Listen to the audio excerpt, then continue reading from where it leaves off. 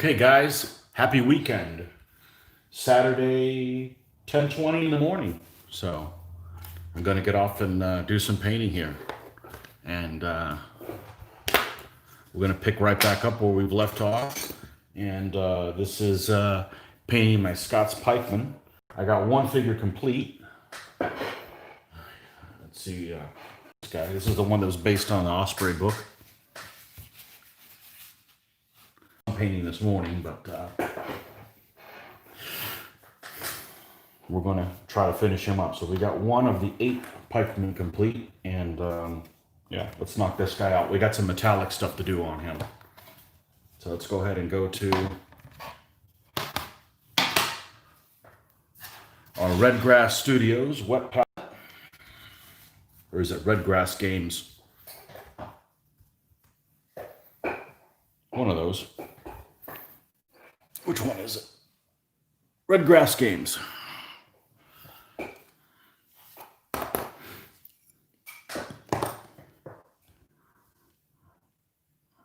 right, and I think we got our metallics over here in this corner. So let's grab our noisemaker here.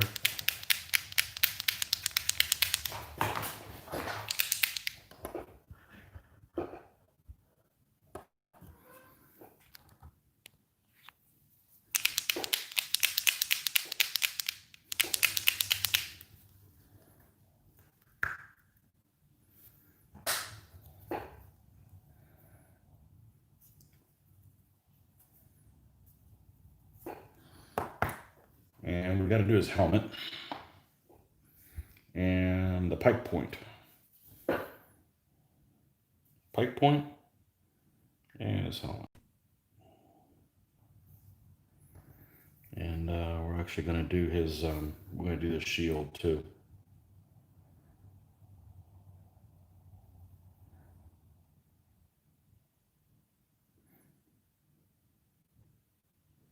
We're going to have a colored rim around it. This whole thing isn't going to be metallic.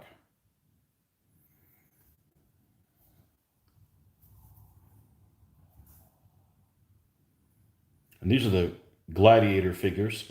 The black hat, the gladiator figures that became black hat that are now back to being gladiator. And I actually have some Essex guys to use, but I find that the shields on them are too big. They're almost like hoplite type shields. So I don't think they look appropriate. So I decided not to use them instead. These guys are more like large bucklers, and I prefer that look for them. So that's what we're going to go with. All right. Put that away. All right, let's finish this off first.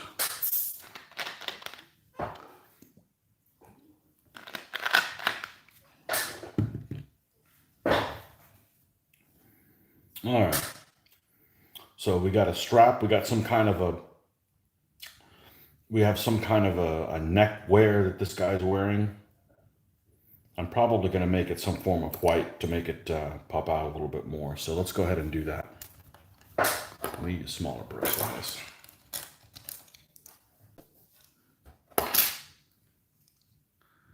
And yep, this one will do just fine.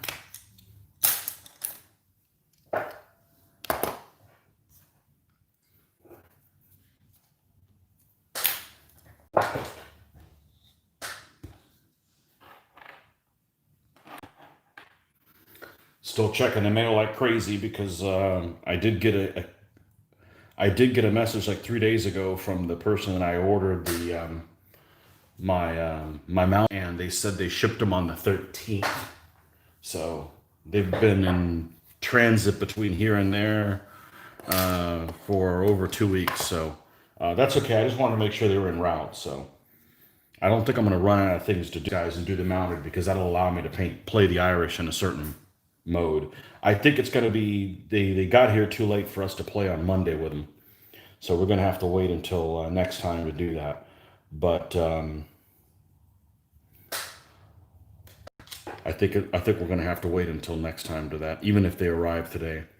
But As soon as they do, I'm gonna stop and work on them because I've got 6 mounted figures to paint, and we should be good to go. So, and we'll do an unboxing on them. Of course, that'll take no time. That's a short little 10, 15 minute. Nah, I don't think it'd be a 15-minute video. 10-minute video. So we also got the Knights coming. They were ordered on Tuesday, I believe. So they are coming from the U.S. Those are coming from Old Glory. So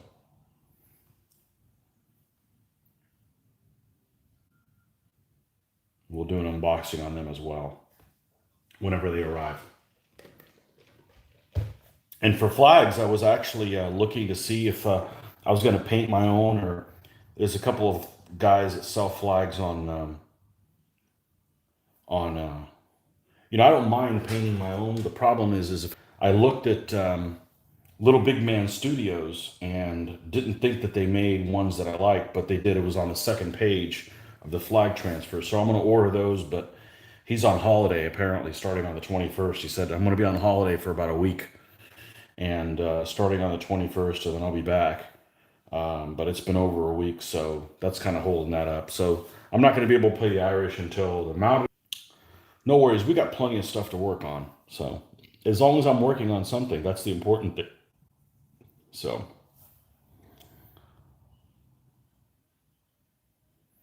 because I'm not going to wait to play these guys until I have all versions of the army, because it's going to take a little while. It's still going to take at least another month, I'd say, to get everything done. And that's being optimistic because of the pace that I'm painting now. Normally it would be like 6 months, so even if it's a couple months, it should be fine.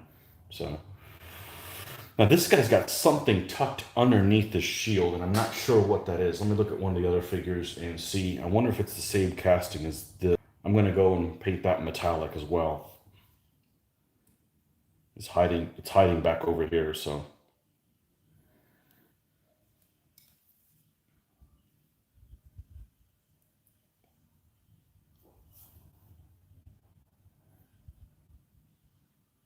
Yeah, we got these pikemen to do. We got some auxilia we can do.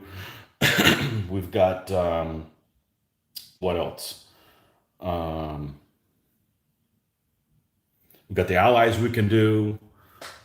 We got the allied figures here all ready to go. These are the Essex, the Scottish Isles figures. So we're gonna paint these guys up like the Lewis chessmen. Looking forward to that. Those guys are really cute. So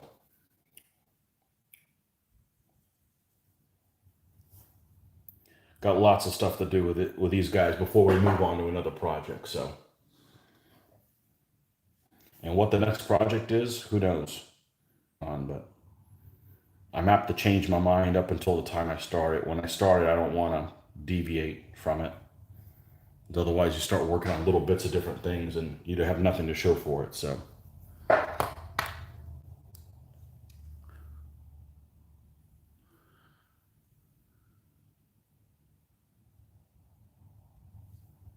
Let's see what we got here.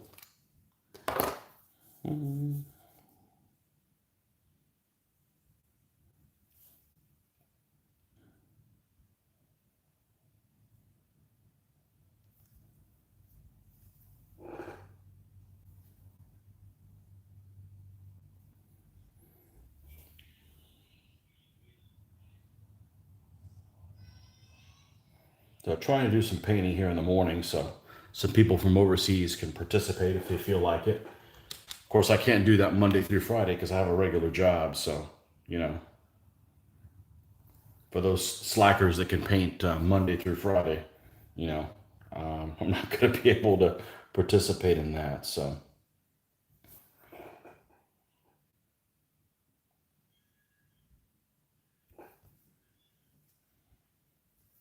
made this guy a redhead.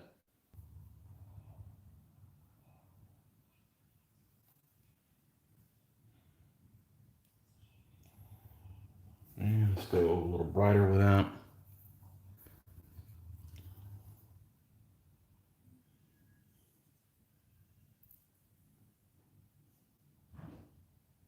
So that other figure, the one I painted first, is totally based on that one figure from the Osprey book. So we kind of did him first, just kind of as a just as a starter, just to kind of set the pace for everything. So these other ones we can experiment a little bit more on. Again, they're going to be more colorful than the rest of the Irish because they're not, they're from Scotland, so they're not necessarily limited by that the whole saffron thing. So, but still, these are kind of commoners, so they're not going to have a ton of money to spend on, expensive clothes unless they loot it from somebody. So, okay, so we've got like a leather thing here. We made a boo-boo, not a big one, but when I was doing this ribbed, so we need to fix that. Let's go ahead and fix that now so that we don't have to, whoa, that's way dark. So we don't have to come back at a later date.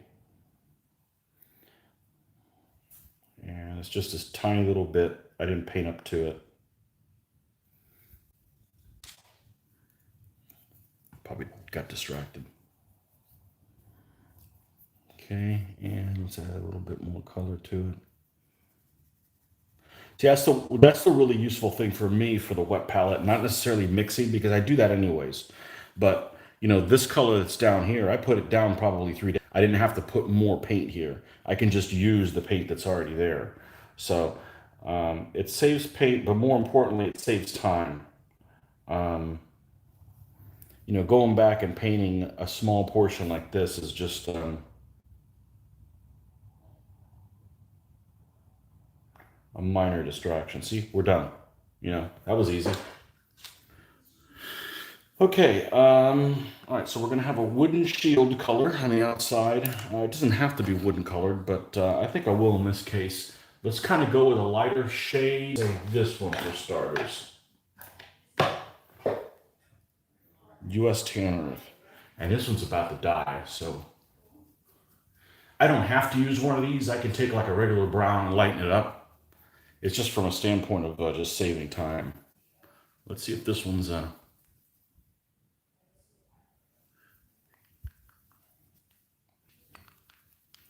this has got some pink that doesn't come out too strong. Although I have a feeling it's going to be really similar to this color here. Yeah, it kind of is. All right, let's do something a little different. Let's take some dark brown. Let's not mix black in with it. We're going to mix some dark brown, some good old chocolate brown. All right. And that's what we're going to use as our mixer. Our mix-in. Okay. So let's take some of this.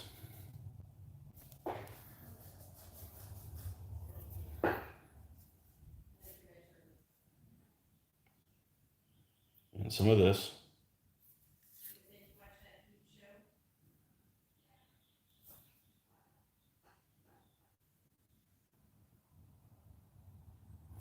And go all the way around.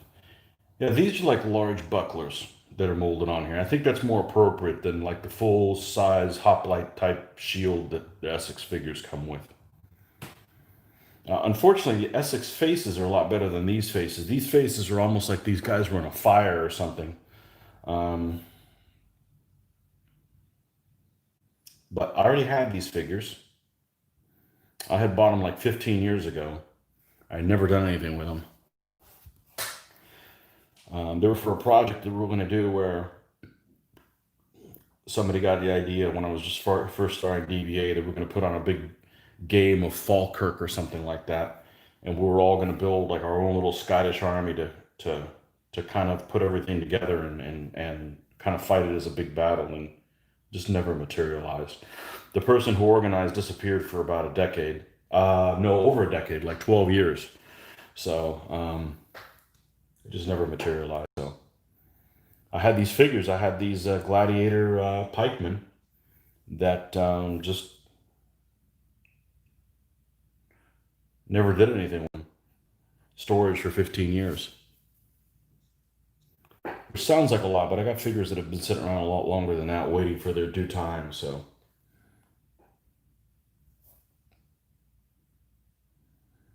all right, let's do something a little bit different because we want to get away from a color that's really similar to the pike, because otherwise it looks like I was just lazy and just used the same color, and I don't want to give out that impression. So let's do something a little bit different.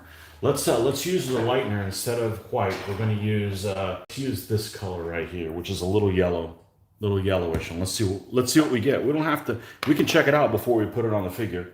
And oh, this is this color. It's been abused. This is a color I've had a long time. Well, yeah, I've had it a long time, and I think I bought it old on the shelf. Let's just put a blob of it here, and we're gonna have to work that in. Maybe we'll find another use for it in the next couple days. But yeah, this actually the top of this broke off. It was so like a long time since I mailed order those paints. I really couldn't. I really couldn't check it out. So, but it's a weird color. It's what is this thing called? Like lemon yellow or something? Ice yellow. Okay, so I guess when you pee in snow, this is the color it is. But anyhow, yeah, that's probably not a very popular color, is my guess. All right, so let's go in here and let's add it to the color we just had before. And I like how that looks. We get a little bit warmer look instead of that cool. So yeah, there we go. There's certain things that I really enjoy painting, and anything that's wooden-ish that something that is, obviously these are all made out of metal. Anything you want to make to look like wood that isn't wood, I enjoy painting that stuff. I enjoy painting faces, um, shields, horses, all that kind of stuff. Stuff where you can put your own spin on it. I enjoy doing that.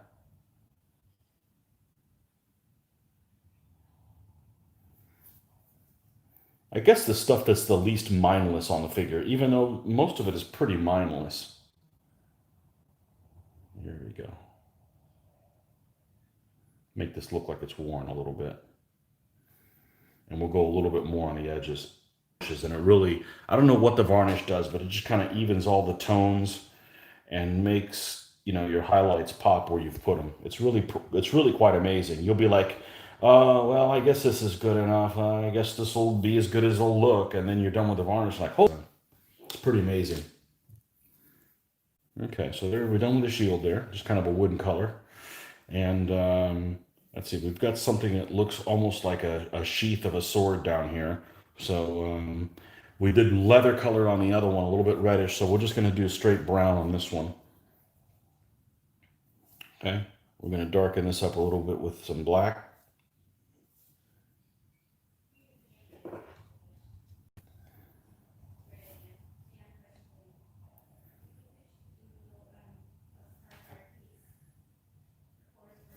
And that's the nice thing. If you're painting something really small, you can go through these shades really quick. It's not like you gotta, I don't wait for anything to dry. I don't really blend on the color. I do the blending here. Um, so I never have any downtime waiting for guys to dry. So, and then we're gonna lighten this up with white, not with this yellow, because if you start using the yellow, it's gonna have a similar appearance to the one that's right next to it. Again, there's no point in going through all this effort of trying to make all these distinct shades, and then at the end of the day, it ends up looking like you just cut corners and painted a lot of things the same color.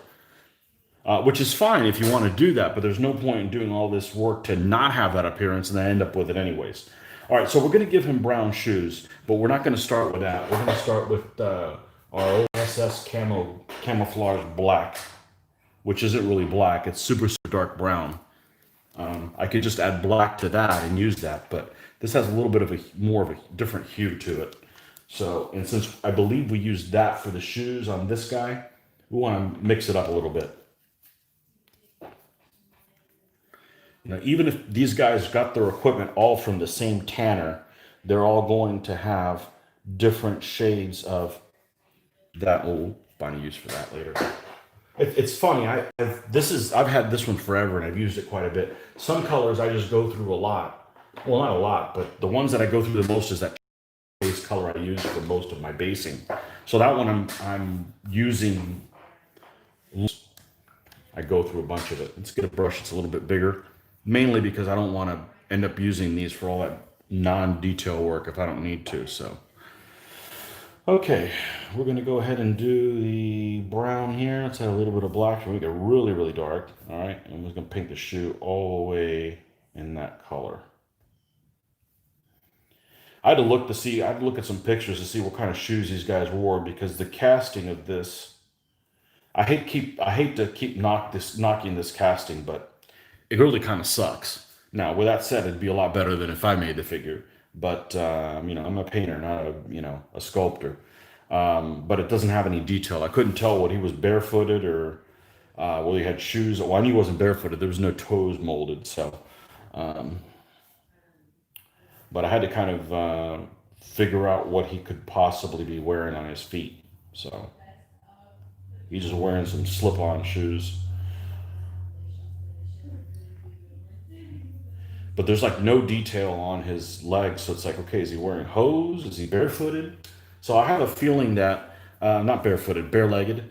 The Scots did do a fair amount of bare-legging stuff, so I may end up doing one of these guys bare-legged, and you can't really tell much of a difference. So, but this guy is just wearing some hose. It's just and a light brown color on him.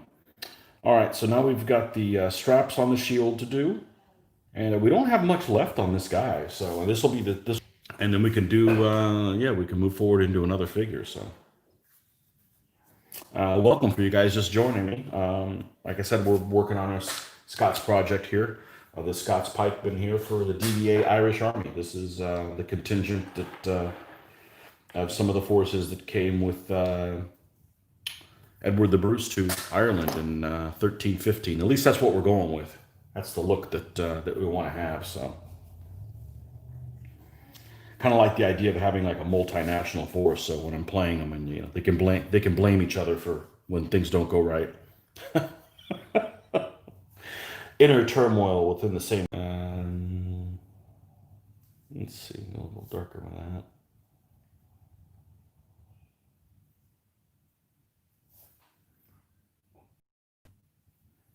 And we'll do the belt.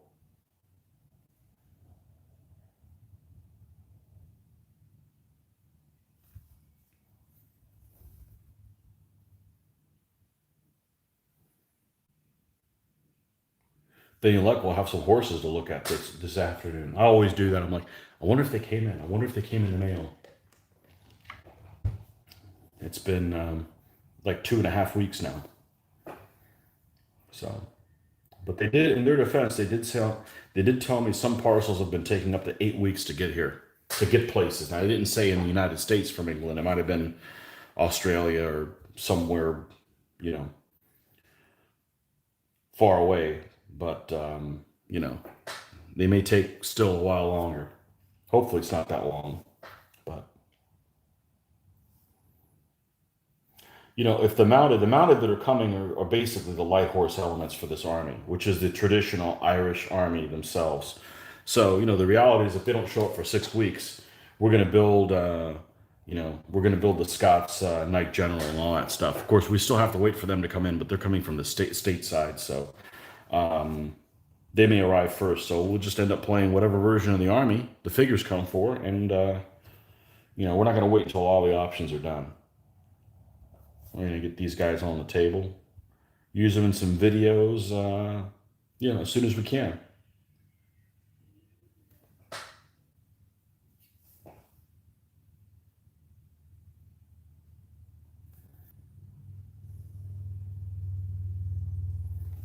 A little bit more.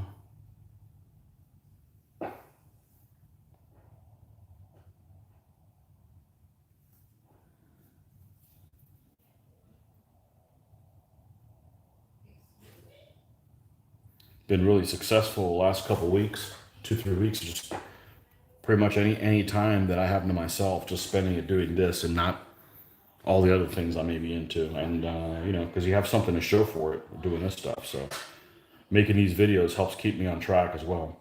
Okay, so now we've got the axe head that's hiding back there. I wouldn't even know that it was an axe if it wasn't for this figure here that shows the axe on it. And I'm sure they use the same dolly for that. Um, so we're gonna go ahead and paint that axe head in a metallic color, and we're gonna give him this guy Nuln oil to give that helmet a little bit of depth, and then we'll move on to the next figure.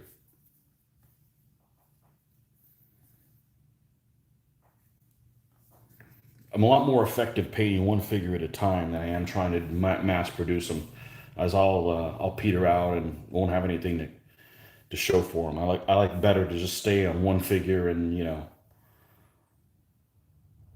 when I do hop around, I tend to like miss spots on them and realize, oh crap, I didn't do this on the figure or something like that. All right, so that's all we're gonna do is just paint that little axe head on there. All right, and then we're gonna go and put some normal on there.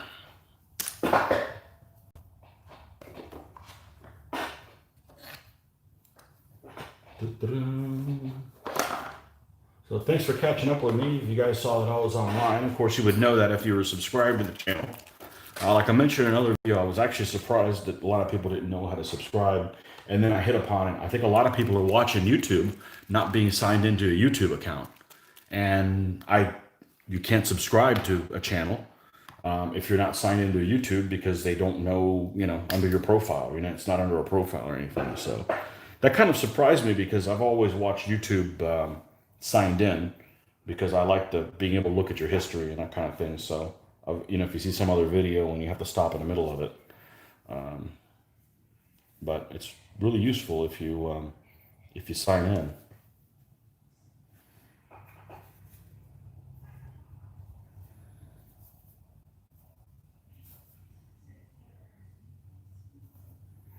Just a little bit. It's going to add a little bit of depth when I come in with a lighter color, and it kind of adds an extra color. So, this is one shade, and then I end up going a little lighter, but after I put the null oil on there. Now, I didn't do that for the vast majority of time. I only started doing that, and I don't bother doing it on the end of the pike. That one's just fine. So, okay, we're done with this guy. Next. 2 figures down. Well, kind of. We have to come back and do a little bit of shiny stuff on it. We got 2 pikemen done. Let's move to another one. So I'm going to start another pikeman. I might as well do a pose that I haven't done before. So this is the same as the guy I just did. This guy is the same as the first one I did. I'm going to get these guys. A couple of these guys have like these Sassanid type hats on them. Yeah. All right, I'm going to do a little bit of maintenance here. What's this? Yeah, that's nice. We'll check that out later. Okay. Onward. All right. So this guy, let's take a look. He's got same kind of a padded jacket on. He has an open mouth. Yelling freedom, no doubt, right? No woad for this guy.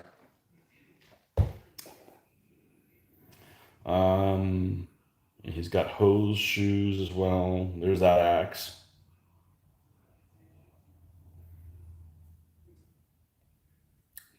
This guy has like a hoodie, but I don't think it's part of, I'm not sure how that's going to work and everything. Well, we're going to do that. Let's go ahead and start by doing his tunic first, okay? And of course, that's going to be kind of an uncolored thing. So we did like a light brown on this last guy. Let's straighten this out here. We got paints that are in the way of other paints.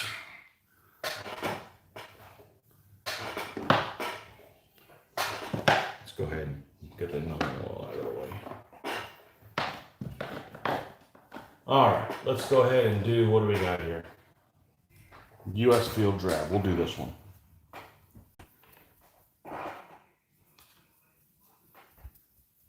Let's just do this in this color.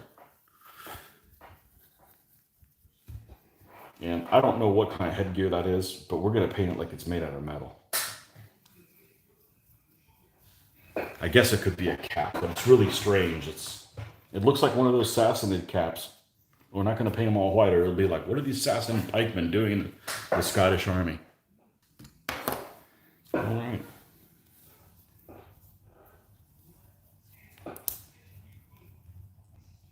That's strange. Mixed it. We still got some of that yellow stuff. This happens with just this color. This US one felt like it's enough of a problem to go and drop one of those stainless steel things in it. One of those mixing balls.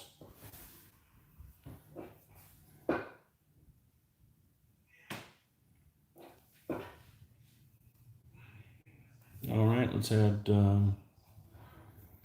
some brown to this one. It's not that black. Add some brown to that.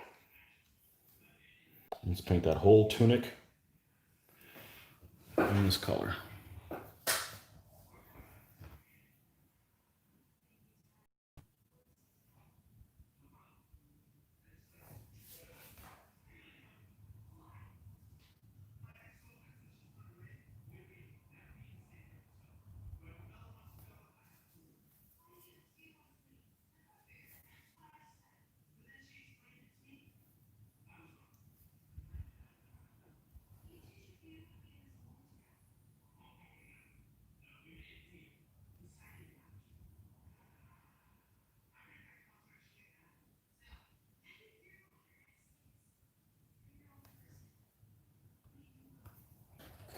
No, let's see, we got a comment.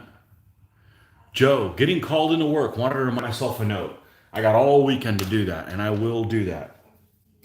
Horde figures for Joe. Yeah, Joe's going to come over on Monday. We're going to do some filming, and we're not going to tell you what the theme is going to be to keep you guys guessing. But he's working on an army. I'm not going to tell you what army he's working on because that's his surprise to spoil. But he's working on an army, and it didn't come with all of the Horde figures that he needed. So I told him I was going to look through my lead pile and give him some other Horde figures that should be able to work. And what I would suggest to him is probably mix them in with all the other ones. So instead of having, because he's got an army pack from a manufacturer, instead of having all the manufacturers of one kind in one Horde, and then all the manufacturers of another one, he'd probably mix and match and they'll look better. But yeah, Joe, I got lots of guys, and I'll take a look on their website and see what they are. If they're very peasant looking, like you have, then hopefully that's the case because I got lots of peasants. I tend to like the hordes look that tend to like hordes with peasants.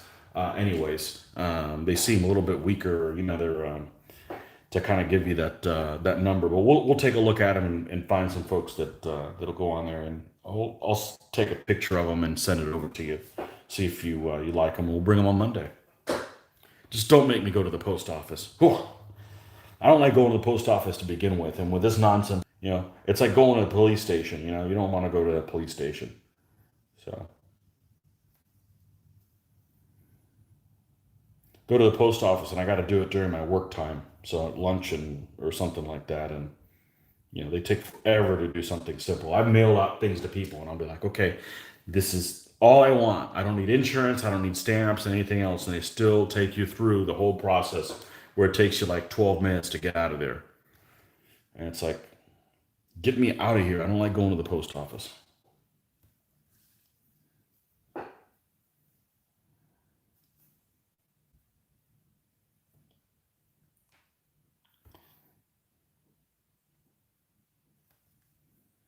But there's no point in having to mail order some other stuff just for one figures.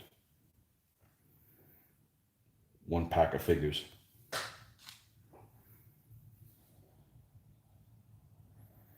I probably would have forgotten had he not told me. So thanks for letting me know, Joe. I do need to go through my figures anyways and look for those sheep. I got sheep that are on the. I don't think they're SHQ. They're Chariot or whatever they're called, Magister Militum now. Got some sheep, so for the camp. All right, let's switch to this. I just don't know what pack they're in. They're in with something else. I got a lot of lead to go through, so. we'll check that out later today when we're not painting. When I get tired of painting, I'll go and do that.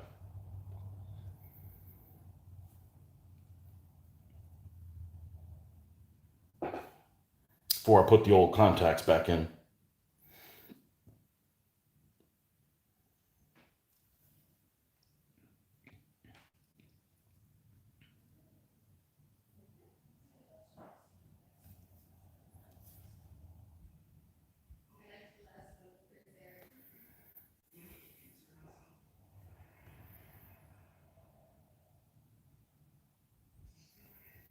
We're just gonna paint the banding on there. These jackets. I'm gonna call it a jacket or tunic. It's not a shirt. It's like an overcoat type thing. I don't know exactly what the terminology is. I'm not a tailor, um, but short jacket, and it's padded looking, almost. It's got ribs on it and stuff like that. So um, every time I've seen one of them, they tend to look faded. So I'm not sure whether that's the dyeing process that they used or something like that. But yeah,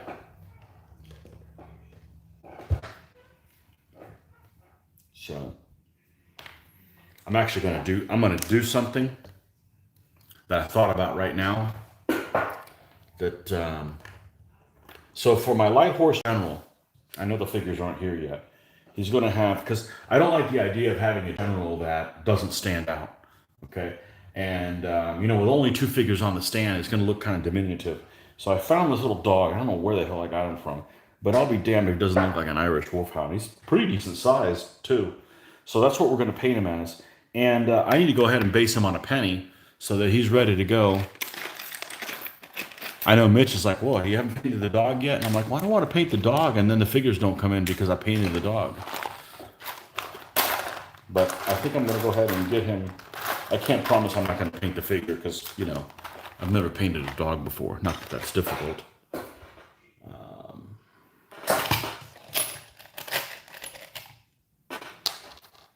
Let's get our super glue because I base everything on super glue so that there's no chance of it falling off while I'm painting it.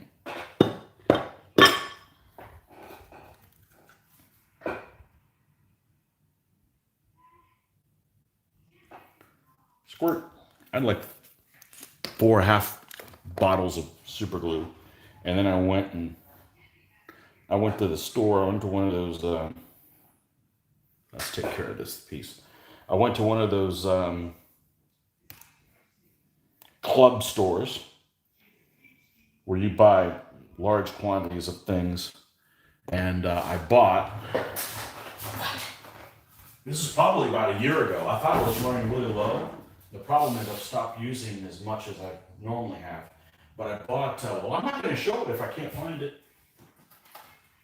Where did it go? Oh, it's hidden inside here. Yeah, it's not that exciting.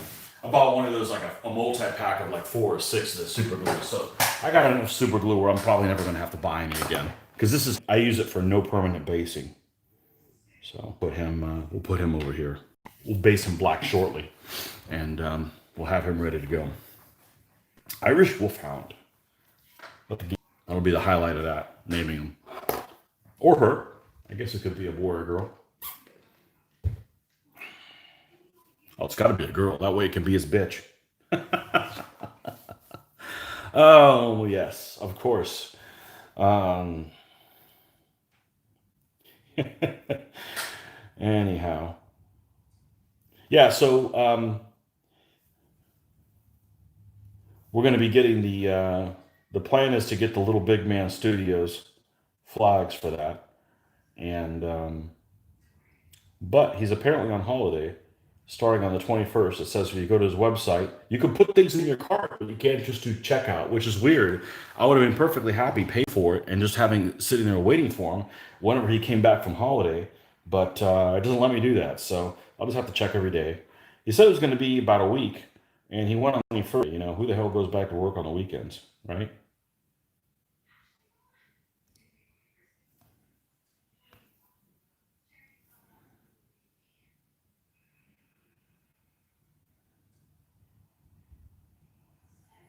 But they have cool products, even though their system of applying the decals is super weird. But I've done enough that I'm kind of comfortable with it. I just what I need to do is I need to experiment because their decals are shiny on their flag, so I need to experiment on their flag what to coat it with.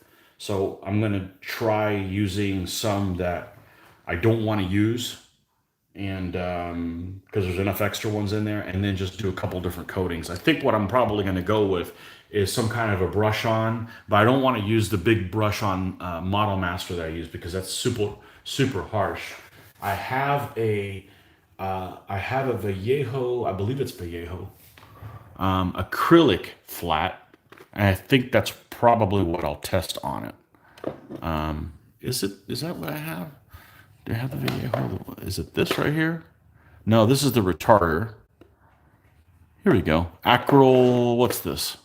Flat clear. Model Master Acryl Flat Clear. I like the Acryl stuff, but a lot of the stuff they discontinued when Rust-Oleum bought them out. The other day did a video and I was trying to think of who bought Model Master out, and it was Rust-Oleum. So they discontinued a lot of their their paints. That's the one of those things is you find some kind of a paint that you like to use, and it ends up getting discontinued. And you're like, damn it, what do I do? You know. So that I use, I couldn't find it in the store. You know, this is the brush on that I put on after I do my gloss spray and my flat spray. I brush that on even more, but that stuff's pretty harsh. I don't want to put that on the flag. We'll try that flat clear coat. We're probably going to try it on something else I really don't care for, and to see how flat it gets. That's probably what I'm going to do. I've got some flags that have been printed out. General has to have a flag. Now, my Knight General, who's going to be Robert the Bruce, I'm not going to put a flag on him. It's just going to be him and two other guys, and I'm not going to do a flag because I don't want to cogitate about putting a Scottish flag. I don't really want a Scottish flag in the Irish Army because it just sends the wrong message. Not that I have anything against it. It's a cool flag and everything. I just don't want to, you know. He's gonna be built. He's gonna be conquering this Ireland for himself, not necessarily for all of Scotland. So, hey, that's my story, and I'm sticking with it. And besides, Mitch already has a Scottish army with a Scottish flag on it, so we don't want to steal his thunder. Because almost always, if it's a general stand, I will put a flag on it. You know, that's half the fun right there. But we won't do it on his. So, but now the Irish chieftain will have one. So, um, hopefully these guys will perform better than my last army that I got out. The last army I just finished my carriage. They just I played 3 games with them the other night, and you guys watched the video. I've lost all 3, so now they're 1-4 with them. So, you know, I don't mind losing games. I just don't want to lose games with an army that I just spent freaking 200 or 300 hours working on. You know, but hey, but they still look good. So I'd rather have my figures look nice and lose games than they look like crap but I win games. So I guess I shouldn't complain. So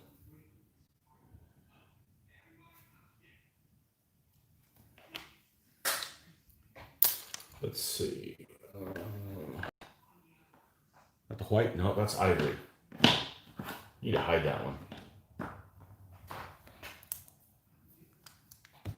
Yeah, because it dried out. The white's drying out faster than anything else. Oh well. Putting only a tiny little bit of paint in there anyway, so.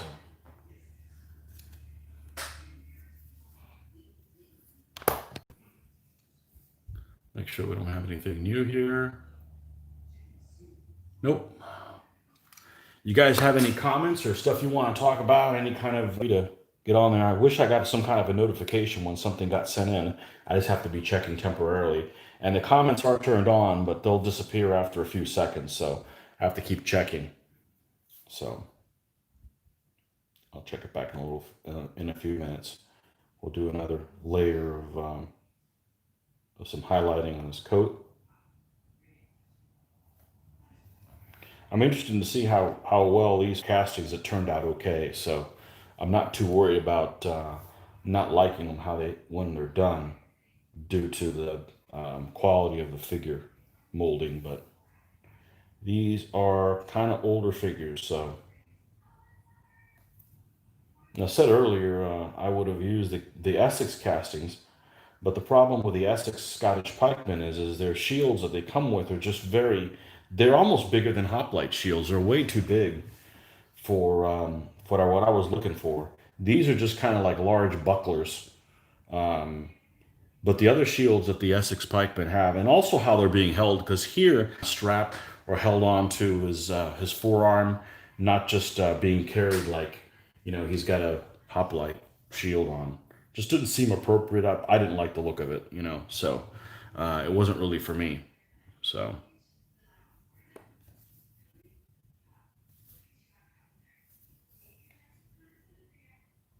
all right, let's do a little bit here.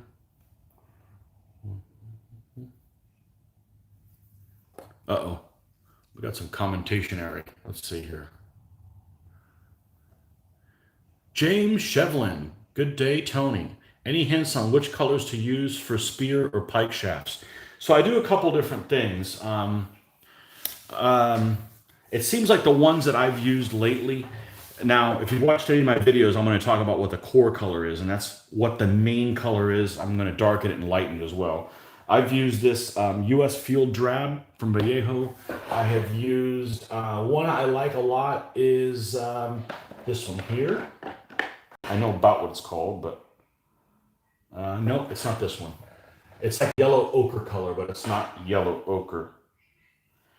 Although this would work. I mean, even as yellow as this is, this yellow ochre, I'm not mixing it with like and start lightening it up. So just because it's not too, sometimes I do colored ones, but generally, if you have wooden looking ones, I do that. You can also do something like this dark sand, and do it. I've used all kinds of different ones. My Russians, okay, my Russians have some colored ones.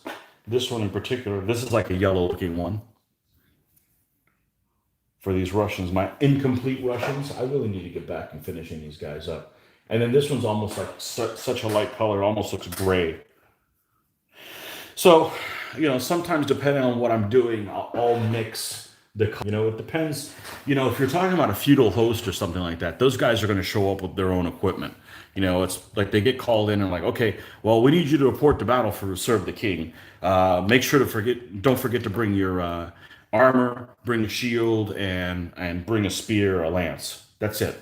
Now if you got something that's troops that are equipped by all the pikemen shafts in the same color. If you're doing Romans, that kind of stuff. The Romans will have like different legions. So four of the stands had one color tunic underneath their armor, and the other ones had a different color tunic. Because it's going to be all supplied by the state. So it just depends on who you're doing. In particular, like these guys, like the shafts that I did here on my Irish skirmishers, they're kind of a mix. I think I went with a little lighter color for them. Um, did I do any darker ones? I think I did one guy that was darker. This guy, the guy with a big head. I'm not saying that. He really has a big head. He's a big-headed dude. I did a darker brown on that. But so I try to mix them up if they're kind of ragtag looking,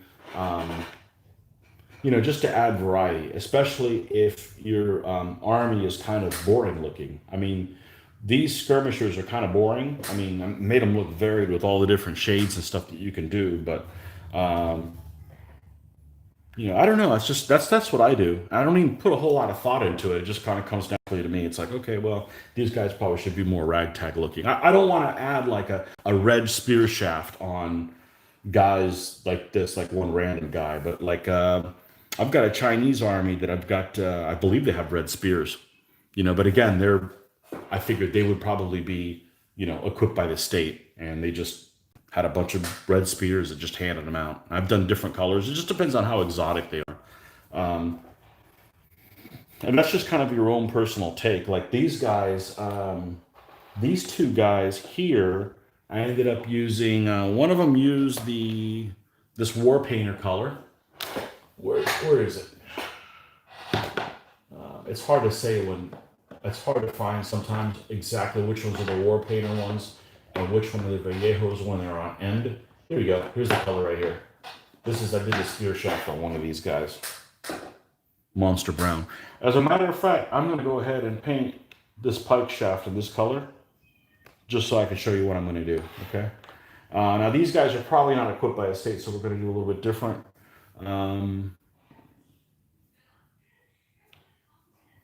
We're going to go ahead and show you what I do with this. So I talk about how I do that. So we're going to go ahead and put some of this color here. I don't know if it's already out here. It doesn't matter. I'll splurge and put some more out there. We'll use a bigger brush. Okay, so we could paint it with this, but try to find a use for some of the bigger brushes so you're not doing all the work with your detailed ones, and then they get an all nasty looking. So I'm going to take this. Now I can either mix it with black or one of these darker colors. I think I did black with one of the other ones, so let's just do this dark brown. Okay, and we're going to come in with this color here. And let's just paint the entire pike shaft in this color. Okay, let's lose the glasses so I can see what I'm doing. Use my nearsightedness to my own advantage. Which is funny that I actually painted with contacts in 20/20 vision all my stuff until maybe 4 years ago. And then, that whole 45, when you turn 45,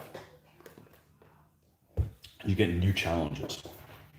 But so now I just paint without contacts in. I've had the same vision. It hasn't changed distance wise. I'm naturally nearsighted, so it hadn't changed in probably 30 years, my vision, till like 4 years ago. So I got a built-in like -6.5. So right now, if you're not using glasses, what that means all the time, which means I can't, even though the phone is probably maybe like a foot from my face, I can't read any of the comments. I can see the comments come in, but I can't read them. So, but it was kind of neat. I didn't use this nearsightedness to my advantage until 4 years ago. It's not really necessary. I think that you could paint just fine in 20/20, but just one of those things you just got to adapt to. Either that or give up painting. No thanks. There's few enough of us painters as it is. So okay, so now we've done with that one thing. We're going to go ahead and lighten this up again using this core color, bring it up some, and then we're going to hit the main spots.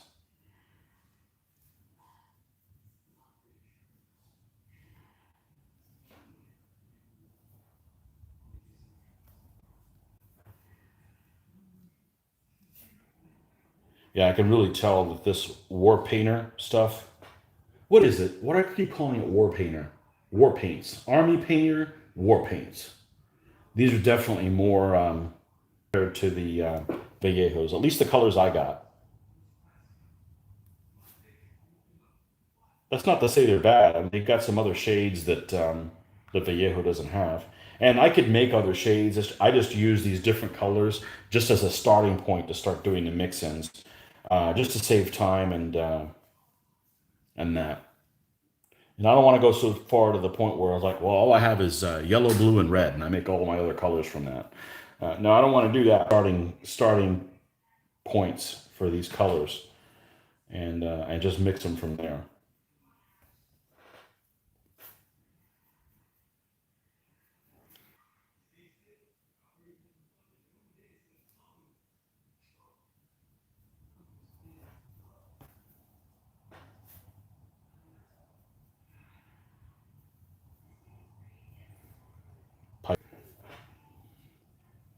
They look cool.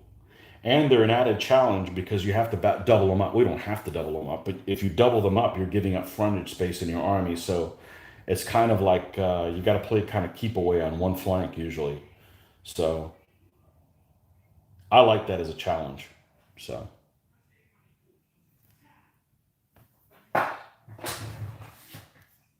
All right, and now we can lighten it up. So you can lighten it up with white. I'm going to go ahead and do something different. I have this yellow here, this ice yellow, I believe is what it was called. We're going to go ahead and lighten up with that and see what we get. Get a little bit of a warmer color.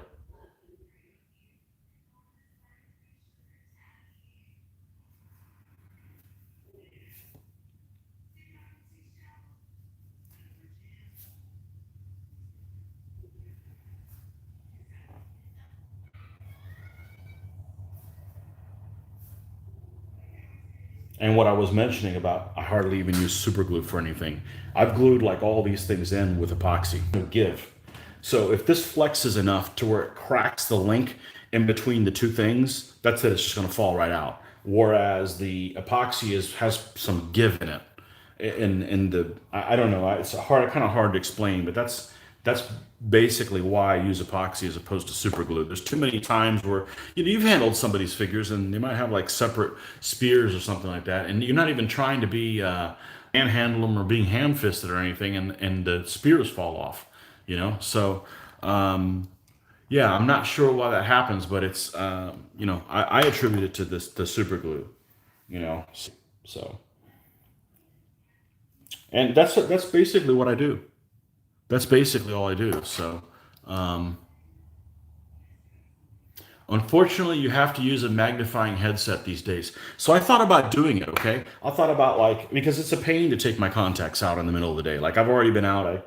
I had to do some errands this morning. I came back and I'm like, well, let me take my contacts out because the alternative is just leave your contacts in. So I'm painting in 2020, right? But then I have to get a magnifying thing. Well, to get the same magnification that I do right now without glasses, I'd have to get a plus 6.5 magnifying glasses, which they don't make. Well, they may make them, okay, but most of them are like 2, 3. So again, I'm having to wear something on my head, which is less comfortable, uh, and not get as much magnification that I get now, which I don't need the 6.5. I just need to be able to see, you know, up close, so I can focus on it. So that's all I do. That's all I do on there. So we're on the subject of what I do. Let's go ahead and paint and flesh this guy up, okay? Because that's something I got down pretty well in a method that makes me pretty happy. And we're going to go ahead and do our Caucasian flesh mix, which in tone. I said it correctly this time. And black and white. So we're going to put this red leather down. And I have no idea where I got this mix from. I got it in the 90s. I know that much. It was pre-internet. There was an internet, but I didn't have it. It was back when you did whatever those things were called. What was that very first browser with the Netscape or all that crap? Yeah, I didn't have a computer till I didn't have my own computer till February 1999. So this was before that. So where now we can share all kinds of tips and stuff like that. So, by the way, you guys getting any buffering on my feed? I did some during the middle of the week, and people were complaining that I had some buffering. Maybe just through the how much internet is being used by everybody. I don't know. I don't know exactly how it works, but I watched my feeds from last weekend when I was doing the live feeds, and they were like flawless as far as no buffering or anything. But then the ones midweek were I could do. I think it's just one of those random things. So hopefully you guys aren't getting any buffering like that. That's annoying because it was really bad during the week. So we just add some black to our red leather. We're gonna paint all of his. Let's go a little bit darker. All of the flesh or fleshy parts, all in this color.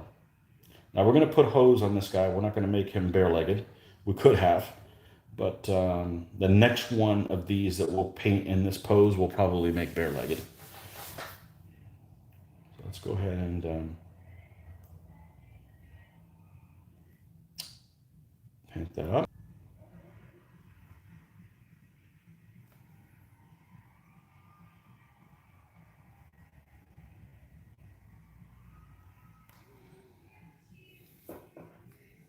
All right, and this guy's got an open mouth.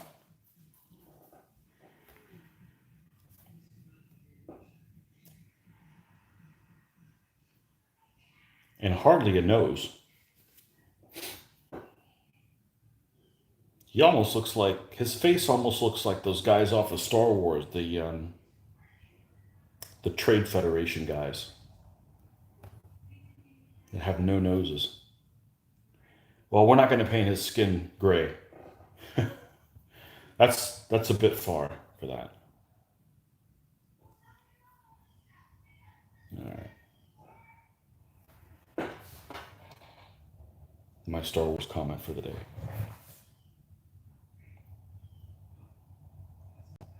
This guy, no nose. So they're not good castings, but you know what? At the end of the day, I'm sure they'll turn out just fine. And I already had them, so packages them in 10 to a pack, which isn't in and of itself weird. It's just weird that everybody else does, like factors of four, because for all most of the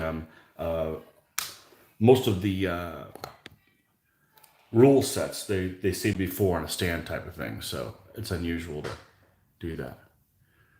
Ashram, hi Tony. Ashram from Italia. How are you doing over there? It's buffering, but I'm rewinding 30 seconds and the delay clears. Okay, cool. Yeah, that's probably what it was. The other one didn't during the week didn't clear. So the ones I did last weekend, none of them seemed to have any buffering when I watched them afterwards. So okay, so that's the bottom color on the flesh. Now we're gonna ditch this big brush because it's way too big. It's way too big. So raining here in Italy. Well, it's been raining here. I think we've had rain every single day here in Florida for the last. Um, the good part about that is it keeps the temperature down because it's been hot as crap here. I'm ready for winter. Actually, I wish it was Florida winter year round because the winter here is spectacularly good. All 1 week of it. Anyhow, you just don't want to be wet. That's it. Other than that, everything else is better. So we're going to take the same color that we have. We're going to add some more red to it, bring it up a little bit, and we're going to start doing stuff like painting fingers, that kind of stuff, and leaving the dark color in the recesses.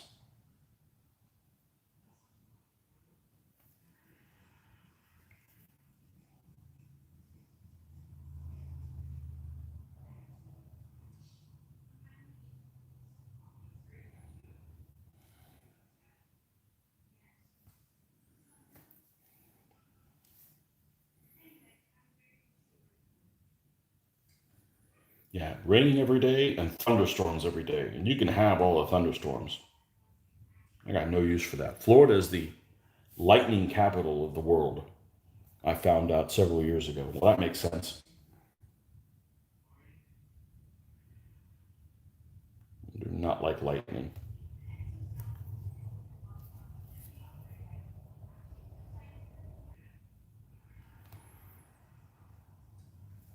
His face like lacks detail. It's like he was in an accident or something. They tortured this guy and gave him a pike. Here, go pay some people back. All right.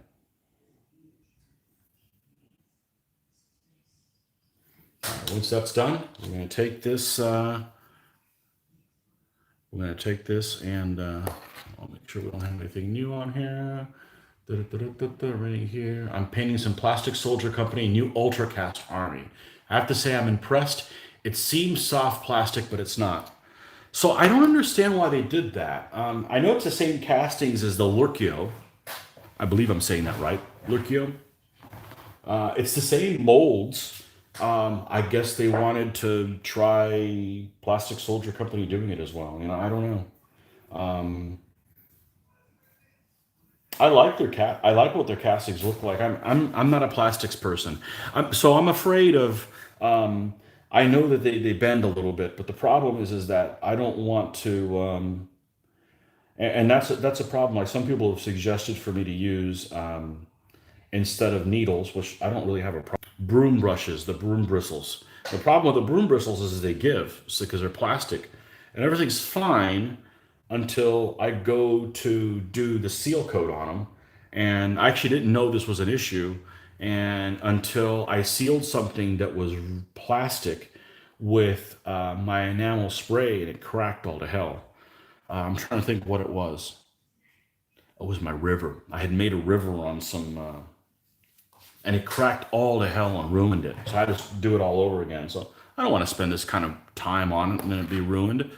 And they're the same castings that are available in lead, so I don't see the advantage for me, at least, to go the route of doing plastic figures. Now, if it was like, say, it was figures that, like, let's say, for instance, they made like Bulgars, or they made somebody else that they didn't automatically make, I could see doing that. But the same molds, maybe they just kind of did it as a test or to see if it was a viable option for some people. But anyhow, let me take care of this. What else do we have? Yep, I bought Lurkio and Corvus Belly ones to try. Yeah. I think the Corvus Belly figures are right back in. They went out of production for a while and now they're back in. Lots of people are fans of the Corvus Belly. I have some of their figures. I'll be honest. I mean, they're horrible. They have big cheekbones, and I don't care for the cheekbone look. And Old Glory does that too in some of their figures as well. And I have some of them. I picked up. What is it that I have? I have some Hundred Years War English longbowmen, and a couple of years. Not as a Hundred Years War English Army, because God forbid we don't need another one of those. Our group already has two people that have that army, so I don't need to build them. I'll build the French instead. So if I get around to that, but I'm just focusing on armies that are a little crappier right now. The French Hundred Years War Army is pretty badass. So,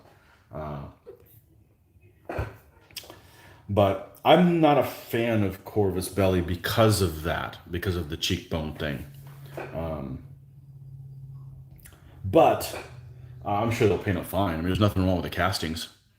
And it's not all the figures. Like I've said before, even the worst figure manufacturer, I certainly don't consider Corvus Belli a worst figure manufacturer at all. As a matter of fact, I got some of their knights, guys that are fully armored, like dismounted knights. I like them a lot. Well, they're not barefaced. You know, it's the barefaced where the cheekbone thing comes in.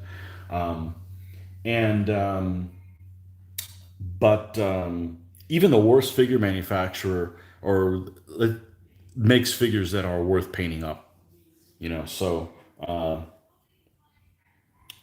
and there's I think probably every figure manufacturer makes figures that I think are not as good as some of their other ones.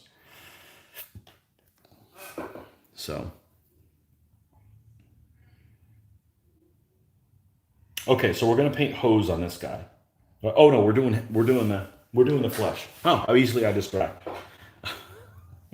No, but that's okay. That keeps me engaged and in doing this. I don't get bored, so I appreciate it. Let's see.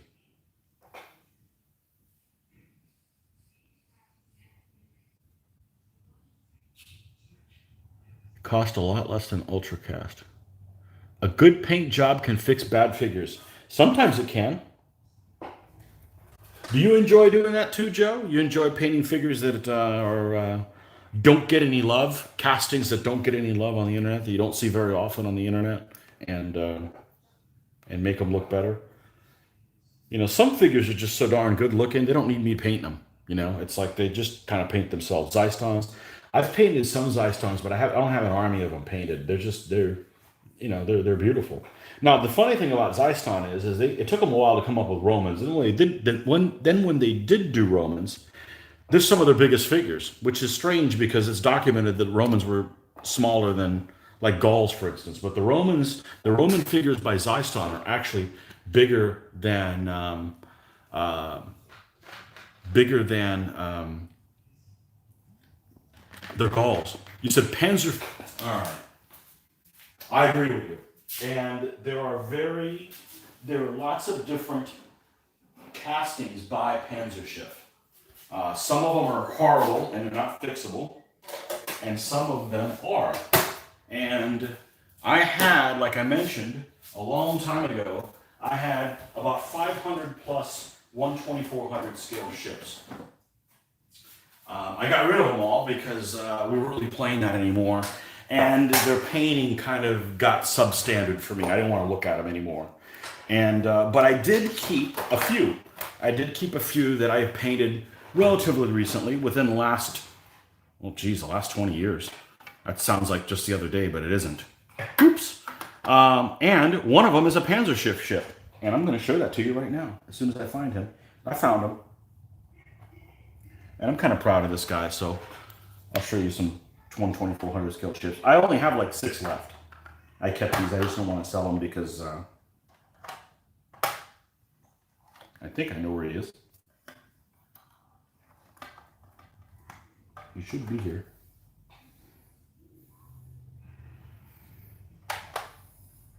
Huh. I don't know where he is. Well, I said I was going to show ships, so I'll show you some ships. Let's get a little white thing here. Boom. I don't know why he's not in this thing. In this container.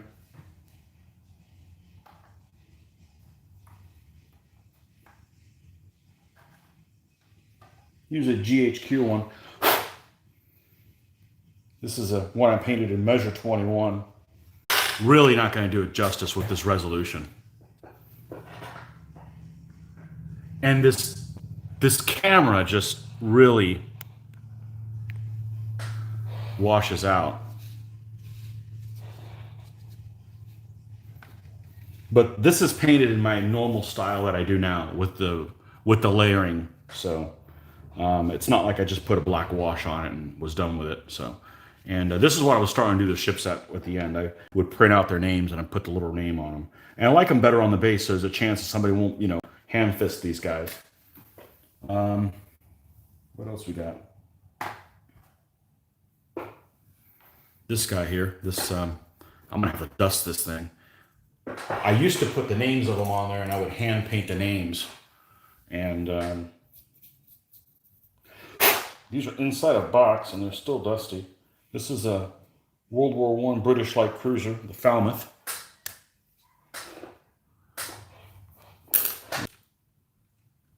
I kept it. I built a little mast for the back.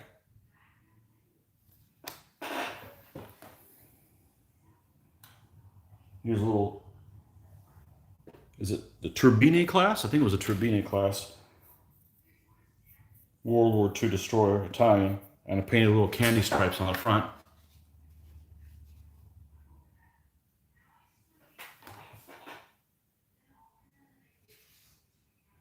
Focus, damn it.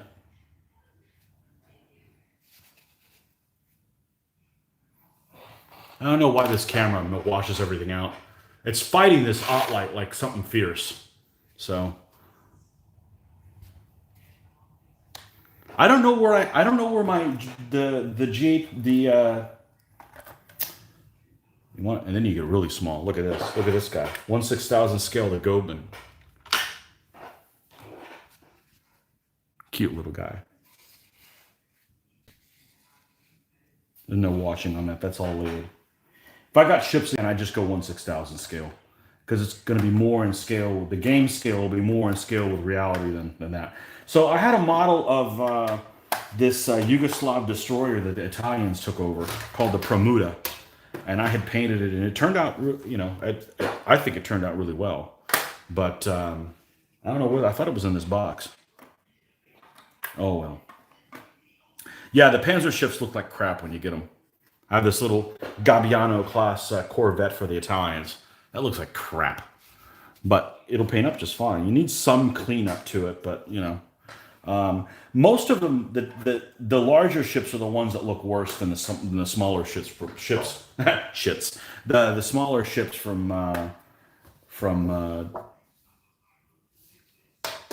that manufacturer. But we'll put this guy away. Yeah, I've got the only ships that I've painted recently in the last 15 years are actually modern, because I've got those rules of shipwreck rules, and I don't know if this is going to turn out at all in here. It turned out all right. These are all from Shapeways. They're 1/6000 scale, and they're 3D printed. I've painted these in the last 5 years, actually. I'll show you a couple of these guys. If you guys are interested, I got some Chinese, modern Chinese. And I printed little names for them, a little flag. Let's see if we can get that to come out. Got a Chinese fleet here. And they're on popsicle sticks and have little magnets on them. So I can just carry them in this tin and carry them upside down. It doesn't do anything. And I got Japanese as well. So, and what I really enjoy doing is putting the little, looking for pictures of them and putting the little helicopter pad stripes in the right place and all that stuff. That was fun. So anyhow, and I also have because they're ex-US ships, they're actually lead ones, or pewter or whatever. I've gotten used to calling them lead, so even though they're lead alloy or whatever, for the Taiwanese. So I've got a scenario that I think I found online that it's a 3-player scenario where you got Chinese, Japanese, and Taiwanese, and they're like fighting over one of those islands that the Chinese were just dumping a bunch of sand in and creating out of nowhere. So I figured that would be a good plot, but that's what I ended up getting them for. I've heard good things about the shipwreck rules, but again, I have them, but I haven't played them because it's one of those things, like I mentioned before, I need to play the rules before I can process trying to read them. And since I have not played them, I know several people have done videos and stuff like that I should probably just sit down and watch them, but that's why I haven't messed with them, you know. And I don't mind an abstract, simplified naval game as long as it's not World War II. If I'm going to play World War II, I got to play something extremely rivet counting and anal retentive like Siegfried. Otherwise, I'm just not going to enjoy it. So, anyhow, that's our little. Can you zoom out, please? Pinch out. I don't know why. Pinch in, pinch out. Come on. There we go. Thank you. All right, let's see. John Peter. Hello. Ships. I had the complete Kriegsmarine of World War II, except for all the submarines. Okay. I haven't had a naval game in over 30 years. My friends collected the French, Japanese, American, British. Their fleets still exist, but they are far away. Yeah, I never really got into the Pacific stuff. I had other friends of mine. I have one friend of mine that likes to do the naval stuff, and he likes the Pacific. Carriers just ruin everything. Now, I've played lots of scenarios where we had a carrier, but it was something like the Eagle, something with very limited amount of aircraft. And, you play a naval game, at least I want to see the ships shelling each other. And aircraft carriers kind of avoid that, prevent that from happening. So we have used carriers, but very limited. I really like the Mediterranean. World War II Mediterranean stuff is really my cup of tea. That's what I like. I've done all those German surface raiders and stuff like that. The problem is that the Mediterranean allows both sides to have a potential full fleet action with all assets in play. If you're doing North Atlantic convoy things, you're not going to see any German destroyers. I mean, unless you're doing some things coming out of Norway. You're not going to see them in the middle of a convoy raid. Whereas if you're doing something in the Mediterranean, you have everything. You've got aircraft from both sides. You've got, if you want that, you've got destroyers, cruisers, battleships. It's the whole thing. So that's my preference, is the Mediterranean World War II. So, anywho, and I don't mind the earlier stuff. The problem is the World War II just has, from a painting standpoint, a lot of variety you could throw in there and make them really pretty, especially like the British stuff. I love painting British World War II stuff. Anyhow, back to painting this guy. That was our little naval escapade there. So, oh man. And again, it goes back to the whole, I'm already American. Why would I want to play Americans?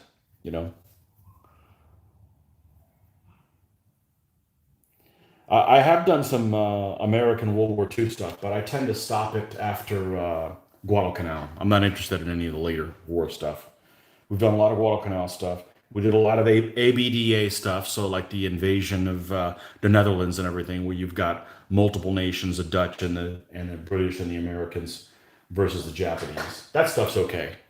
But once you start getting into later stuff, it's like we're all the American ships are like almost of like two or three different classes, and that's it. That's kind of boring, you know. So and really just not my cup of tea.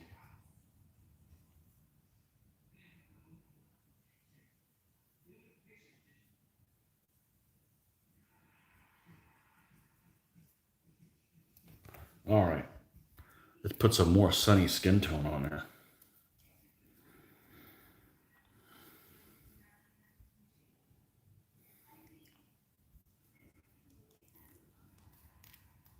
I really need to wipe this thing down, man. This thing is just a mess.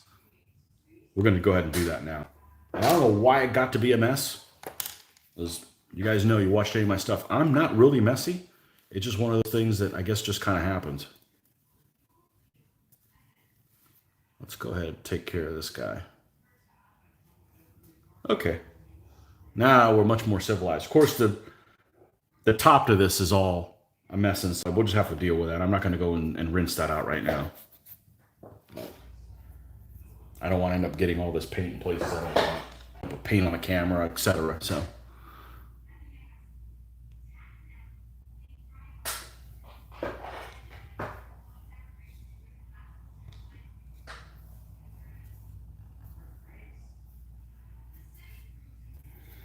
okay.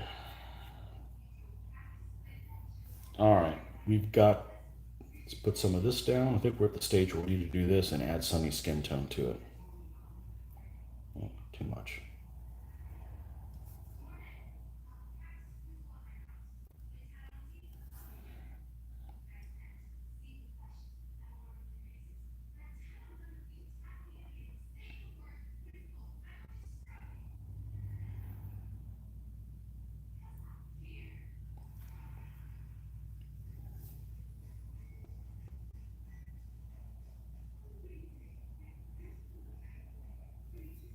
I grew up playing Secret 4, so I can't take anything less detailed than that. I wouldn't be able to do it. So, like I know a history teacher, and they took Napoleonics, and they can't play a Napoleonic game. Their masters or their PhD or whatever it was in Napoleonic stuff, and they can't play Napoleonics games. So I get it. I can't play detailed because that's what I wanna. That's what I want to see. Anything less than that, like I don't want. I can't handle the dumbed down stuff. Now the modern stuff, I think I'd be okay with it, especially if it's kind of a make believe conflict that hasn't happened yet.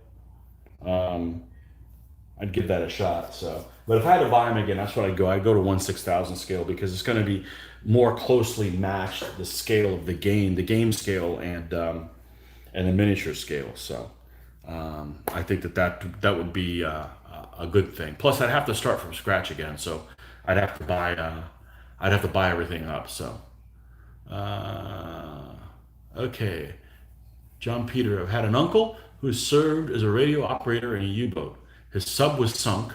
My mother was in a theater during the war and saw her brother in a newsreel. Wow. Um, was in a newsreel. He was presented with an Iron Cross.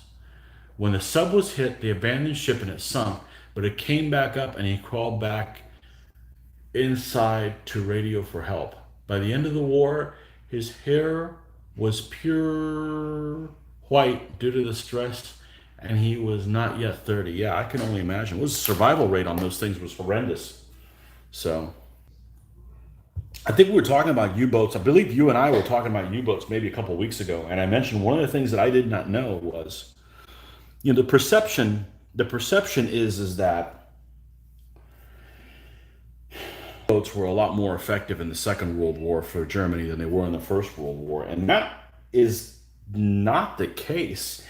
I was really surprised to find that the most successful U-boat captain of all time was a World War One ace that served in the Mediterranean. Well, you think about that, it kind of makes sense because what kind of defenses are the ships going to have in the Mediterranean? They're not going to have any.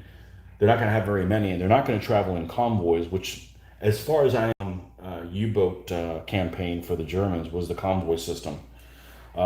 Strength in numbers or defense in numbers or what have you. Um, but I'll have to look at the actual numbers. It was something along the lines of what the U-boats in World War One sank in tonnage wise compared to what they sank in World War Two was like they sank like 80% as much as in World War Two. So they were really effective in the First World War, um, and that's not what you would think. I mean, that's just from reading it. There's another really interesting thing. Probably I'll have to put a link to it. I don't know if I can do it on my I can. I can put it on this channel. I'll put it on the community page. I don't know if you guys listen to podcasts, but there's a podcaster I listen to who does history who's excellent. His name is Dan Carlin, and and he does all kinds of different things. And one of his best things that he's done is this 6-part series on. It's called Blueprint for Armageddon, and it's about World War One, and it's extremely interesting. And there's all kinds of little vignettes and stories in there that you may not have heard. But one of the things that he did that was particularly interesting was he did this like 30-minute separate cast, and the name of it is called "Who Had the More Superior Military: The World War One Germans or the World War Two Germans?" And it is beyond fascinating and eye-opening.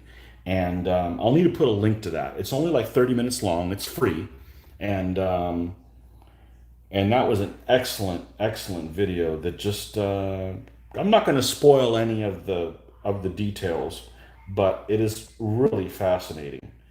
um, is really fascinating. So I'll have to put that one on there. That was an extremely interesting subject.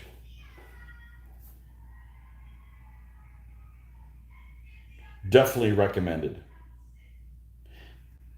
Any kind of video or thing that you read that kind of shakes the foundation of what you may know and is entertaining in the process, I'm a big fan of.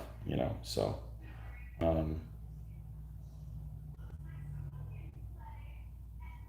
but he does some awesome series. He does all kinds of stuff on Mongols and Persians and that kind of stuff. But his best one that I've seen is his blueprint for Armageddon. And he's a class act. He's got really high quality stuff. So I highly recommend listening to him. And I think his stuff is free, but after a while, after it's been out like maybe a couple of years, you've got to like download it, and it only costs a couple bucks or something like that. But if you catch it at the beginning of when it's out, his stuff is free. So hopefully that's still the case on that one for the comparing the two German militaries. But that was really interesting and fascinating. So anything that you listen to or read that makes you want to like learn more or like read more about the subject you just learned about is a win in my experience. So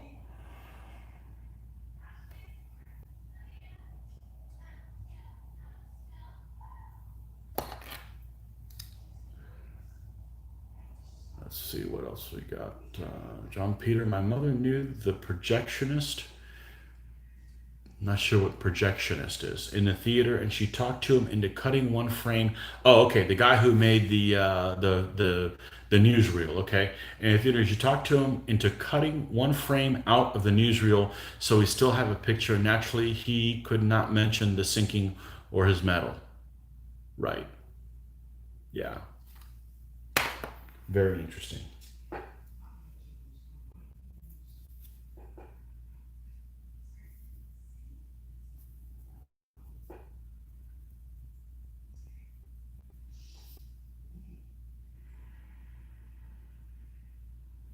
Was there a time in Germany? I mean, maybe that's not the case now, but was there a time in Germany when it was like frowned on to do wargaming? I mean, after the Second World War. I mean, I know that's probably been relaxed a little bit. I would imagine. I mean, obviously, you can't you you do not want to paint the German ships with some insignia on them on their decks, which they did for air recognition. But that's okay. That doesn't look good anyways. But you can't paint little swastikas on them and stuff like that. But I mean, just in general, I mean, is it still frowned upon to do any kind of World War II gaming in Germany, or has that been relaxed a little bit? I know that back in the '90s,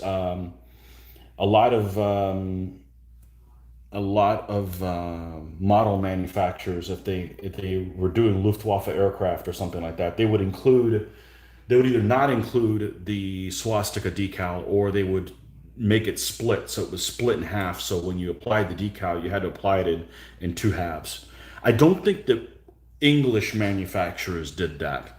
I don't think it was an issue for them, but or maybe the Japanese ones as well. But I know some of the European, like Italieri and stuff like that, you couldn't include those decals, or they came split in two different pieces. But um, I'm not sure if there's still lasting effects of wargaming, the Second World War in in Germany now. So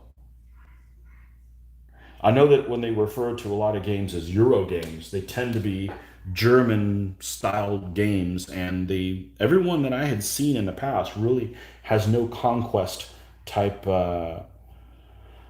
themes, which is, I think, kind of beside the point. I like conquest type games because the way I look at it is every day in my life, I'm a pacifist. So, playing games allows you to do something that you're not. I don't need a game about flying a plane. I could potentially fly a plane in my real life, but, conquer the world, you can't do that in real life, hopefully.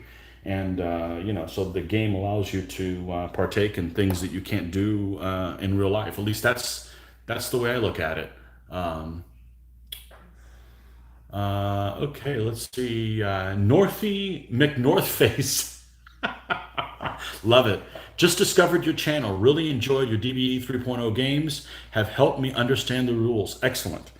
Excellent. That was my whole purpose in doing this channel, was to um, show people how much we enjoy DBA 3.0, and despite how the rules are organized. I'm not going to even say how they're written. The rules are written fine. They're just, nothing's ever repeated a second time, and that becomes a hide and seek problem many, many times. So it just seemed like it would be a lot easier to just, I'm going to switch brushes here because this one's starting to miss spanking.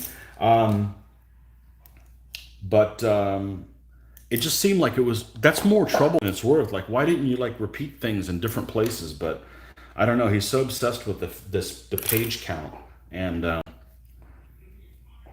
just a shame. So that was the whole point. Is I want to make sure people know how much fun we're having with these silly rules, um, and and they're a whole lot of fun. I mean, I discovered them. I didn't discover them. Somebody was already playing them before, but they were new to me in 2004, and I've played no other miniatures basically since then. So it's just like going on 16 years. They're that good. So, and I'm a World War II guy. I'm a World War II gamer for the most part. So they really grabbed me and pulled me in a different time period. So I mean, now I'm not. Now I'm into this ancient and medieval stuff as well. So um, okay, let's see. John Hills. Hi, I'm in rainy England, a few miles from Canterbury, listening while cooking dinner. Excellent. Ashram, you should make a good rules tutorial video for beginners. I can't. I can't do that. And I'll get back to why I can't do that. John Peter, it's not a big deal now, but I imagine that after the war, nobody wanted to relive those times. I can imagine. My father really had a problem talking about the war.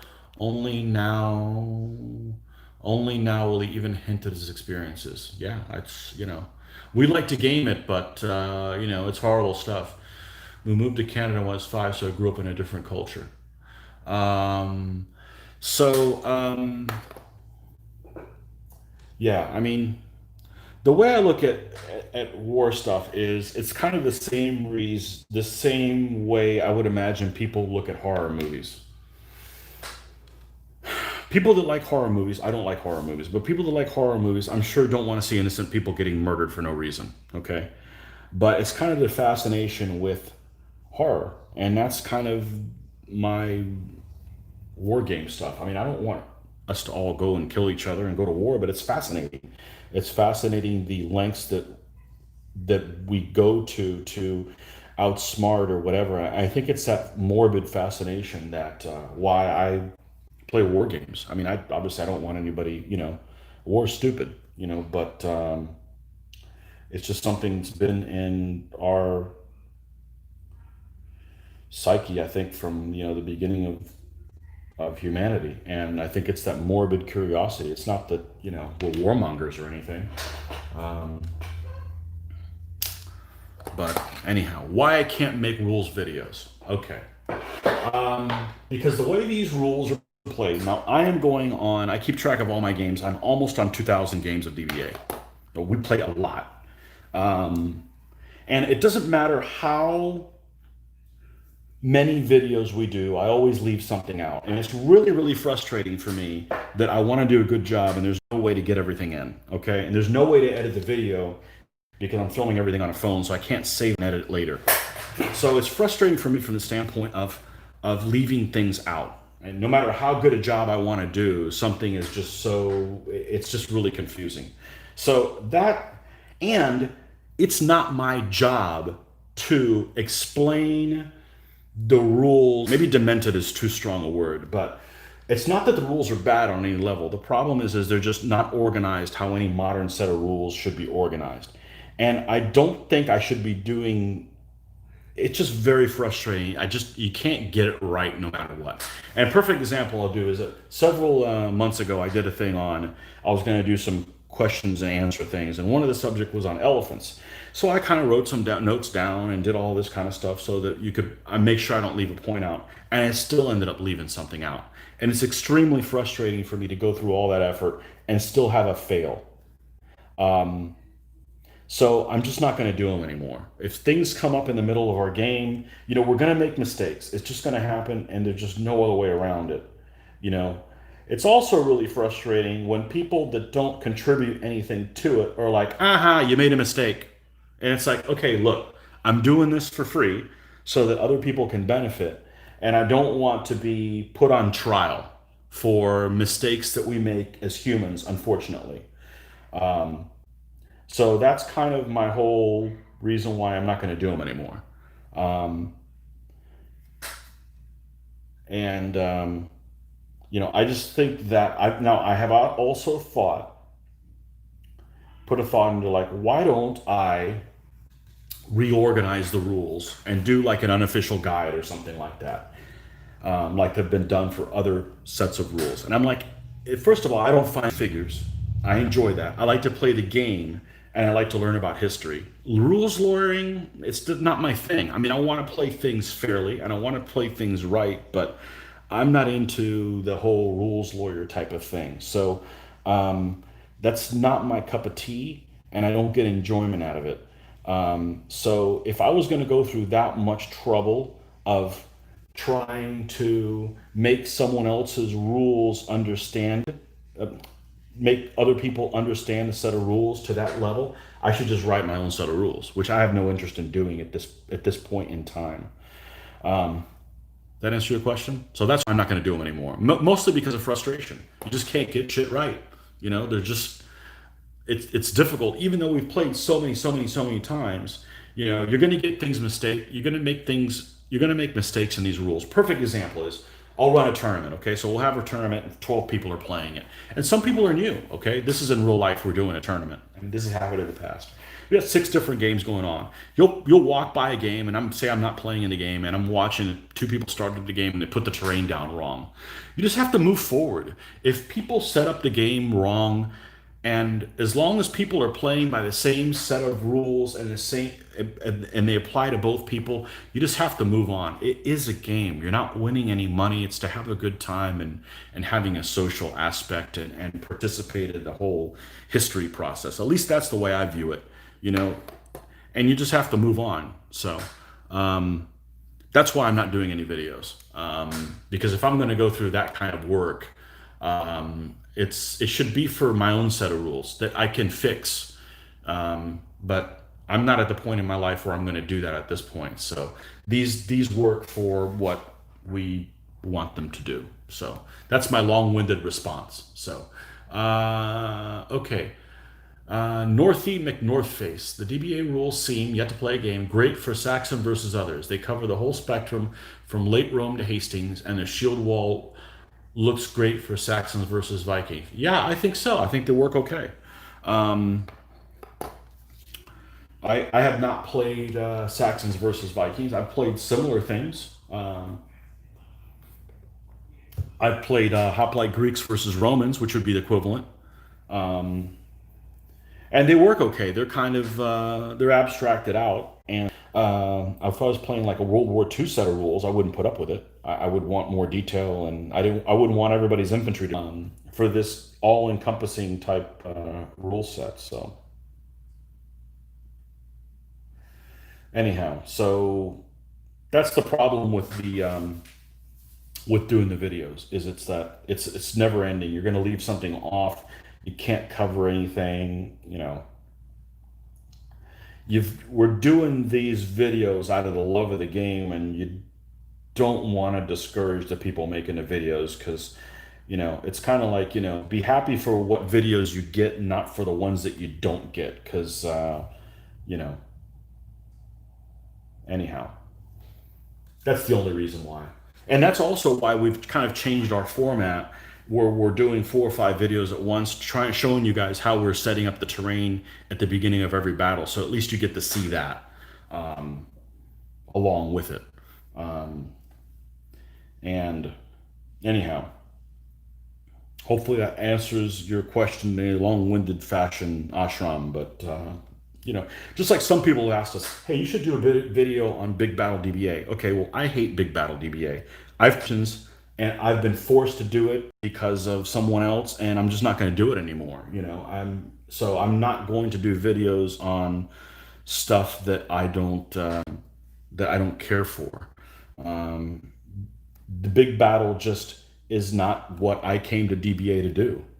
I came to finish a game and play with my own figures. I like the camaraderie of having multiple people on a side, but if I'm going to play if I'm painting that many troops, uh, I'm not interested in painting that many troops. I want them to be multiple different armies. I've played many games before. I'm just not going to play them again. Now, one of our gamers in our group does a mini army within a side. That's okay, but the actual game where you're splitting off commands and making other commands, it's not my cup of tea. So, hey, that lets me leave somebody else for the people that love Big Battle. You guys can make those videos, right? But I am not a fan. And I've played a dozen. I've played 2 dozen times. I'm just not going to play it anymore. Just doesn't interest me.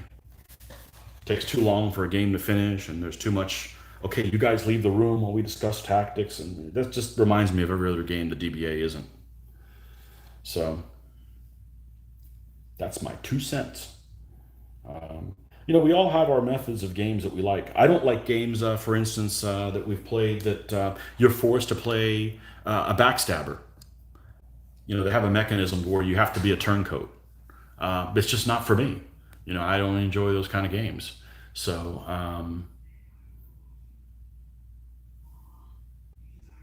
you know, so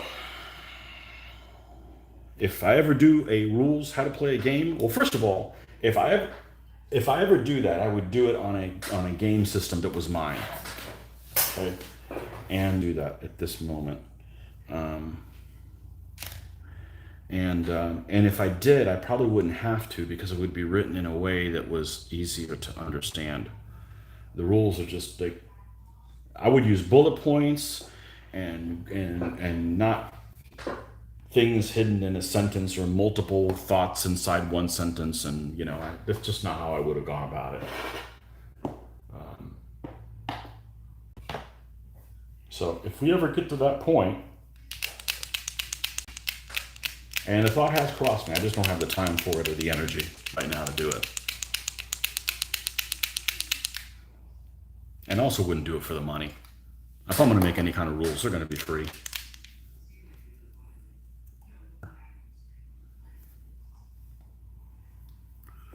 They are going to be free because invariably you're going to have to use somebody else's work. And it just doesn't seem right to charge for somebody else's work. It's not like I would be able to retire off of it. It's like, well, I'll compromise my morals because I need a way to make a living. Yeah, that's not going to be the case. That's not going to be the case. So if it's that's not going to be the case, well then why compromise your morals?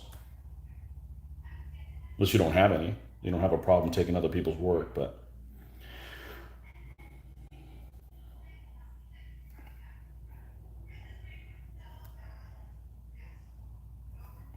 we do this stuff because of the love of the hobby. You know, Got to mention is I do this for therapy, so I don't have to go to a therapist, right? People at work will say, man, how do you have the patience to do this? I said, well, you don't understand. When I'm doing this, everything goes right. You know, if I make any kind of a mistake, I can fix it. It's not a permanent mistake. So this is a way to for everything to go right. So that's actually one of the reasons to do this. Now, if you're doing something for free and it's a pain in the ass, just like I was getting really frustrated before I switched phones that I had. When you're doing something for free and it's a pain in the ass, you're gonna stop. I'm gonna stop doing it.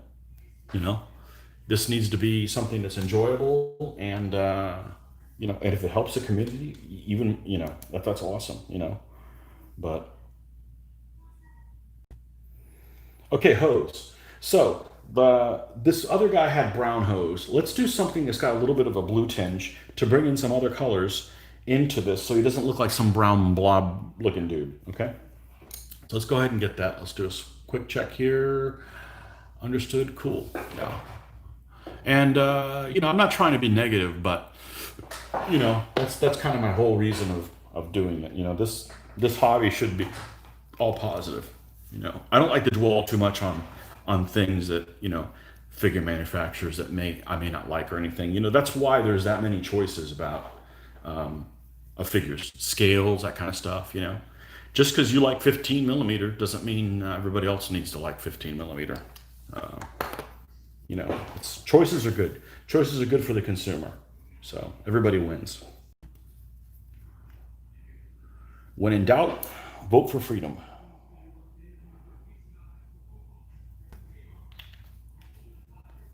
And I don't feel like I need to convert people. If your favorite color is red and mine's green, that's fine.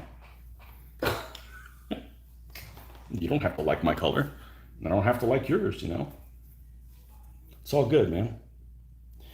Let's do something weird. Ready for something weird? We've got this light blue, duck egg blue, similar to the eggshell color of like a Spitfire from World War II. I know we're going to get our World War II kicks in here on this. So similar to that. Duck egg blue underside. Instead of using black, let's use this dark brown. See what we get. See what it looks like. That's fine. Let's go with that.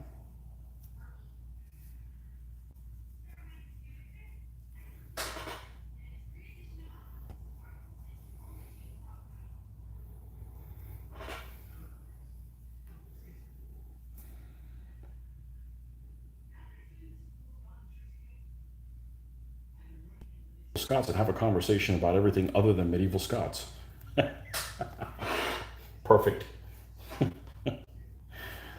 Oh,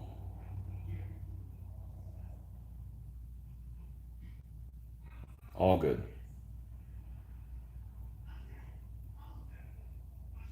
Yeah, I don't game World War II anymore because the kind of detail that I require in a World War II game is not practical. You're not going to get things accomplished. So I don't mind abstracting that stuff if you're going to be playing this, you know, other periods that I'm not so devout about. So,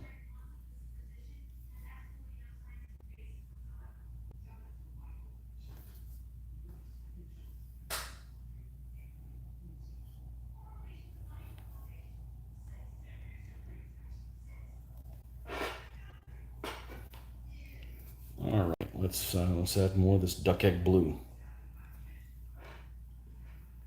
What is this thing called, anyways? Pale blue. Vallejo pale blue.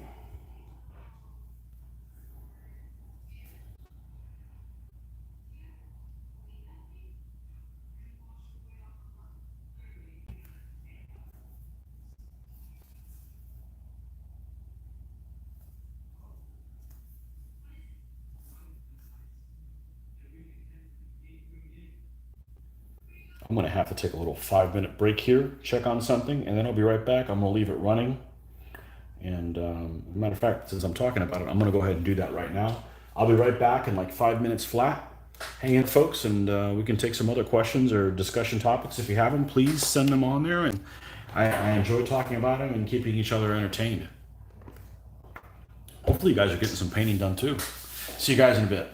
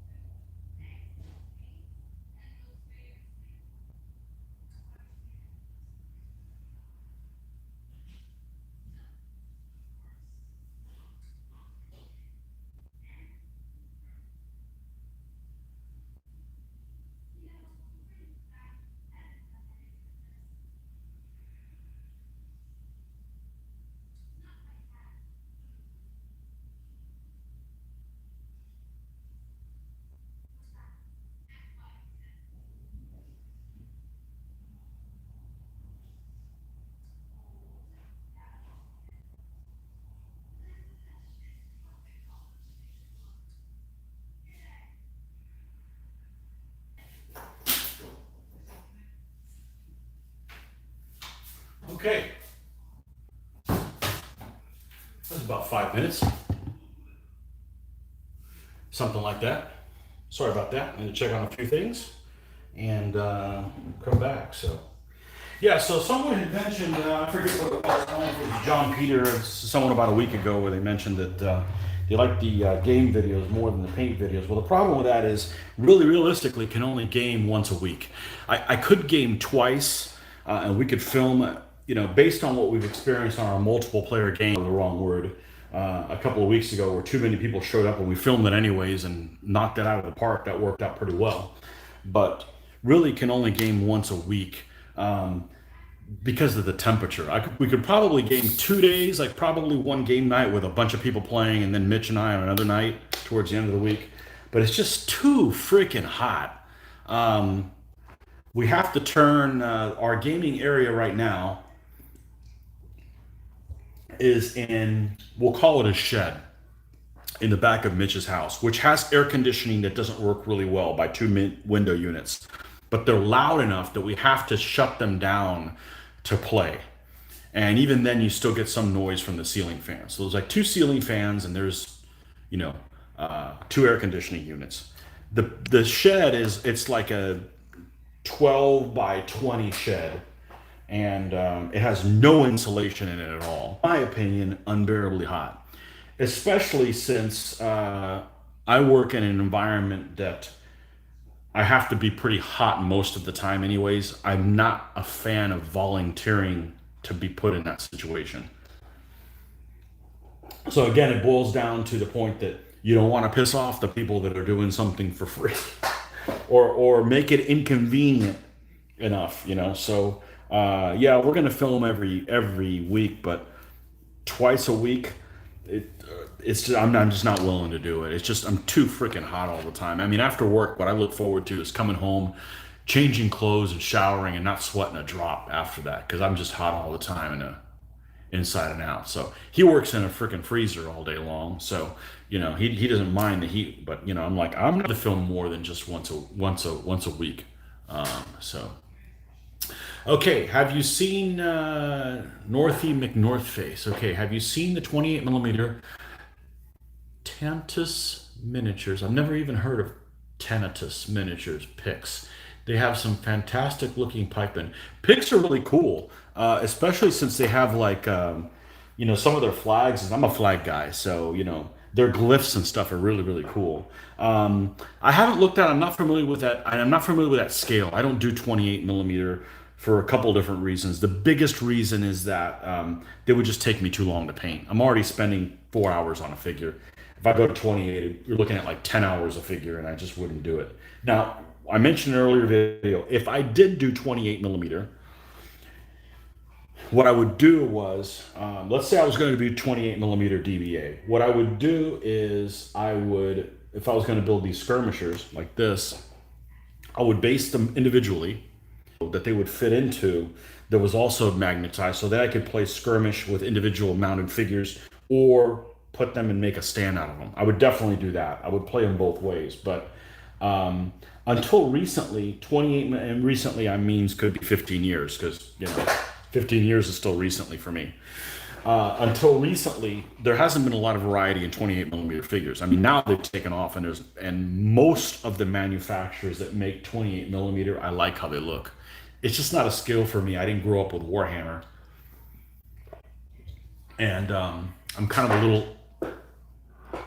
of out of the age of Warhammer since I started gaming in probably the mid '80s. So I just never was into fantasy. So 28 mil didn't really take off as a scale for me. Um, North Face, you're in the UK, so you're familiar with my scale is 20 millimeter. That's what I love 20 millimeter for like all World War II skirmishes. That was my go-to scale. I'm probably one of the few people in the U.S. that likes that scale, but I grew up with that doing the 1/72nd scale tanks and all that kind of stuff that really paired really well with the 20 millimeter figures. So that's my scale. 15 is kind of because everybody was playing 15. That's why I got involved in it. And now it's just too late to do it. But I wouldn't do 28s from the standpoint it just take too long. It just take too long to paint.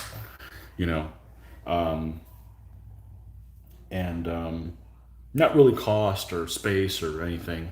Um, yeah, they cost more, but that's not really money wasted as long as you painted. As long as you paint them, the money wasted is if you buy stuff and you don't do anything with it.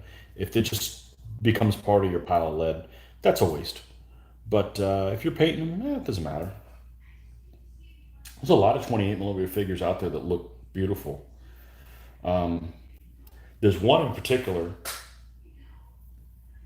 and I can't think of what they're. Steel Fist. I want to say it's Steel. The name is Steel Fist.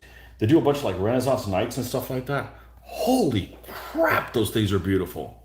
But we're not going to get into that. But I believe that's the name of them. Freaking gorgeous stuff.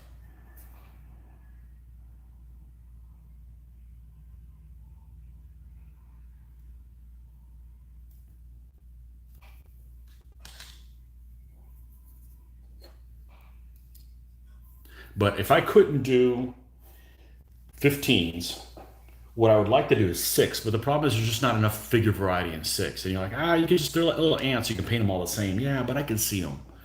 There's not enough figure variety, and I would love to do Renaissance in 6 millimeter because then you could do formations and stuff a little bit better. But there's just not enough variety there for me, for me to jump on board. So C28's growing, but six just doesn't seem to. There's only a handful of suppliers that even make stuff for that, and there's nothing wrong with them. I mean, I think they make a good product. They just don't make enough figure variety. You know.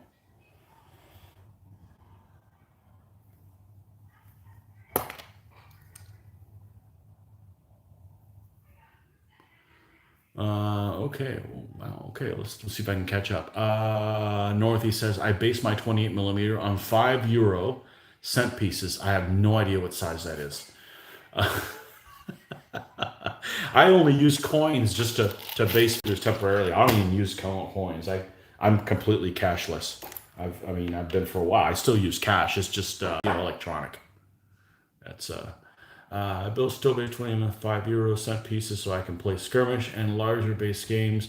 They do take bloody ages to paint. Yeah. Ashram, I think the same. 28 millimeter are great, but too much space, too much time painting them to a good enough standard. Too big table needed. Yeah. Yeah, it's a shame. I mean, but I got too many 15s. I've got like 120 pounds of, and I don't mean cost, I mean like weight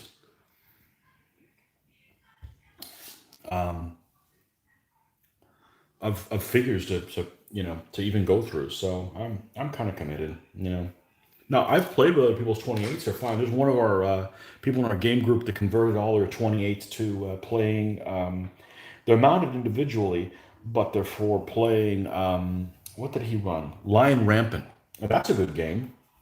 That was a fun game. You have interesting decisions to make as a commander. I think that's what makes a good game is that you don't have long to wait for your turn to come back up again, and you as a commander of your force have some interesting and meaningful decisions to make. And in DBA, it's how you're going to manage your pips. In other games, it might be well. In the Line Rampant, there's a Line Rampant has a press your luck type of activating unit game, which is really interesting. So that's a decent game. And I've thought about playing it on my own, but I'm like, I've kind of I'm kind of burned out on taking point on a set of rules. I'm like, I'll play it, but somebody else is going to have to learn the rules or whatever. And you could probably play Lion Rampant with 15 millimeter figures marking off casualties, and be fine using the DBA stands. But I was retired, maybe. But I got limited time, so I'm going to spend that painting these figures since I got so many to do, and it's enjoyable. It's frustrating to to spend all time trying to decipher rules and then still getting them wrong. So I want to avoid as much of that. That's not therapy. That's stuff you need therapy for.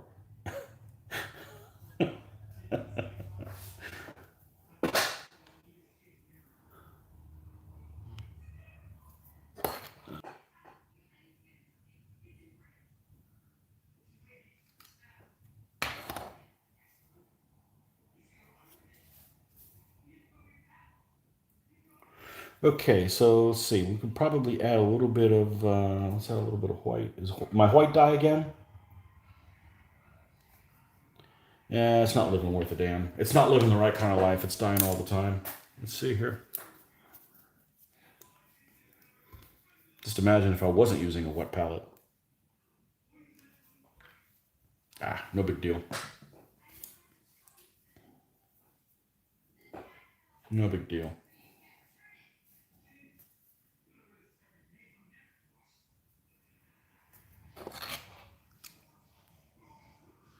Okay, John Hills. A few years back, I painted 28 millimeter DBA armies for Normans and Anglo-Danes. Took them to Hastings. Met up with a Canadian friend of mine. We sat on the battlefield and played DBA Hastings. You can't do that in this continent unless you're doing Revolutionary War or American Civil War. Two things that I'm not particularly interested in, or French and Indian or 7 Years War, that kind of stuff. I do not like American history. It's boring. We don't have interesting enough characters. I don't like the periods that it took place in, etc. So yeah, that sounds like a really cool thing to be able to do that over there. So the new figures they just came out with for the Dark Age figures for Forged in Battle for the Saxons. I've been really tempted to pick them up and do an Anglo-Saxon morph, so you can do the Anglo-Danes and then the Anglo-Saxons armies as well, and with the adding a couple of extra stands, but their figures are gorgeous. They just came out 10 years too late. I mean, I already have too much lead. that I've picked up. I picked up a lot of it at like a discount, or like, it was like a flea market. I'm like, oh, you're selling? I'm not really interested in those. I say, well, I'll give you for $5. You can take them all. I'm like, okay, well, I'm taking them all. So I've just built up a lot of extra lead that I have tons of figures for. So that's the whole thing. I haven't painted any forged in battle, but I love their figures. The fact that they're big packs doesn't turn me off. I don't mind having extra figures.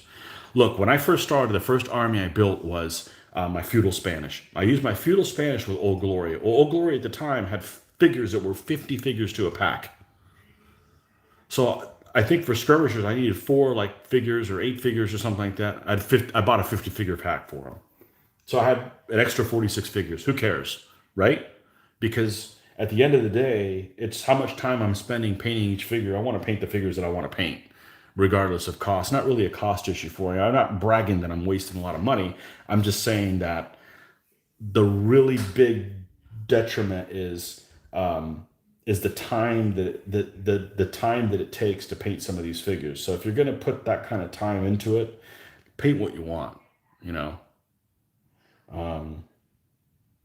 that's just me. I got another friend of mine that can't stand having a single extra figure, so he always buys figure packs. And I can't stand buying a figure pack and having the wrong figures because the knucklehead that put them in there just put through whatever he wanted in there. I'm like, no, no. It's kind of like, if you're going to go out and pay for a meal, I'm going to eat what I want to freaking eat. Maybe that's not the best example, but anyhow, they don't deter me. The big figure packs don't deter me. But I love the way those figures look. They almost look similar to the Games Workshop style, but in 15 millimeter, kind of like Zeiston. I like the style the Zeiston figures are done. Also, they just don't have a huge variety of eras. So, like, if you're not interested in Book Two stuff for DBA, they don't have a lot of offerings. Have some Book One stuff, but or stuff you can make Book One. Okay, so now we're at a standstill. We've got this little. He's got like a hood on him, and this guy had it too. This guy had it too, but it didn't go through to the back. So we're going to do a different color. It's going to be an opportunity to show a little bit more color. We're going to go with red. Now we're going to do a burnt type red. We're not going to start with a burnt red, but we're going to make it a burnt red. That's too much talking. How about I just show you what I'm going to do? Let's get some red. Let there be red. But it's not going to be this bright red because that costs too much money for this dude. He doesn't have the funds. He's not some high society stuff guy. All right.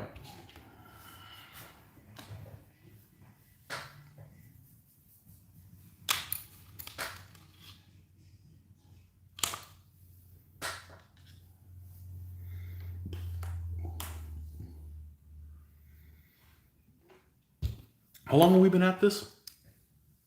2 hours and 15 minutes. Awesome. Thanks, guys, for sticking here with me. Hopefully, you guys are getting some painting done too. You're not just like, That's what I do. If I wasn't doing this, I'd be watching somebody on YouTube coming up with their own stuff. So, but the problem with it is that what I find is if there's so many things for us to watch that if I don't find like the perfect thing that engages me, I spend a lot of time switching from channel to channel and don't get anything done because I'm switching from channel to channel. So I'm going to actually mix this red instead of with black. I want to mix it with brown. Okay. I figured this guy had some kind of a garment that they decided already had some kind of a natural color to it, and they dyed it red.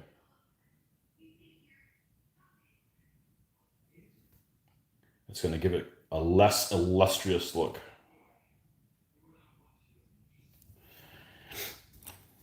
So yeah, I spent a lot of time switching from thing to thing, and that's just wasted time. So hopefully I have made this entertaining enough that you guys aren't doing the same thing. But remains to be seen. There's lots of people who have much more entertaining content than I have.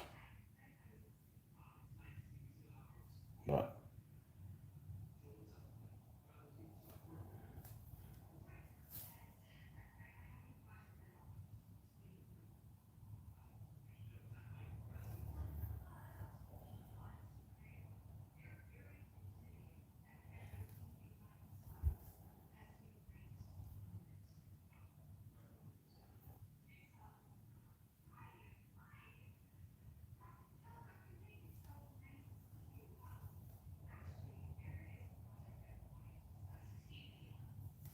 All right, we're done with that. Let's add a little bit more red. And you can do all kinds of different variations. Like I can do, say, I can do this color and just say, you know, I'm going to start adding white to it. And then you can get almost like a pinkish type hue to it. Or you can say, okay, I'm going to take this color and we're going to add more of the red, and then decide to switch to the lightener at a different point. So just with the same colors, even using the same mixer, depending on at what point you stop adding the darkener and start lightening it up, you know, you could, if you lighten it at a point that you, before you get to this original color, you can have all kinds of different variations of figure colors just with using just two. You know, so it's really kind of fun with that. I'm not a foundry system type player where you're only using two colors or three colors. You know, I was doing this type of layering thing before the foundry thing even became a thing. Not that I have anything against it. I'm sure that's a lot faster than the method I'm using, but most of your time is actually not mixing the colors. Most of your time is trying to figure out, all right, if that guy's shirt is red, what color do I want the pants to be? Well, let me go look at some drawings. It's all that cogitating time that ends up eating all the time, not not the actual labor of doing the painting, in my experience. Because this blending stuff, I think it's fun as shit. I really enjoy doing that because that's your way of putting your own spin on painting. You know, not only where you're going to put the brush strokes or what have you, but how the color palette that you're developing for this particular army is going to play out. I enjoy that a lot. So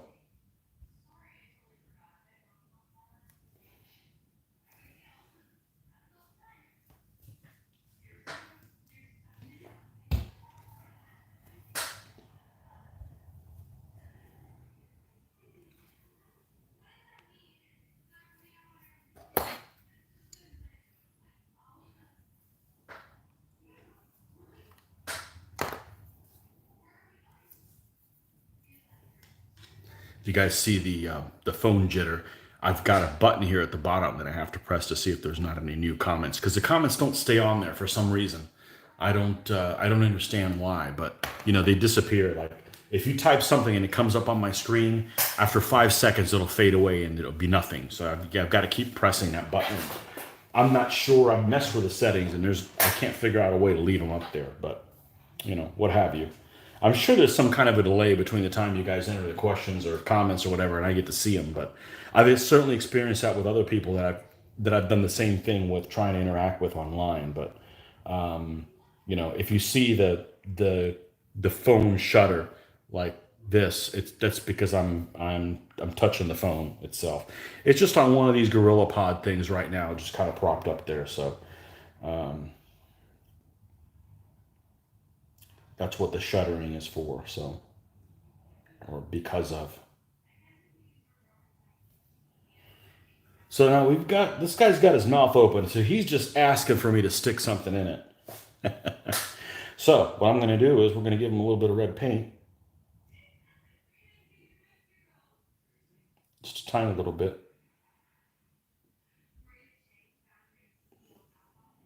All right.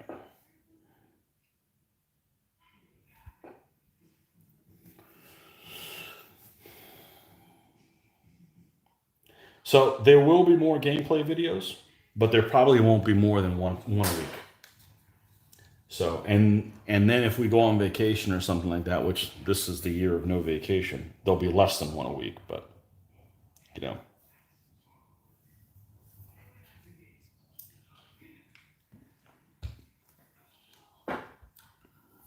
for those of you in the U.S., on Friday they opened up the hotel registration for Historicon to stay at the facility, Historicon 2021, assuming they have one. So, hello, boots on the table with Dom.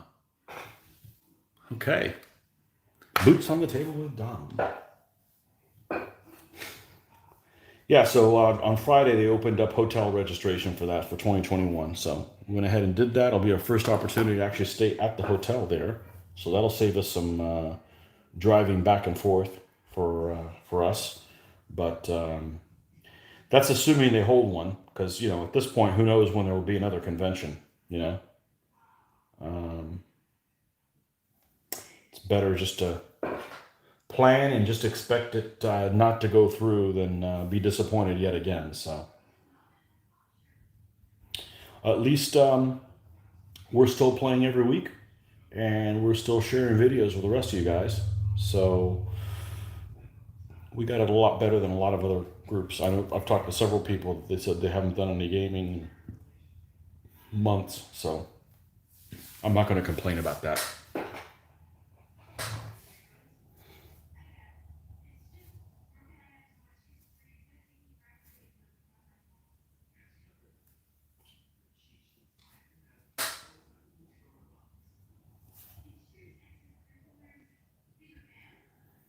Lighten this up a little bit. We don't want to get really bright, and even if this was semi-bright, if he's worn it like a month or so, this, it'll end up getting dirty or, faded by the sun, that kind of thing. We don't want any super bright colors.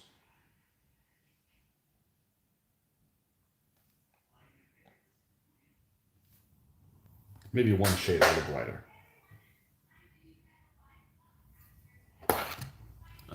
Let's see here. What do you think about 20 millimeter boots on the table?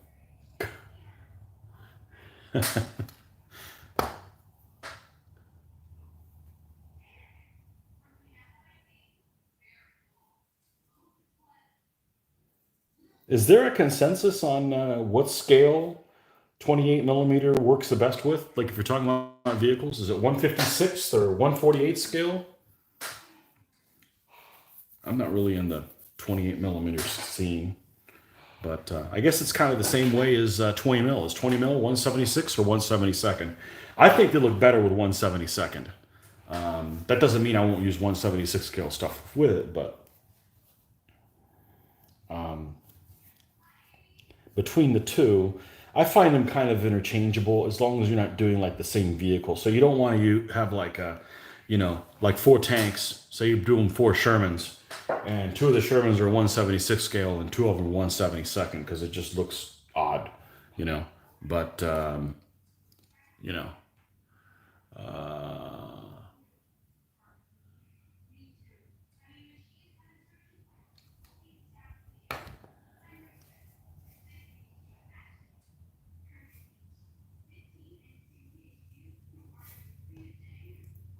lighten this up a little bit more, and then we will move on to something else. What do we got left? We got hair to do. We got the angle, we got the handle of the axe, which we're not going to use the same color as the pike to make them just differentiate from each other. The color of the pike is kind of just a standard brown color and not very yellowish, so we're going to make the handle of the axe look yellowish, so it'll pop a little bit. And let's do that before we decide what color hair this guy is. We've got a brown haired one, and we've got a red haired one. So this guy's looking like a candidate to be blonde. So we may just do that. But let's take a look at this axe handle. Okay. So we're going to use, let's use this one right here, yellow ochre.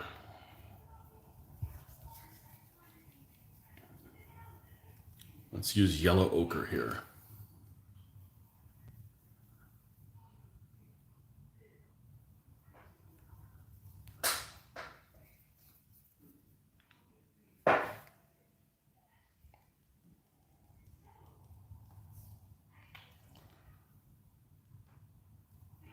Ashram, my painting skills are just base, and I really do not like painting.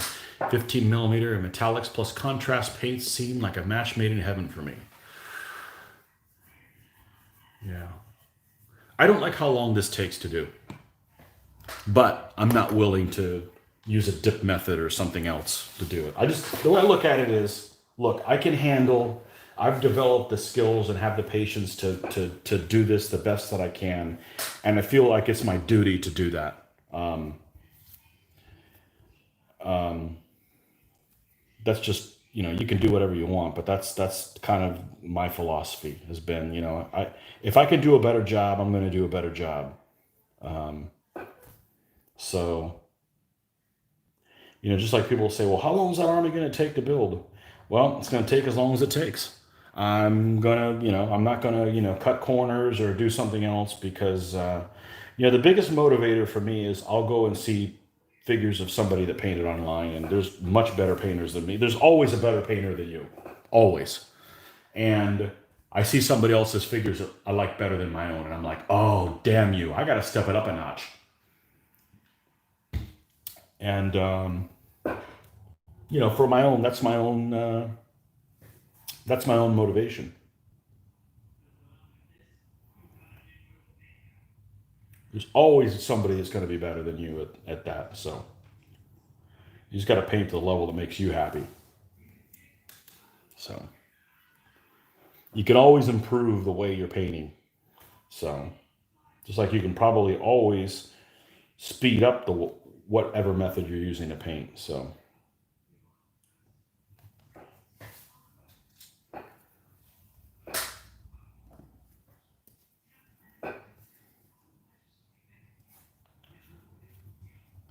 I'm always floored by people that say, I don't know how you have the patience to do that. Well, I don't have that. I don't know how somebody has the patience to watch a sports game on TV for 4 hours. I mean, everybody has patience. It just depends on what you want to spend your patience to do. Okay. Some people have the patience to spend 3 hours cooking for a meal that takes 7 minutes to eat. I don't have the patience for that. I have the patience for this because I can take however long work, I want to and never have to paint them again. And they stay painted the whole time. So, you know, and I guess maybe there's people that don't have patience for any of that stuff, but, you know, we're not all made the same, and that's okay. You know, it's a specialized type thing.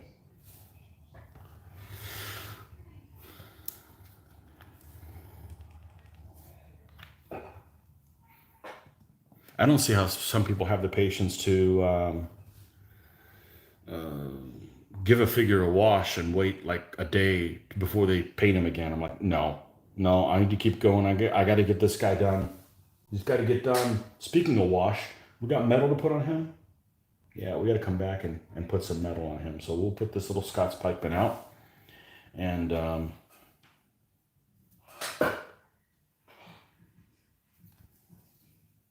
let's lighten up. Let's add some grain to this, or the look like there's some grain on here. The appearance. Okay, and then we've got a belt on there to do, and we've got this happy shield. Okay, man, this guy's face sucks. There's just no helping this casting. Maybe it'll be okay when, I mean, he literally has no nose. Maybe he's one of those Byzantine guys. He just got tortured. And they cut his nose off. Let's see. Let's go back here. Da, da, da, da. Ashram says the point is I like gaming a lot more. Painting for me is just a necessary pain. Yeah, believe it or not, I kind of feel the same way. Northy McNorthface, I'm pretty new to the hobby. Wanted to do Anglo-Saxons. Came across the 28 millimeter Tantus figures and have them, but agree most 28 millimeters are bulky as hell. Okay, Northy McNorthface. I believe you said you were in the UK and you want to do Anglo-Saxons. Is it common? I don't want to start a flame war here, but is it common as an outsider from someone in the US? Is it common that as an American, we always have to put everything in good guys versus bad guys, right? I mean, that's how we always seem to look at that. Is it common perception to view the Anglo-Saxons as the good guys and the Normans as the bad? That seems to be the perception. As an outsider, I seem to look. I mean, I guess you could keep depending on how far back you go. You could always say, well, the Anglo-Saxons are the bad guys compared to the Britons that were originally there because they invaded. So yeah, I guess you could just keep going backwards and backwards and stuff. So I'm kind of new to doing the the more well these Irish and so forth. This is kind of new to my period. I don't focus on the British Isles stuff, so that's kind of new. But that seems like what the case is. Um,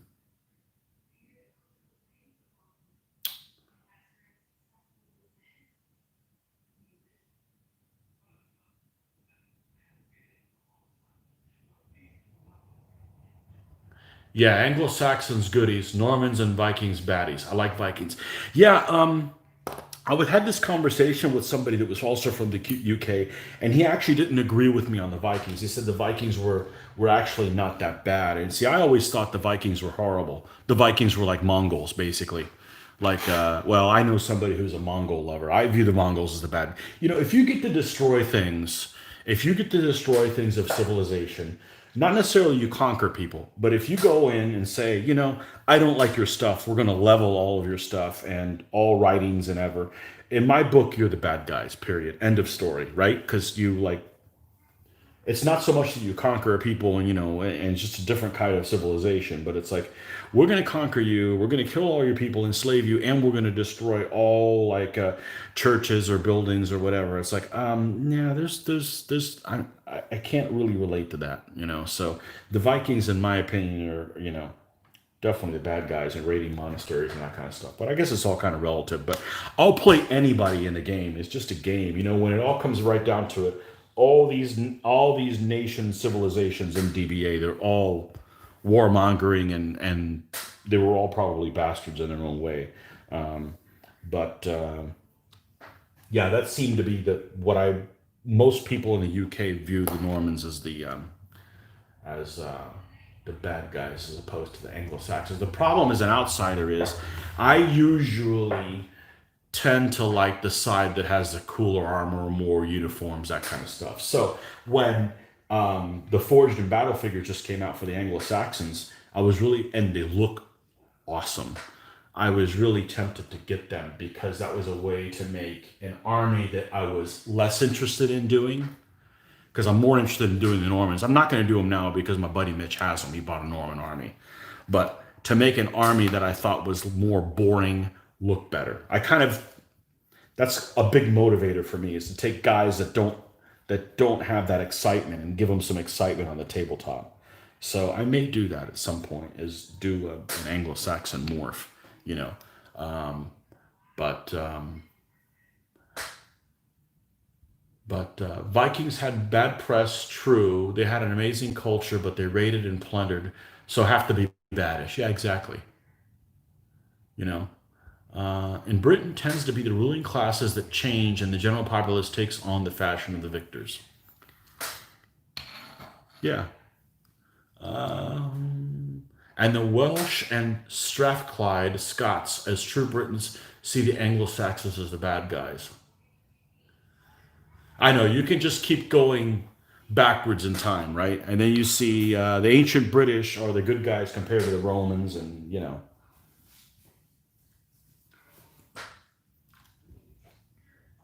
as someone that's relatively new to ancient medieval gaming, I've never viewed the Romans as the bad guys. And I know did all kinds of horrible things, but it just seemed like they were a lot more fair than a lot of other civilizations. And but again, like I said, all these civilizations are bad from the standpoint of being warmongering and all kinds of bad habits that we wouldn't But I just mean relatively for the time period. Um, you know, um, and I'm relatively new to this. I've only been doing ancients and medieval for 20 years, but compared to 20th century stuff that's a little bit more cut and dry. Um, yeah, I never viewed the Romans. There's some people I know one person in particular I play with. He like hates the Romans. He'll never play the Romans, and I'm like, okay, well I don't love the Romans, but I don't view them as the bad guy. Like I can't think of anybody right off the top of my mind. Or maybe if I thought about it for a little bit, that would be better than the Romans generally. Like some people could say, I know there's lots of Carthaginian lovers, and I just can't get over the whole baby sacrifice thing. I'm like, No, I just I can't. Actually, that's an army that I would. Other than the fact that everybody has that army, I really should build one at some point because that is a really hard army to master to play. They just have lots of people like that army because of Hannibal, but Hannibal was something special. It wasn't because of his army. Um, Now there were contingents in his army that were pretty cool and really effective, like this Numidian cavalry, but he was really the genius behind it all. But yeah, I can't get over that whole baby thing. And I know it's whether it's true or not. I'm sorry. I'm not sacrificing my own children. Just never gonna do that.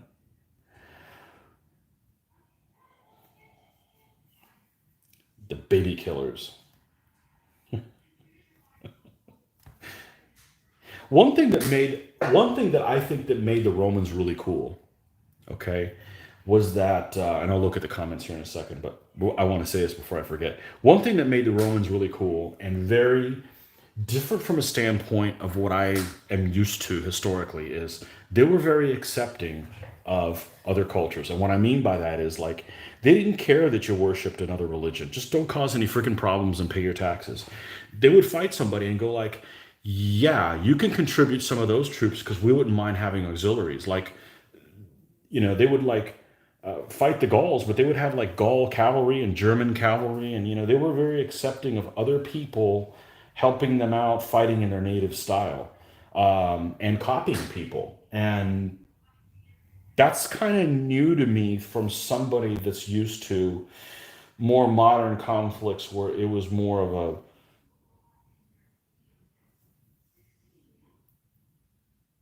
a clash of civilizations to the death.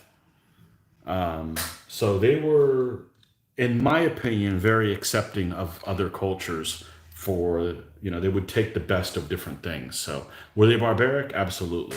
And brutal and stuff like that. I mean, all the civilizations did slavery and stuff like that. So I mean, none of that's good. But I'm just saying, relatively. Now let's see how many people I angered. Unfortunately, let's see. Okay, Boots on the Table with Dom. Okay, it sounds like a radio show. Boots on the Table with Dom. The Normans in Sicily are fascinating. I would love to gain that period. I absolutely agree. I absolutely agree. The Normans of Sicily. If I was going to do a Norman army, that's what it would be. It would be the Hauteville brothers, and that would just make for a great miniseries, right? Well, they would just ruin it, and they would just do it all wrong. They had the wrong armor and all that stuff. But absolutely, that's got all the plot devices right there. No way, the Romans were the good guys. The civilization. Ah ha ha ha. No way, Romans were the good guys. The civilization. Ah, ha. Well, yeah. Well, you're in Italy. Well, no brainer. Yeah, I tend to like all the civilizations that have olive oil as a staple. So British history is incredibly complex. Yes. All empires and people in ancient history were pretty evil compared to modern standards. I absolutely agree. North Face, depends who you ask. As a Brit, really like the post Roman period as it fascinates me. As I'm English, I root for the Anglo Saxons, but I also find the North Welsh Picts and Vikings fascinating. Raiding monasteries for me equals bad guys. Yeah, those poor bastards didn't have anything to begin with. I mean, they're stuck in a monastery, no girls, and you're going to burn them down too. I mean, come on. And the Normans spoke French. So I heard somebody say something the other day, not the other day, but several years ago that I found fascinating. It said, the, let me make sure I get this right. The English, I heard this the several years ago, and I thought it was really funny. I thought it was really funny from the outside, so hopefully you guys don't get offended. Um, the English have never beaten the French, is what this person said, and then they elaborated and said, now the island French have beaten the mainland French. But I just thought that was kind of funny,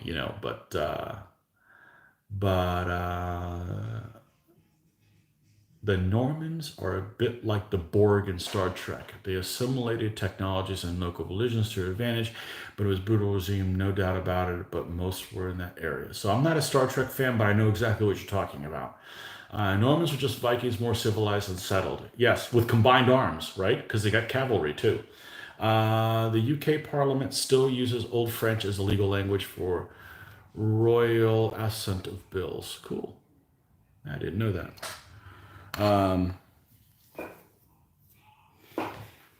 Yeah.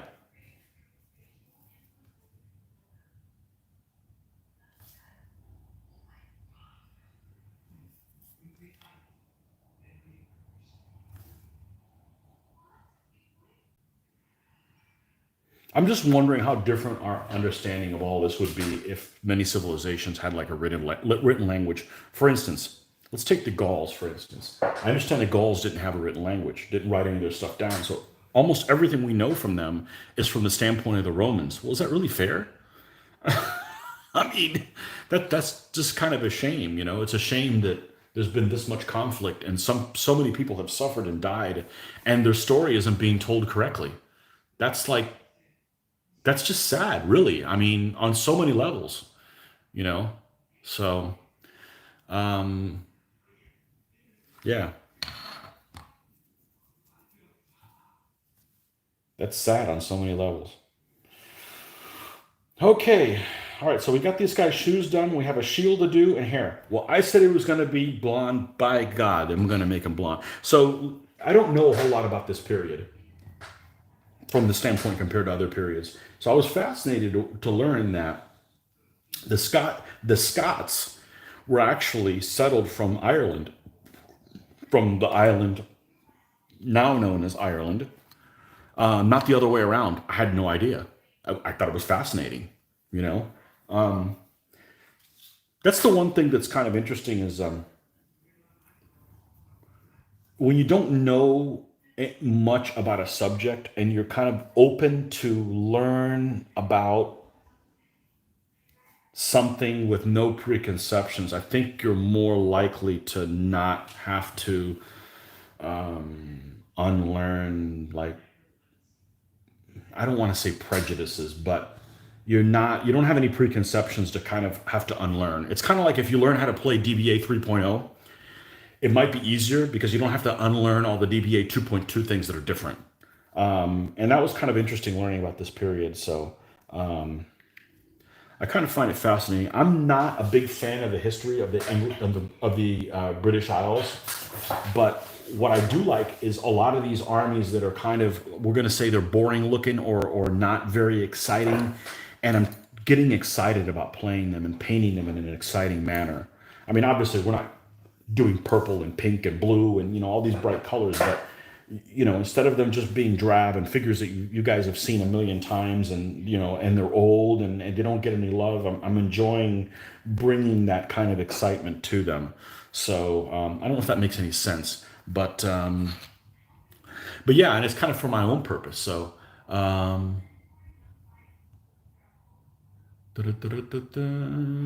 never trust the victor's history. Yeah, but sometimes it's the only history. Yeah, I know Victor always writes a history, but it's a shame you don't have another perspective. I agree with you. Everything's, I mean, look at things now. Ever played the classic board game Britannia? No, I wanted to. It looks cool. Fun way to learn the history of the British Isles in the period. Yeah, yeah. So this, if you guys haven't watched my earlier stuff, I'm painting the Irish right now, and it's based on kind of the time period of Edward the Bruce's invasion, so 1315 time period. So in the DBA army, there's all kinds of different versions you could build these Irish with these elements, and I've got the cavalry coming. Well, I've got cavalry coming from all different sources. Well, I've got some Welsh cavalry, I've got some Scots cavalry, I've got some actual Irish cavalry because I want to mix them in and give them the right look. Well, in doing so, I've got Welsh to paint. I also have pre-feudal Scots to paint, where that cavalry can be useful because I'm going to have leftover figures to do them as well. So I'm actually looking forward to doing some Welsh and some pre-feudal Scots as well. So We actually have a gamer that comes from Wales. He's a hell of a nice guy, and I wouldn't mind learning a little bit about their history as well. So it's just a way to learn history, you know. Although I do enjoy all those jokes that the people in the British Isles have on each other. I think it's hilarious. We do stuff like that too, except we pick on people from Kentucky, Mississippi, Georgia, New York. We pick on states. Our country's so damn big. We can't use other nationalities. I guess they're kind of nationalities. You know, people from New York are very different than people from here. So, but it's fascinating, all those jokes and stuff like that, all in good humor. I grew up, you make fun of everybody, but at the end of the day, it's all good humor for a good time. So.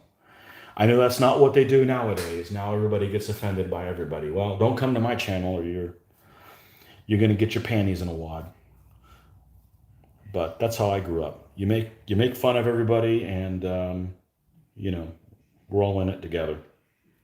No hard feelings. I guess that makes me old school.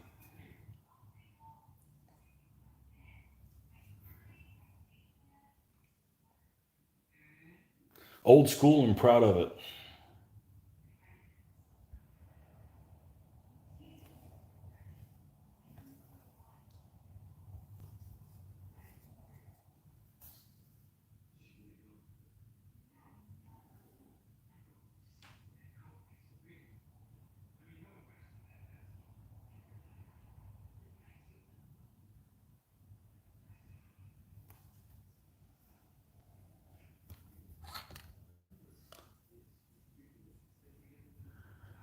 Let's see. Well, there's the roads for the Romans. What did the Romans ever do for you? The roads, yeah. PSC did an update of Britannia. Of course, the roads. The roads go without saying. Where in North America are you, Tony? Hide your sheep from the Welsh gamer. But see, I've heard that. I've heard that from the Scots and the Irish. So, um, I don't know. Maybe it's just people in the hills and in every situation and every place is like that. Where in the North America? I am in Florida, the land of heat. So I am indoors. That's why our gaming sessions are so freaking hot right now. So I'm definitely looking forward to, what are we, the end of August? I'm definitely looking forward to like November, December, January. I love wearing long sleeves all both days of the year that's bearable. So we are in Florida, and we are blessed to be able to game frequently without any really any issues in the current climate, other than heat.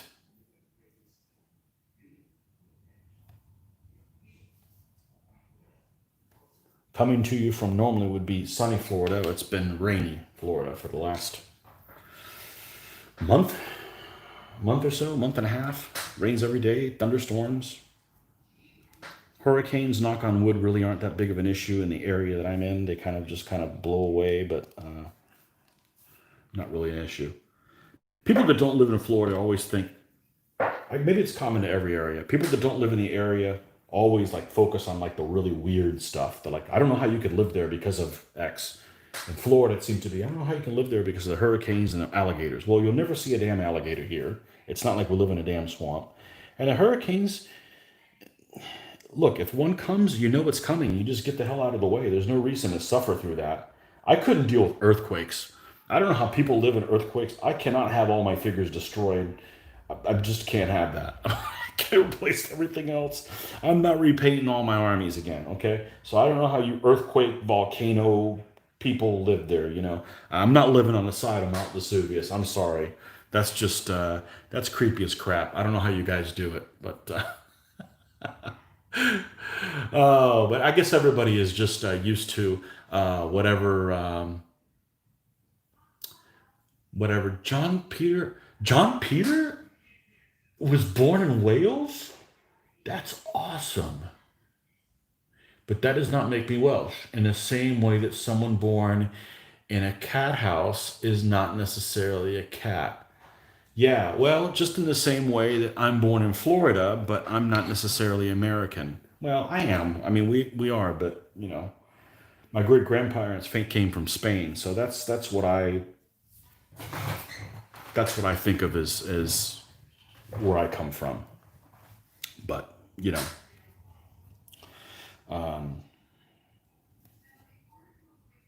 I had no idea Cardiff, Wales.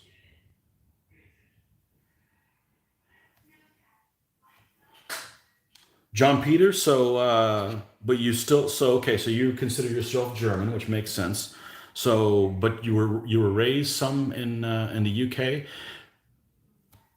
We want to start a real flame war. We can talk about who's got better, you know, English beer versus German beer. English people are really proud of their beer. I mean, like extremely proud. What I always say is, my favorite's the German, without a doubt, without a doubt. They've got the market on that. So, in my opinion, so you going? Okay. I'll be right back in about 3 minutes, folks.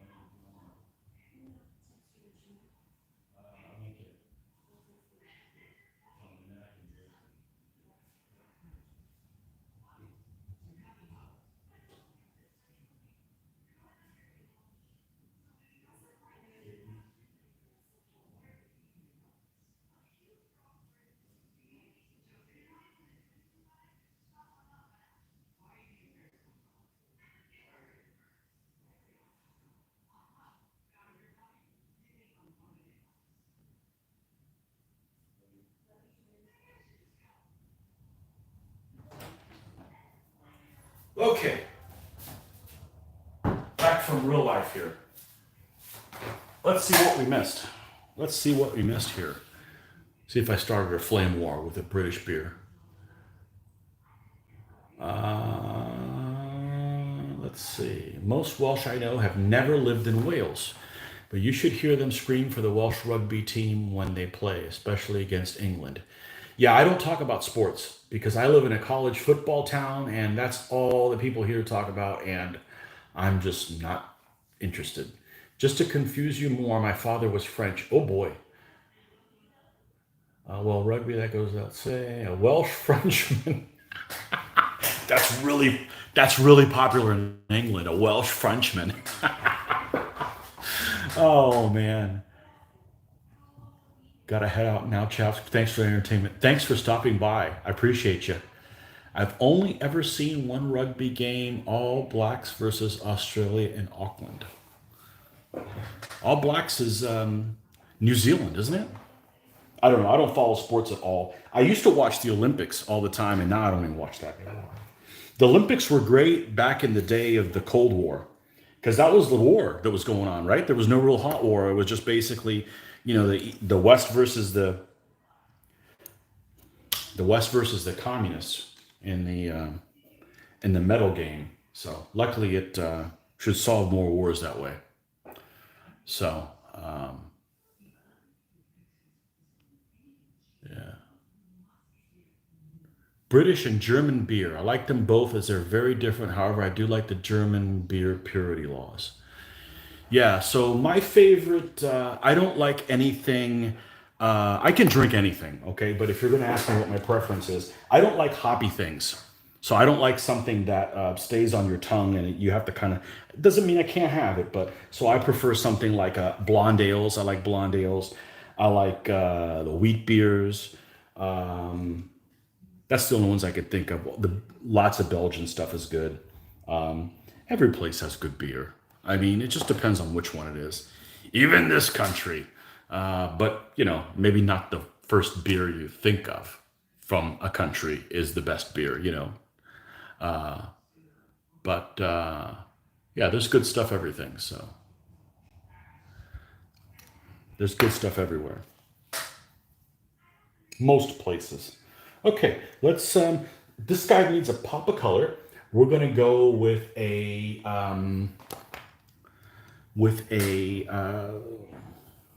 Man, I enjoy all the interaction you guys have provided for me. I really appreciate it. I tell you what, I will give you half of all my proceeds from all the sales on this channel. I'll split it up between all you guys. Oh, wait a second, I don't do anything. American Real Ale has really taken off over the last few years. So one of the things the last couple of years here in the United States, I'm sure it's probably the same everywhere else in the world, beer has really taken off. I mean, it has really taken off. I mean, like you can go to any town of reasonable size of a size of say 100,000 people population, and there's going to be 3 to 5 different local brewers, and every place has some really interesting things. Now, that was prior to this year. So I know this year a lot of places are suffering and may not come back. But until then, beer has really exploded here, and that was one of our favorite things. Is we'd go to a new town traveling, and we're like, let's go to the local brewery and and go check out what their local flavors are. Really enjoyed doing that a lot, and unfortunately, a lot of those people are really suffering trying to make things meet. So that's unfortunate. Hopefully, they can bounce back or be resilient enough to survive whenever this situation ends.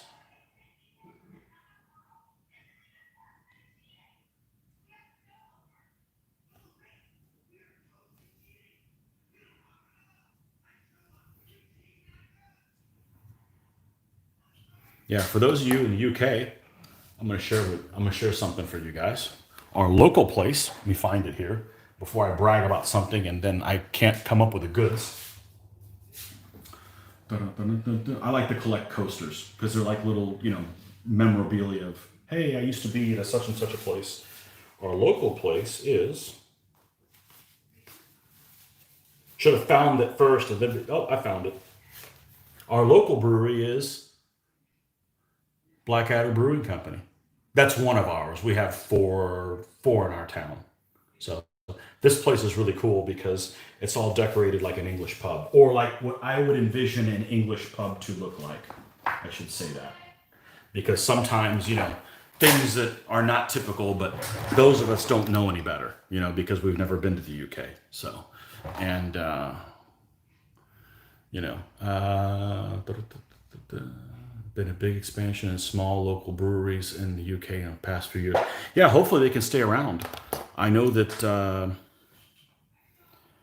least what happened here is big places. The bigger a place was, the more lenient they were to stay the place open. In a small mom and pop business, they put so much regulation on them that basically just they just couldn't stay in business. So the little businesses were the ones that suffered, and unfortunately, that's I think what we need more of, not these big conglomerate monopoly type things.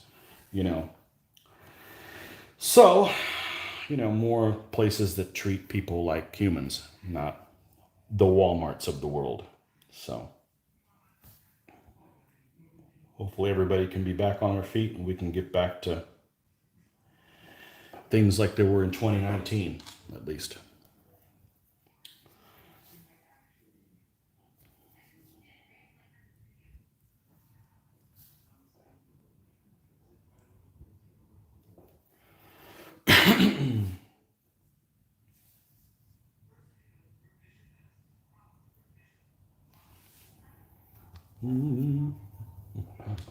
What What are we looking at now? 3 hours. Yippee-ki-yay. That's awesome.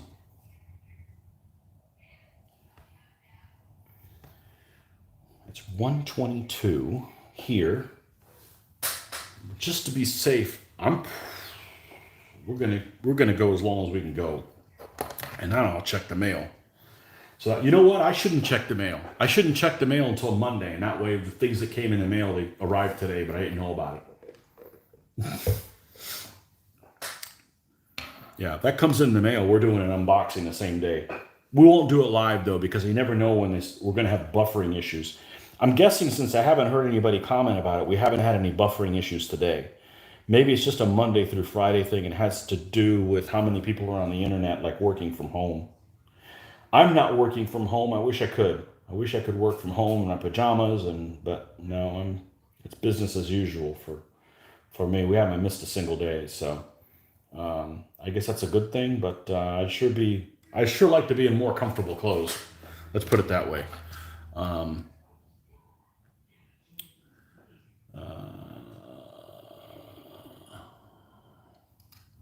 Okay. Well, we have a little piece of metallic thing that snuck its way into here.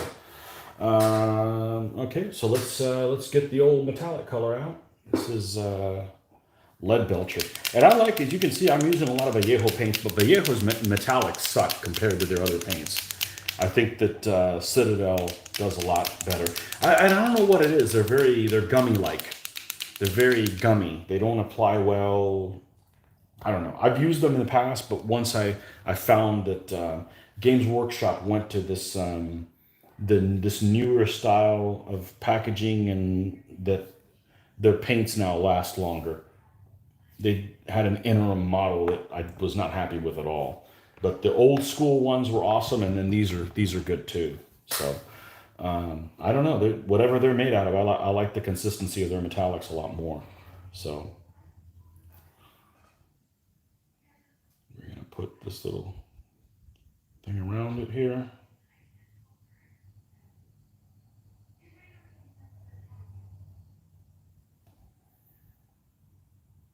Oh, we talked about this guy being a blonde, and we just got sidetracked. Well, damn it!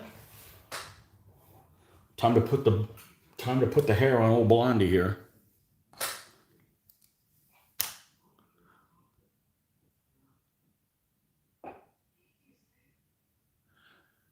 I really like Vallejo Oily Steel. I don't think I have that one. I may. I think I have the natural one. But I think I'm okay. This Nuln Oil has made a huge difference because it adds some more depth of color to it. Because I still go back and highlight over it. John Peter, on New Year's Eve, I'm going to stay up just to be sure 2020 is really over. Though I can't complain, I'm just making it through the year. Yeah.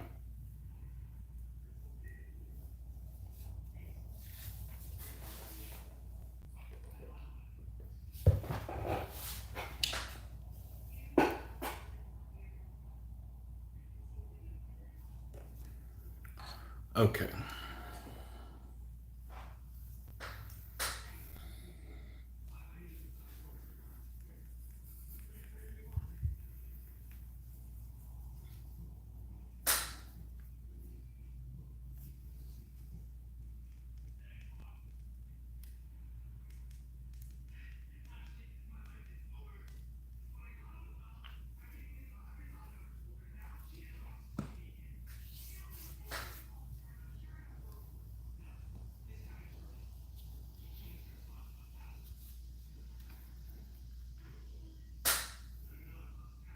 I'm wondering what parts of the world really were affected the least by the stuff of this year.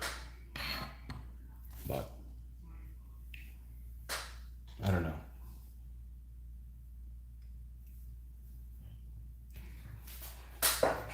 My whole problem with it is not to get into current events. I don't want to talk about current events, but my whole problem with it isn't the things that change, but the things that'll never change back. And that really, to use it lightly, pisses me off.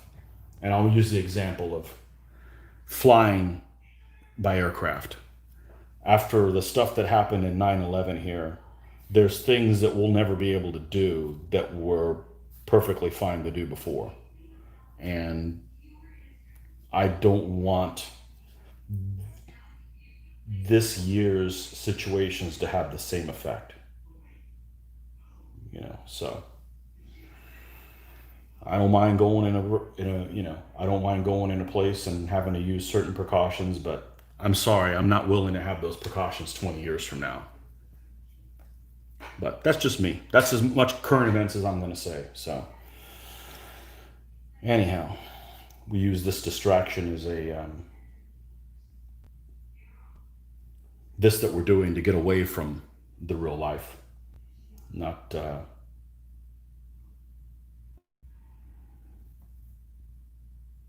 least I do.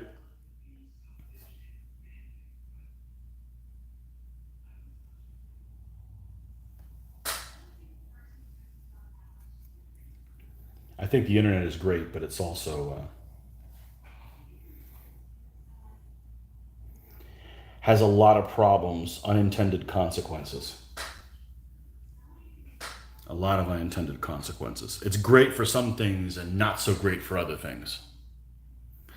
I think it's great for our hobby. Absolutely, the fact that we're doing this is beyond awesome. You have no idea how it is. For other things, maybe it allows deviants to be more bold and communicate with each other. That kind of stuff. And I mean, like people that exploit children and stuff like that. So not so good. Unintended consequences. So. But for our hobby, absolutely, it's a godsend. It's an absolute godsend because this is such an exclusive thing that I can't talk about this stuff with anybody in my family or people that I work with or I mean, how many people in this town of 150,000 people are interested in historical gaming? 12 if I'm lucky. I mean, it's just, you need the whole world to get the interest in your particular period and then your rule set, or how many people play DBA in the whole world and how many people play DBA in the scale that you're playing in. It's kind of a very limited amount of people, so the fact that we can reach more folks than are in the immediate vicinity is wonderful. So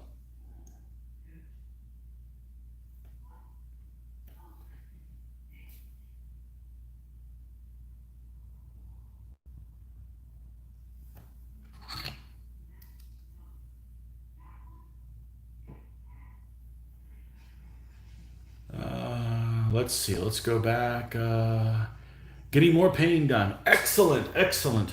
Probably New Zealand, no cases of COVID that I know of. Okay, and New Zealand shut down completely and got no cases, but they reopened and got some the other day, so shut down again.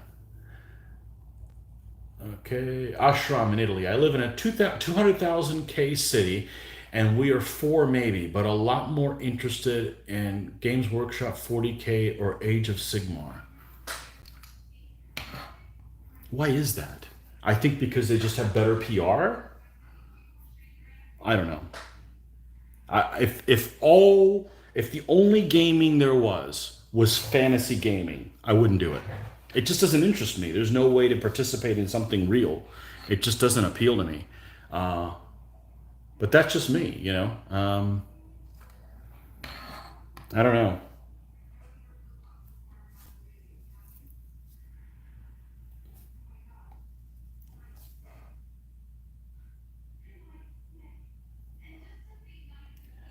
I'm interested in history, and this is a way to, in a way, participate in it. And well, I would have done this. How would this have turned out? And that's the appeal to me. That's without a doubt the appeal to me. So, fantasy, anything goes. Yeah.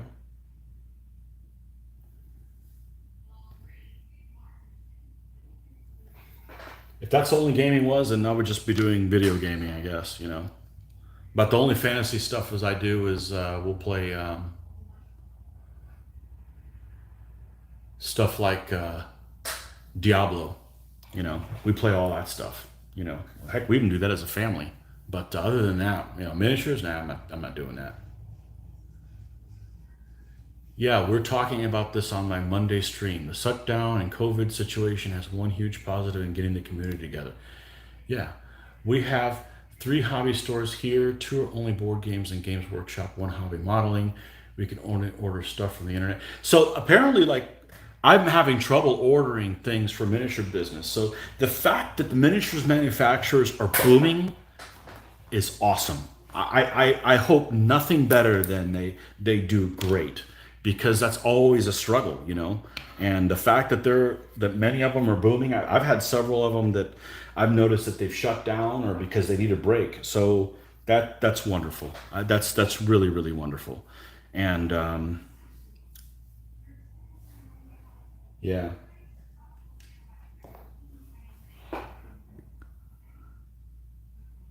I think the fantasy appeals to people because you don't have to know anything to start. Yeah. We play some a game. Just speaking of that. Yeah, I got my love of history from my dad, who was not a war gamer, but he always into books and always about learning stuff. And I mean, my gaming has always been about learning things. Now, it may not be anything that I can make any money at or make a living at, but it's fun to learn. I mean, it grows your brain. You get a brain workout.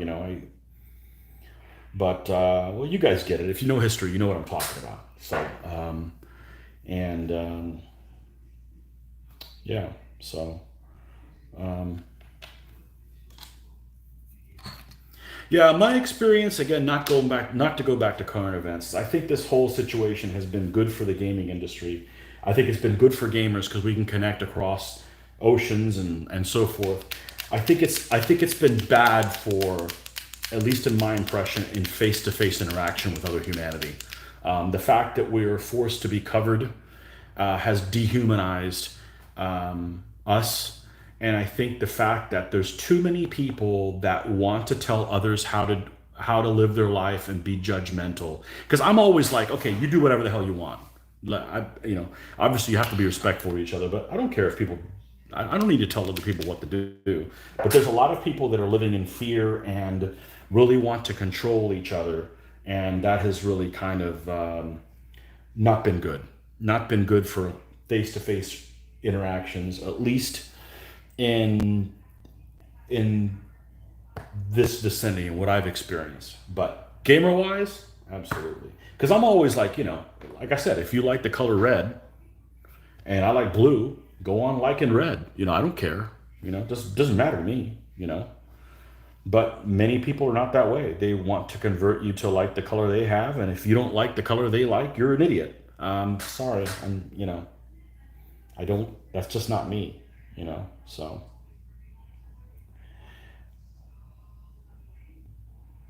But like I said, hopefully we can get back to 2019 and before. I don't want any of my 2019 freedoms to go away, as I like to say. So, anyhow. Oh, you guys just say I don't ever make a mess. Look, Game Sure, I made a mess. It's because of this. I'm trying to clean this little bottle. I saw a video where somebody actually took these Citadel things and put them in Vallejo bottle things, and I'm to the point where I may do that. I may order some of these online and just pour them out, because the sealing on them is just, there's always some that spurts out, and it's not that I'm like a clean freak, but I don't want to get this paint on something else. I may end up having to redo something I've already done. Who wants to do that? I got new figures to paint. I need to go back and correct other things. So, yep, you guys saw me make a mess. It can happen. It can happen. Okay, I think this guy's about done. Now we're going to go back to this guy that I said that we need to do the touch up, and we're going to go to the blue. We got to let this guy sit for a little while. and let the metallic sit on for a little while before we do the Nuln oil. But we can go ahead and do the blue, which is the shinier one, Iron Breaker, and put some of the detail on the lead belcher with the Nuln oil on it. So. And this that you're hearing, this is the little beads there by Army Painter, the mixing balls. So I thought I was gonna waste my money spending $6 on 100 of these little things, but yeah. Okay, boots on the table with Dom. We were talking to the Perry twins a couple of weeks ago, and they said that they have never been busier. That's phenomenal. That's phenomenal. But I spoke with Gripping Beast, and while their mail order was booming, they were missing the shows. Yeah, so the shows in the UK are very different than the shows here in the US because I guess your shows are like one day and they're like trade shows. At least that's what it seems like. I mean, they're awesome trade shows, and our big historical show, Historicon, every year, in my opinion, has less and less things interesting to buy, and it's more about gaming. So. At least every year I've gone. Well, other than this year, I've gone every year since 2006. So I've been fortunate that I've been able to go every year since 2006 to Historicon, and obviously this year nobody went. But it's not so much not going to the show, but it's not finding out whether or not the show is even going to be held. It's just like just cancel the damn thing so people can make plans.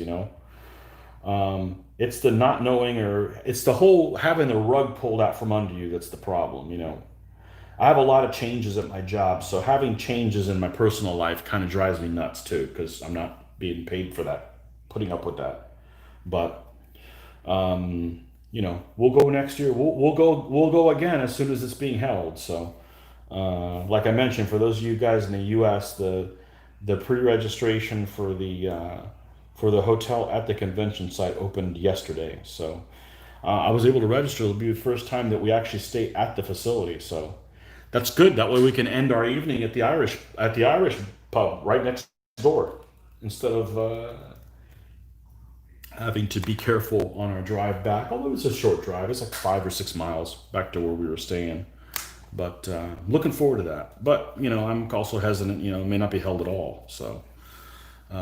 It is what it is. At least we're gaming every week, so that's and getting painting done. I'm getting actually more painting done now than I've ever gotten painted before, ever. When I have no deadlines, it's not like I have to get things done. I don't know. It's just there's less pressure. So okay, so this guy's done. This guy's going to be waiting in the wings. So we got three. Almost said Soviet. No, we're not doing World War II stuff. 3 Scots pikemen done, 5 to go. All right. Are we out of new poses?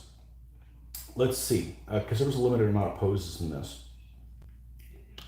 Let's go back to one of these original guys. Yeah, we're out of new poses. There's only 3 poses out of the 8. That's okay. We're going to mix them up and they'll look just fine. Get this guy painted up. All right. Before we go back in it, let's make sure we don't have any... Yeah, no, I'm glad that the people are doing well. I mean, it's this. I think that the miniatures industry was kind of in a lull because there's lots of folks because of the internet that just aren't doing miniatures gaming anymore. So, and older generations too. Like if you've got a YouTube channel, you get some interesting stats, and some stats on there are like what the age group of people that you watch, what country they're from, and for the most part, the people that are interested in apparently what topics and videos I put out are people that are about 10 years older than I am. I'm 49, so people that are in their 50s and 60s, and they're mostly in the UK. I cater to old British guys, which is okay. I mean, that's where wargaming started, right? In the UK, Featherstone's stuff and so forth. So, I got nothing against people from England. So, but yeah, that's so there's not very many young punks watching my stuff. That's fine. I don't like those young punks anyways. Their dads didn't raise them right for the most part.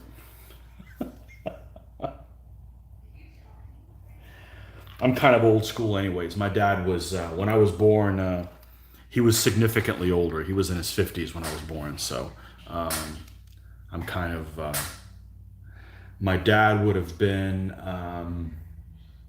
Let me think. My dad could have been in World War II. Of course, he's from another country, so he wouldn't have been in World War II. But he's of that generation, so you know. Anyhow, let's.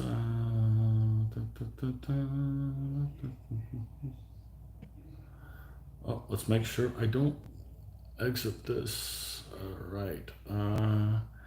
To us, you're just a young punk. Okay. We want you to keep in touch with the youth. Well, the youth sucks. Okay. And my daughter, who's in her teens, she'll even admit her generation's terrible. I think, unintended consequences. Okay. I don't want to get into current events. Hey, this isn't current events anymore. I think the world was a lot simpler when the Soviet Union was still around. I think that, unintended consequences. Oh man, I remember. I remember those guys. So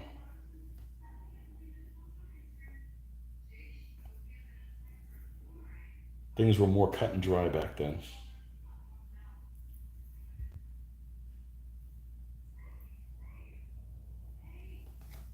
Yeah, I wanted to be an adult in. I wanted to be an adult in the time period when I was a kid. I don't want to be an adult now. Nah, we've got all this fun internet stuff, and where would we be without all this stuff keeping us busy? Okay, so this is the same pose as this original guy, which is based on oh, he's slightly different. Interesting. He's the same as this guy, except he has a different shield. Interesting. Okay. Well, we're going to, since he has kind of a bright color, we're going to try to avoid everything that, how I painted all my Irish to have this saffron hue as their base color. We're going to make this guy's shirt blue. Now, a lot of his shirt doesn't show, but we're going to make it blue, and we're not going to do a really vibrant blue because those tints cost a lot of money, and this guy hasn't looted and pillaged yet, so he's not going to, you know, um, they don't make communists like Stalin anymore. Yeah.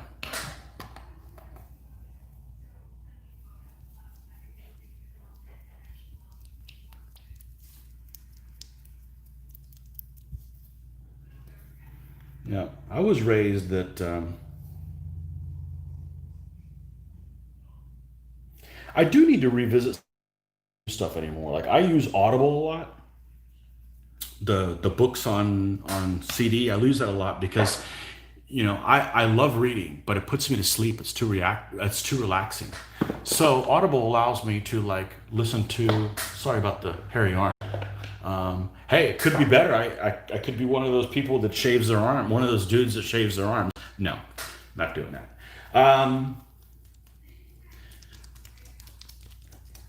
Metrosexuals. What are they called now? No, I'm old school. People could do that if they want. It's just not me. So I use Audible a lot to get through books, and I grew up reading World War II stuff, but I grew up reading World War II stuff before the Soviet archives were open. Now, I'm sure that they're full of propaganda stuff as well, but at least it's another perspective for like the Barbarossa stuff, because that was always when I was doing World War II. That was my fascination. Is that's what I wanted to do, because no matter what side you're playing, that's the bad guys. The way I grew up. And that may be because of the Cold War, but I never found either one of those sides better than the other. So that I always found that kind of fascinating because of that. So, but there's a lot of stuff now that's new Russian front stuff that's come out with the Soviet archive, so it might be interesting to look at it again. But that's just going to tempt me to game World War II, and I don't know if I'll ever go back to gaming World War II because I just have too much fun with this stuff. with all the different nations involved and flags. Man, I love flags.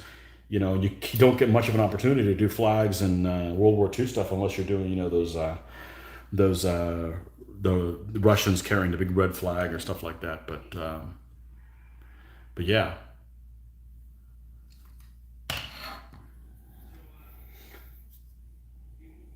I've thought about that. I got a couple. Got a couple of books there on my watch list on that Audible to see about doing.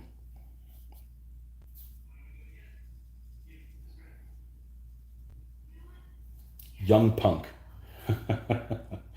Yeah.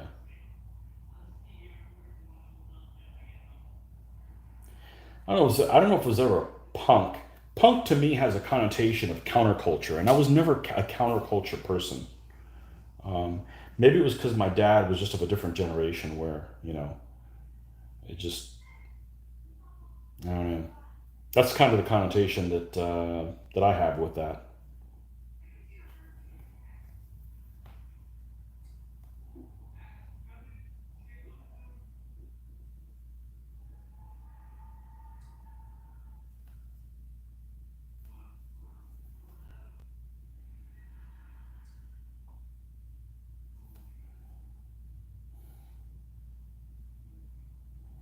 Okay, so this guy has a little bit of a shirt showing there. So we're gonna give him some sleeves for the same shirt here.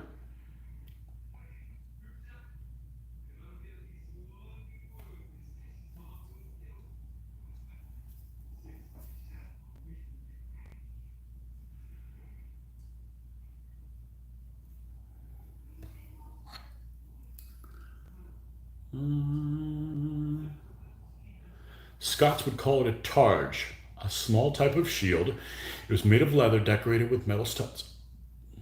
Yeah, that's what I don't know if you were there for when I was what was talking about earlier, but these figures aren't great. These are the old Gladiator figures that were bought that became Black Hat that are now back to Gladiator, and I think they're carried by Fighting 15s. Although last time I checked, like the Fighting 15s website was like down, so I hopefully something bad didn't happen as far as them going out of business or something. But these are the old Gladiator castings, and they're okay. I mean, but they're very dated looking.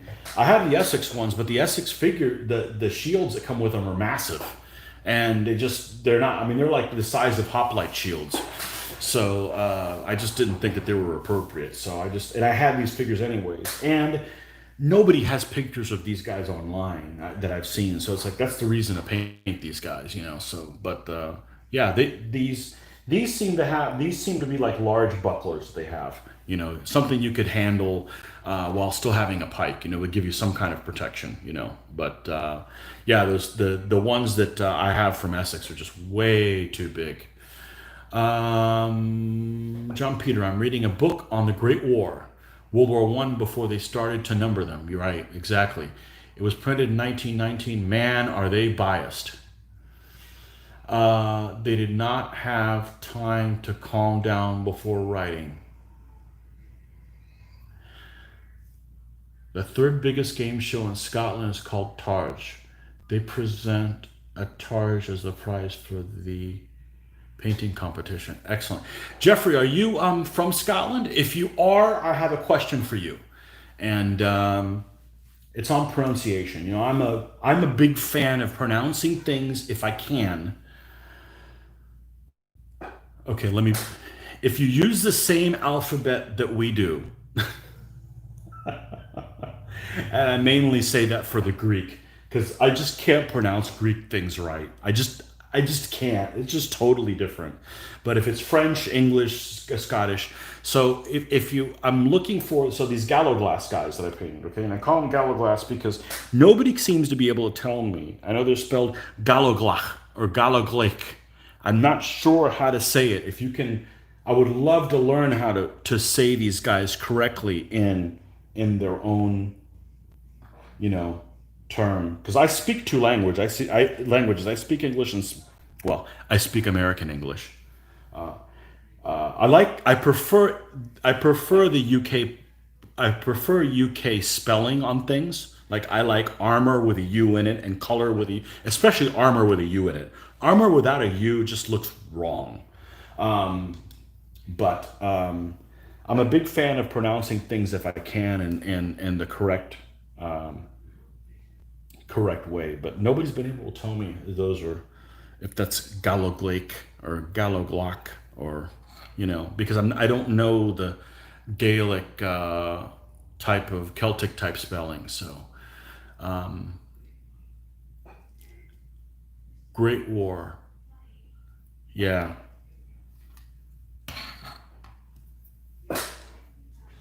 you know,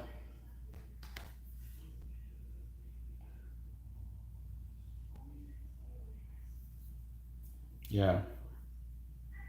How much different would the world have been if World War One would have been different? Huge, huge. We have no idea. We have no idea. Or if the U.S. would have just stayed out of it, just that alone. Oh well.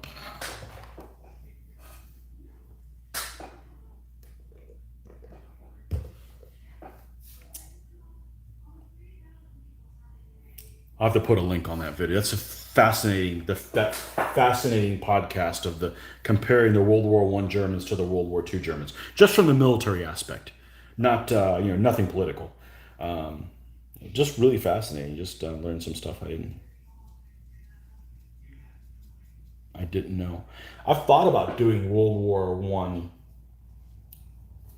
miniatures. I just the trench stuff. It's no point in doing that. So you got to either do really early or really late. I do really early, so mainly because the uniforms were more colorful. I probably do French and Germans. The French with the red with the red and blue uniform. That's pretty cool, but you can't do everything. So um,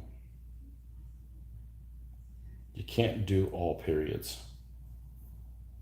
There's not enough time.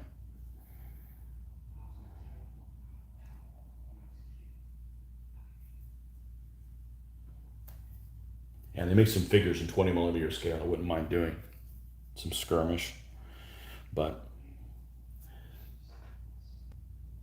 I do a lot better in these type of games where I'll paint some guys and bring them, and they'll do battle with your guys that you'll paint or buy and bring them. So I'm not supplying everything. I'm only supplying my half of what I'm using. So that system works a hell of a lot better for me, for us slow ass painters, you know. So Russian Civil War is an interesting period to game. I agree. I think that would be very interesting. I think it would be very interesting.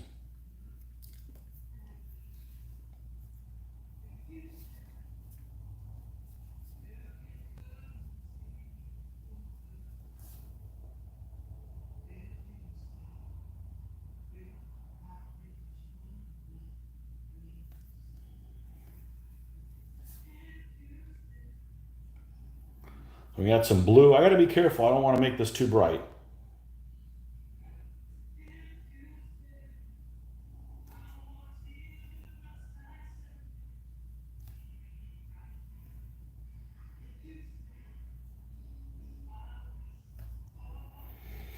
Okay, now we're going to start using the lightener, and of course, the white dried out. That's the story of the. That's the story of the day. The white dries out.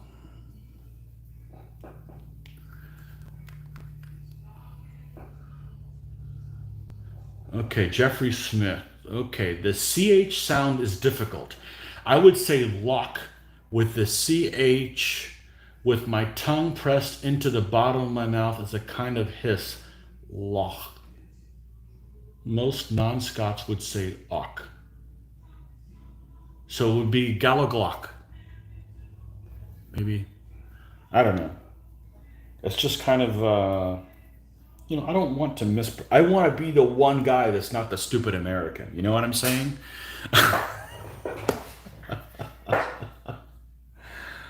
Oh, man. The stupid American. There's dumb people everywhere. I also assumed that people in this country were just ignorant of history. So I just figured people from other countries would be smarter about it. No, there's dumbasses everywhere that just aren't interested in it. We just may have more of them. Um, I think that a lot of people in this country, because we're kind of a melting pot, aren't aware or aren't really interested of where they come from, of their heritage. Many, I'm not saying everyone, many. And because of that, they just kind of lose interest. And I think it's kind of sad. I mean, everybody here comes from somewhere, or at least their grandparents or great grandparents. There's not that many people that have been here for millennia. So,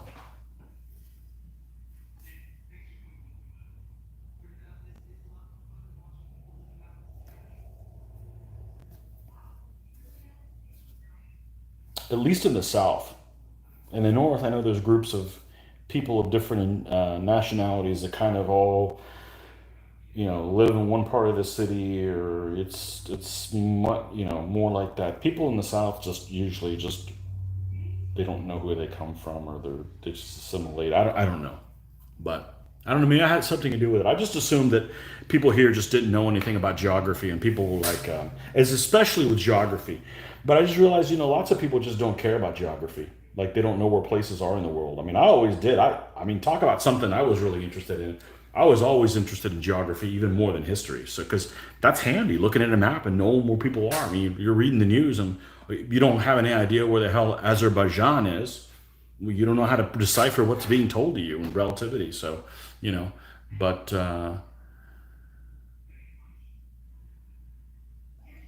really, I always thought Americans were more interested in their roots than elsewhere in the world. Wow. Well, it's all perceptive. I mean, I guess it depends. A lot of people here just don't know where they come from. I mean, at least here in the South, I mean, they just don't know. The big joke is people here always say, "Oh, I'm one quarter Cherokee," but they don't know. They always say if they're native, they always throw the Cherokee thing is. No, I don't know.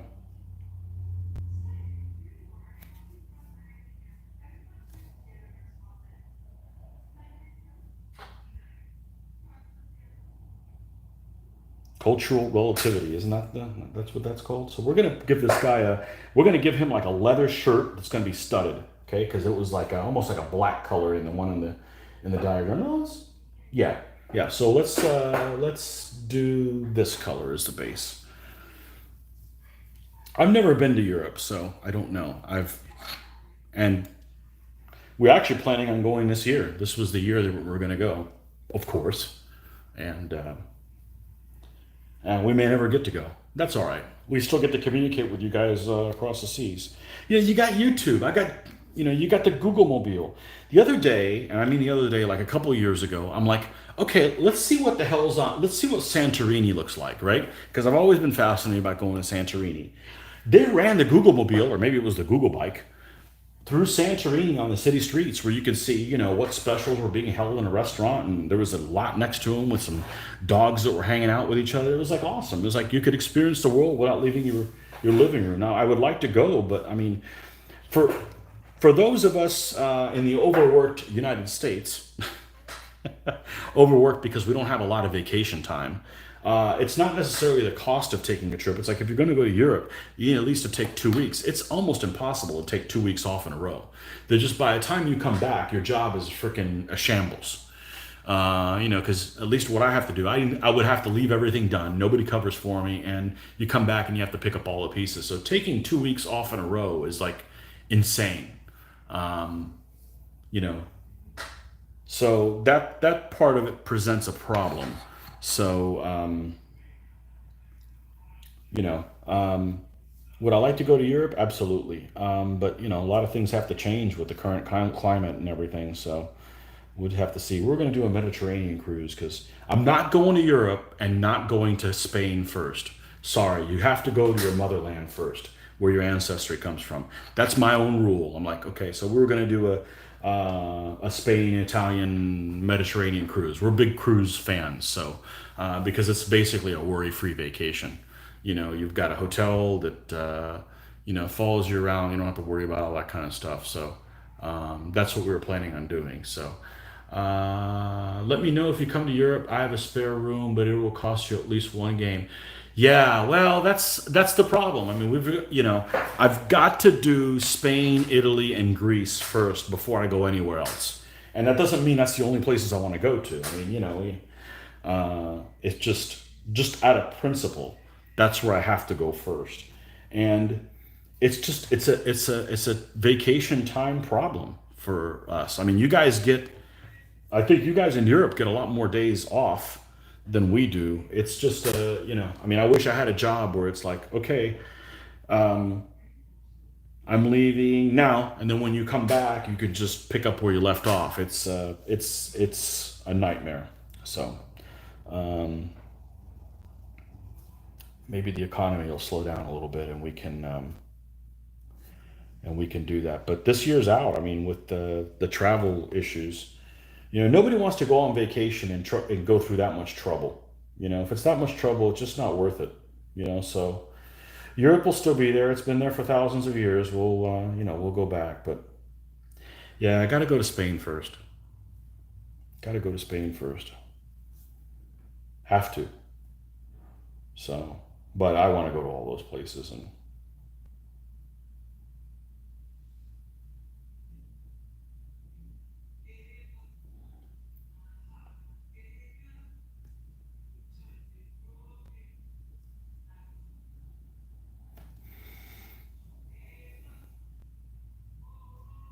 never been to Europe.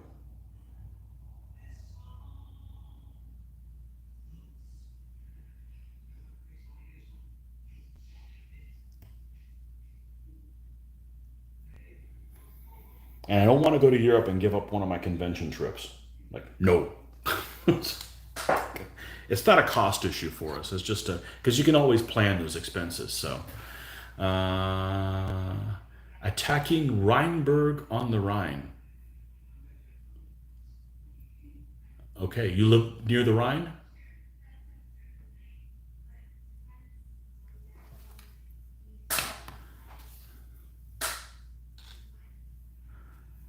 Okay, so for those of you that live in Europe, where is it in Europe that you guys drink beer warm or room temperature? Because I don't want any part of that. Or is that just an urban legend that's not really true anywhere? I'm a big ice fan. I put ice in everything, not beer, but obviously, but like I don't drink any beverages at room temperature. I mean, I live in Florida. Why the hell would I do that? Room temperature could be 90 degrees Fahrenheit. So you always wanted to go to a U.S. convention. Yeah,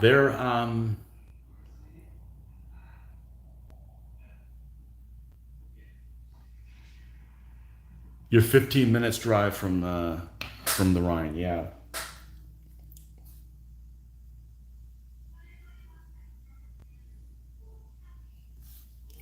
I'm sure it's the same issues everywhere else. People think, yeah,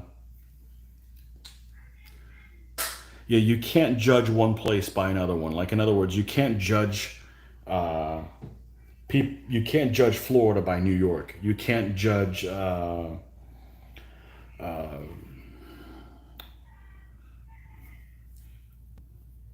can't judge this south of France by Paris. I mean, everything is just that's relative, I think, to anywhere. So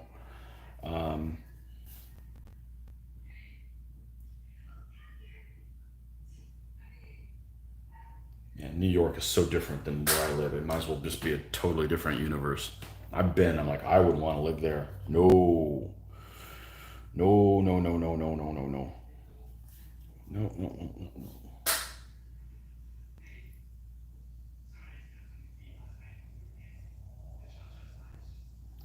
I don't know what the hell this guy's wearing. These are just some weird castings, some weird old castings.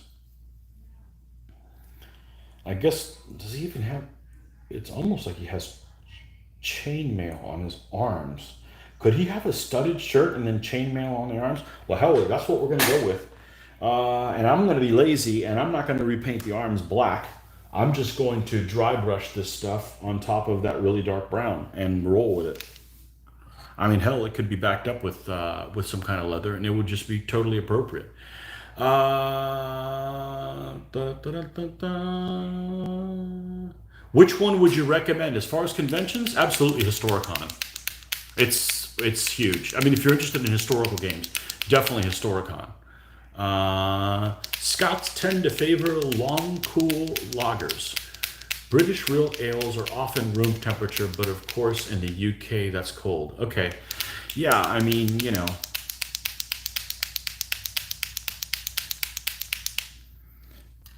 yeah. There's no basements in Florida, or you'd be underwater.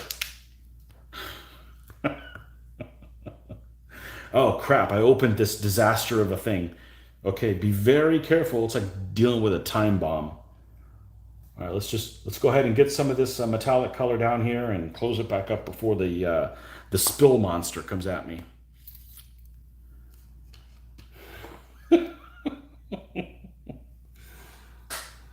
Oh man.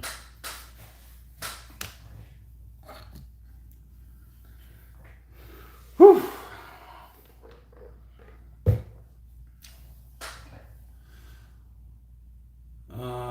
Let's see. Let's get a dry brushing brush. A brush that I do not care much for because it's going to get misbehaved. So, John Peter, since you live in Germany or nearby, I found this at a dollar store and I painted it up. And this is my German-ish style castle. Is this have some Germanish type features? I mean, obviously it doesn't represent anywhere in real life, but would you say that this is accurate to some degree of something? I tried to paint it in a German type style. So this was literally $1 US. So this is what I use for our medieval Germans as a camp, and I guess I could use it for a built-up area as well. I use this for my Germans and my Burgundians. I figure they're right there on the border as well. So let me know if you think that that's anywhere even similar-ish. You know, it's $1, and of course it's made in China. So as anything that's cost a dollar here is. Germans like their beer cool. They rarely drink pop with ice. What? We will only drink warm beer if it's free and there's nothing else. I'm not drinking warm beer, and yeah, soda has ice in it, for sure, for sure. Here, yeah, and I don't cook, okay, but I think I'm a pretty good bartender, although I don't drink very often, so I'm kind of out of practice. But I do enjoy making drinks. I don't make any drinks that don't have ice in them. I just don't. I just maybe it's just a factor of the fact that it's always hot here, you know. So yeah.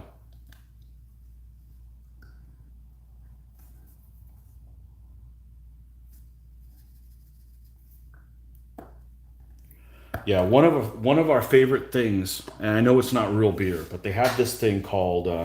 They may not even have it in Germany because there's things that they export out, and then the locals don't have any of that. But there's this stuff called Schofferhofer, that's like half wheat beer, half grapefruit juice, and that stuff is amazing. I had it, I think, the first time ever at Epcot. And I know it's probably not real German beer or whatever, but it says it comes from Germany. But that stuff is amazing. That's like lemonade. Not really, but it's that's some amazing stuff. Uh, Mitch likes it because, of course, Mitch likes anything sweet. He's the sweet tooth one, so yeah, that stuff's amazing. Let's see what we got here.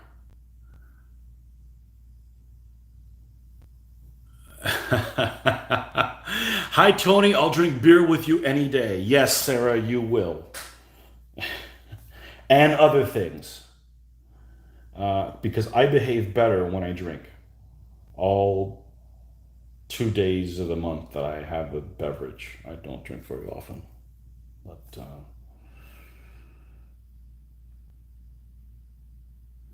So what is the drinking policy of age limit of people in Europe? Because I've heard mixed things. Like, how old do you have to be to have a beverage legally? Not in your home. In your home, you should be able to do whatever the hell you want. But I just mean in Europe. Is it 16? Is it 18? Is it 18 and not enforced? Is it 21? Um, if you bring your child with you to Europe and you go to Germany and they want to share a beer with you, not to have their own, but just a couple sips, do they freak out? I know they don't freak out. It's Americans that freak out about that stuff. And, my background is, I'm Latin, so that's not a big deal in our culture. 18 in the UK, okay. But do they freak out? I mean, are they cool with it? I mean, my philosophy has always been is, if you have your kid, I mean, that's why I always grew up. My dad gave me sips of a beer and I never turned into an alcoholic, and I could live without drinking. Like, if they said, okay, Tony, you can't drink anymore, I'd be like, for medical reasons, not because they wanted me to not drink, but that's a different issue. I'd be like, okay, no big deal. It's not an issue for me. It's a cultural thing for me. So, you know, uh, John Peters says it's a great castle. It looks like a castle we had in an old Deutschmark bill. That style is more typical of southern Germany or Slovakia, for that matter. Great question. It used to be 16 with adults present in restaurants in Texas. That was in the 90s. Time machine. Another thing that was better in the 20th century. Well, you know how I feel about that, Sarah, so that goes without saying. But one of my favorite things to do when I travel out of the country, when we do go on a cruise, is you go to one of these islands and you go and you have a beer on the beach in a bottle and nobody freaks out. And you don't throw the bottle away. You take the bottle and, who the hell wants to litter and ruin, the mother nature for everybody, okay? But here you can't do that. I mean, people would just freak out in the United States. People would they'd have a cow. You'd be arrested, not arrested, but, the cops would have a problem with it. I'm just saying, I don't have a problem with that. But that's one of my favorite things to do when I travel out of the country is, it's called freedom, you know? I don't misbehave when I have freedom. I'm empowered by it. But I guess some people aren't. They always somebody got to ruin it for everybody else.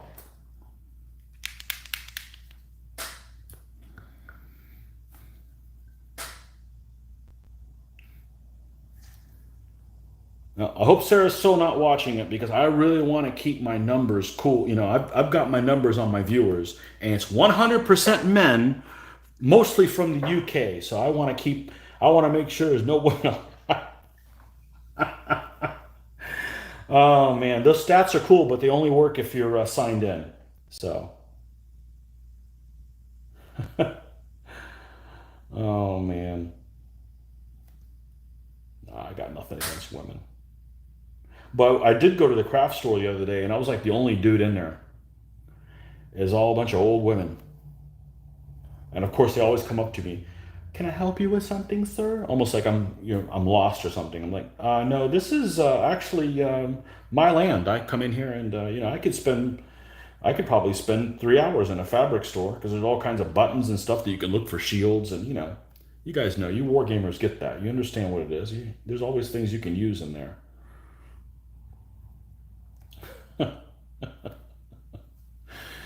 Oh man.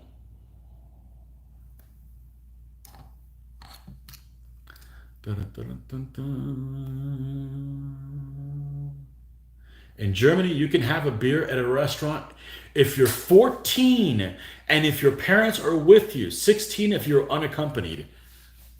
Why the hell do we live in this country? It's a cultural thing, It's these, you know what it is? You know what it is? I'll tell you for real. And people here get pissed off about that. I tell them. It's these damn Puritans. They got kicked out of Europe because they didn't know how to party. And they had their underpants on too tight. And they came over here. Oh man. That whole public drinking thing always amazes me. Um, so it's not an issue in Europe, huh? Well, one of our favorite things, and I'm going to say this because somebody's still watching, hopefully, is there's one town, there's several towns, I think there's like three in the US. There's one of them called Savannah, Georgia, okay? And it was founded by the Irish, the way I understand it. And in Savannah, Georgia, if you're in the little downtown section, you could walk around with an alcoholic beverage, as long as it's in a plastic cup, so that you don't, I guess, get upset and throw it at people. Although I'm totally happy when I drink. I guess I'm doing it right. But you go to one bar and you have a beverage there, and if you're not finished with it, you just take it with you. Or if you finish your beverage, you just obviously you need to be on foot. But and there was no littered plastic cups everywhere. Everybody was behaved and everything, and it's like I wish there was more of that. That was a really, really, really, really, really cool experience. That was really neat. But I guess that's not a big deal. You can't. I guess you can't walk down the street with a beer. Like looking in shops and stuff like that. The original tidy whities, exactly, exactly. Yeah, those damn Puritans.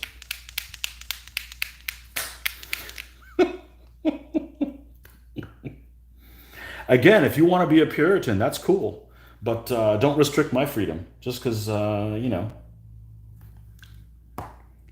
and let live.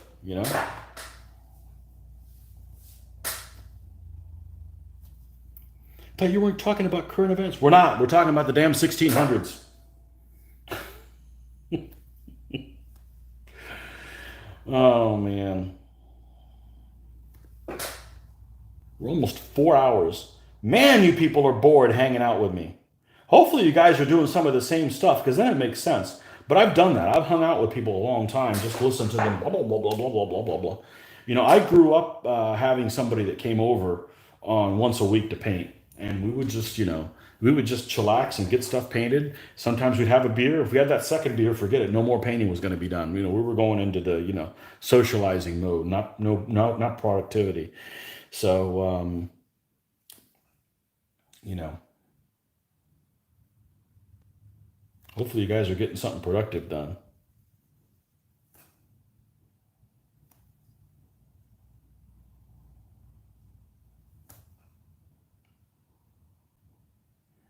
Yeah, I know the shows talking about going back to talking about shows. I know shows in the UK are usually 1 day events.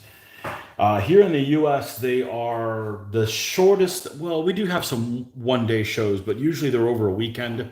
Or like Historicon is a full day Thursday, Friday, Saturday, and like half a day Sunday. But we usually will do is we'll do one event on Wednesday. On Wednesday, but for us, it's a 14-hour car ride. So we'll drive 14 hours. We'll hit something on the way over there, and like I think year before last, we hit Gettysburg, did the whole Gettysburg thing. Spent the night before we got to Pennsylvania, where it was being held, and then spent the other 4 days at Historicon, and then drive back. So it's a 14-hour one-way car ride for us, but you know, um, yes, painting Napoleonic infantry and drinking beer. Yeah, yeah, drinking puts me to sleep. My drug of choice is caffeine, cold coffee. Although you can't tell there's any ice in here because it all melted out. Remember, I'm in Florida. It melted. But yeah, that's my. I prefer caffeine. Caffeine gets things done. So, um, I was thinking of Historicon. You have to book games to play, right? No, no, you can just show up to. You can just show up to play. You can just show up to play. It's not an issue. If you run games, if you get enough players, so basically, if you run like a game that's at least 4 hours long with like 10 players average or 6 players or something like that, you get in for free, which saves you like $50, which is it helps. Our local con, you don't get a break at all. It just depends on how it's being run. They got to cover some costs, so it all depends if you get a break. But it's relatively inexpensive. It's inexpensive. It's like $50 for 4 days. You know, I think so. And lots of vendors and stuff like that. But it's a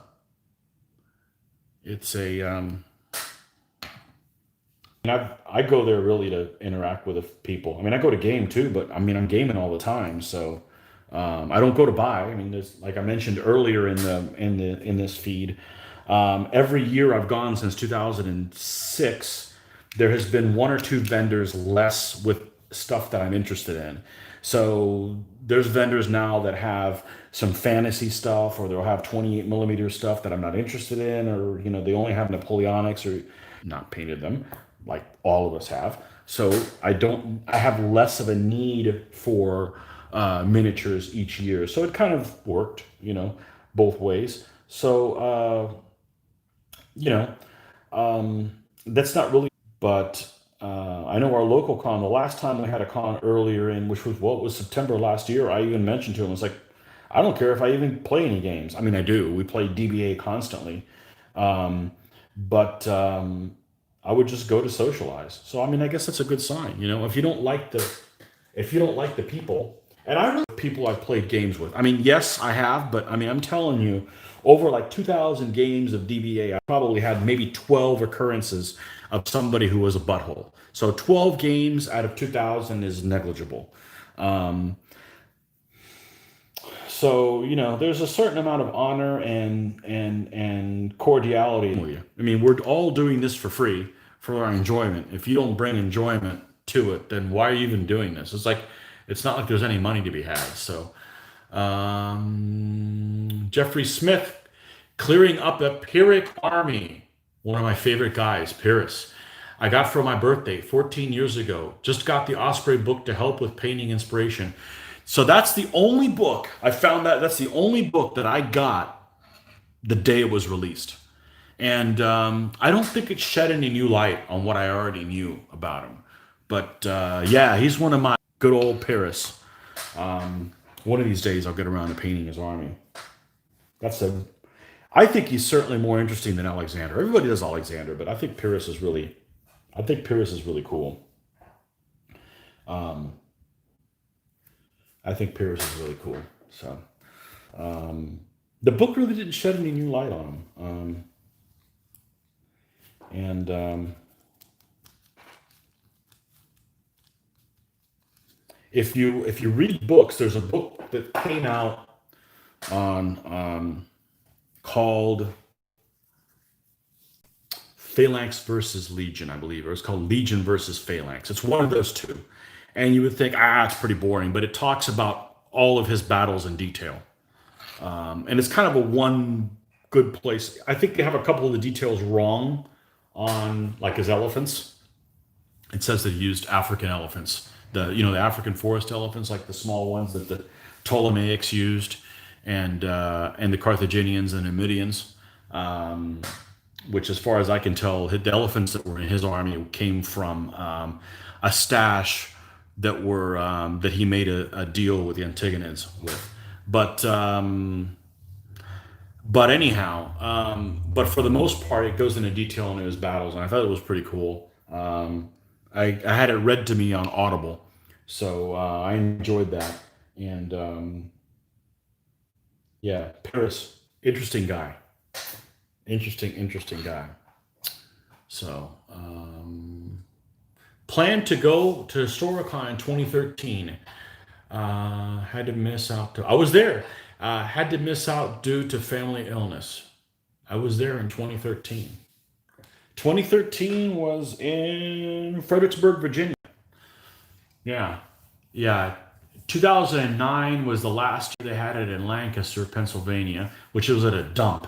That hotel is just embarrassing. Just to be, to I didn't like that place at all. It was just absolutely. 2010 they moved it to King of Prussia, and 2011 was at King of Prussia, and then in 2012 they moved it to Fredericksburg. So it was in Fredericksburg 2012, 13, 14, 15, 16, and 17. 2018 it moved back to that same crappy hotel which they were redoing and looked like It looked like Stalingrad. I walked in there and it looked like they had a war and they lost in there. It was under demolition, half of it. And this last year they moved it to the Lancaster Convention Center, and that place was just awesome. Well, 2011, 2019 they moved it to the convention center. That place was great. And this year, of course, well, the rest. So didn't have it at all. So I have to get me some anti-elephant wagon for my Romans. Yeah. Yep. Got to do that. At least use it as a camp. That'd be a good camp for the Romans, or something to put on the battlefield there to. Because I didn't ask. I don't know if you're a DBA player or something like that, but it doesn't matter. It doesn't matter what miniatures you paint. You're all welcome here. I'm going to get me some water because I've been drinking everything that dehydrates me all day long. So I will be right back in about 2.5 minutes. I'll be right back.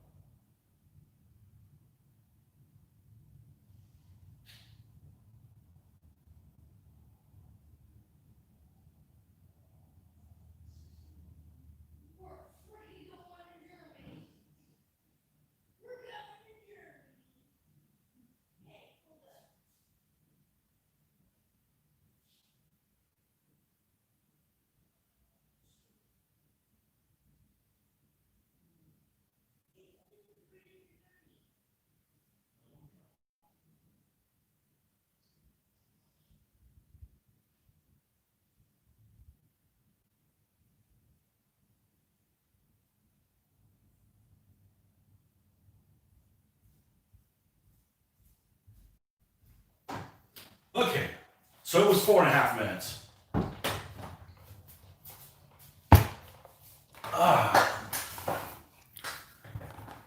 You guys are still sticking with me? Holy cow. That's awesome. Uh, while he's gone, we can talk about Tony. And a comment read Tony can talk even when he's underwater. What does that mean? Some intermission music, yeah. Joe's back. Yeah, paint those Keimer up. So John Peters, so my daughter was very excited to find out that in Germany she can have her own beer and not have to hide it. So, um, oh man. Okay. Pikes, pikes. We get done with this guy, half the pikemen are done. Half the pikemen are done. Okay, so this guy's got blue shirt. Let's go ahead and paint the pike on this guy because that. Oh no! The face is behind the pike. So let's paint the face next. All right, it's time to do Caucasian paint mixes. Okay. How do you know he's Caucasian? Because that's all there was in Scotland back then, right?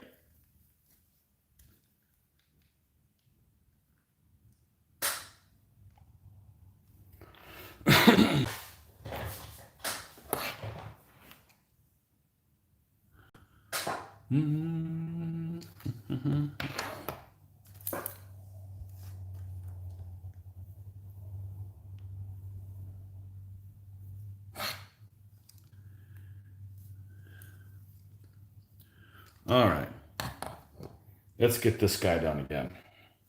Caucasian pick. For those of you who do not know what my mix is, you're about to see it here. So we're going to take Vallejo red leather.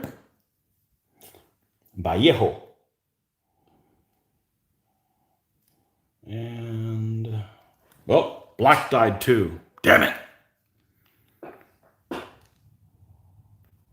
The white paint and the black paint are just not lasting very long. That's all right. I'm not putting a whole lot of it out there.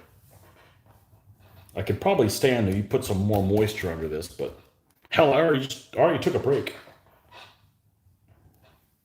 Had to use the facilities too. I'm not wearing a diaper just so we don't stop the programming. Sorry, folks. I'm just not that committed to you guys.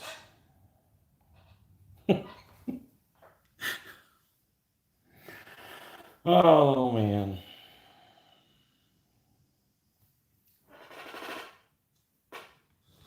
So yeah, Joe, you're back. That's good. I haven't had a chance to look at the figures because I've been painting this whole time. We're on 4 hours and 15 minutes almost. But this is the fourth pikeman I'm working on, so there's always tomorrow. Probably be doing some of this tomorrow as well. So if you guys now see, this is the problem with this figure. This is what I mean. This figure isn't very good. I'm finding things on the figure before I'm done with it. There's a little bit of it, but it's not a problem. There's a little bit of his arm showing back down here, of the arm that's behind the shield. So we're gonna have to go back and do the blue, but we still have the blue and we can color mix later. So it's not a big deal. So we're gonna go ahead and do that after we do his face and stuff. So. Oh, this is another guy that has no nose. And not exactly a glowing recommendation of these figures, is it? Hey, they're old. I just happen to have them, and like I said, some figures that I picked up. I picked up these Scots pikemen, every bit of maybe 2006 when I got them. And the reason I had picked them up is one of the guys at our con that puts on games said, "Hey, let's I'm going to put on a big Falkirk game, and if we can get people to paint some armies together, and so he didn't have to supply all the figures, he'd do the big Falkirk game." Well, the guy like disappeared like for like 12 years. I didn't see him again until like last year. So maybe it was more than 12 years. He disappeared for a long time.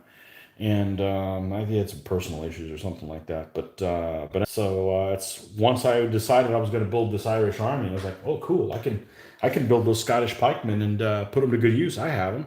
I got these 10 Scottish pikemen since forever. So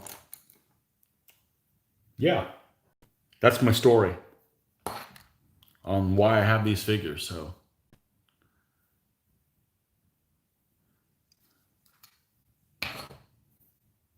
All right, so we got that color down, so let's go ahead and add more of this red leather to it.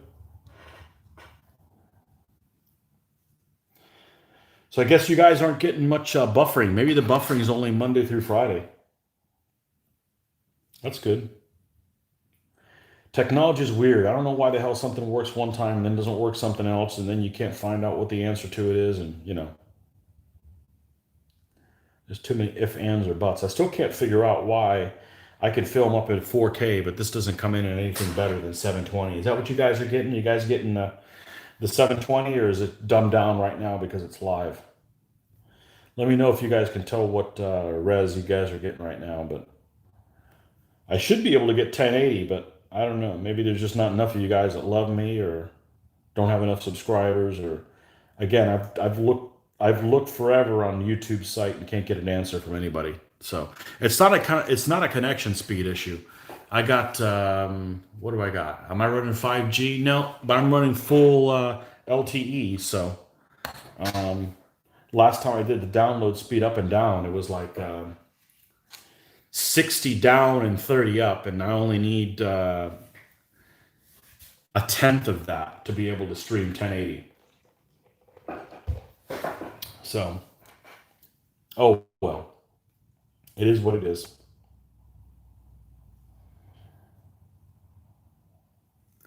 The mysteries of technology.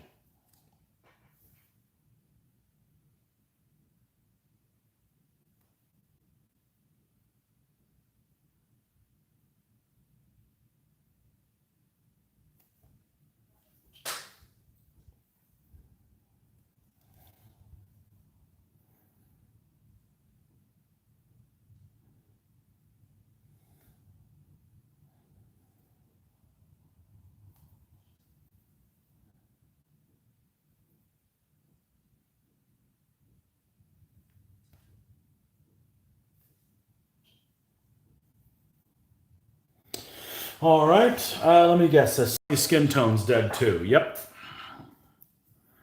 Yes, it is.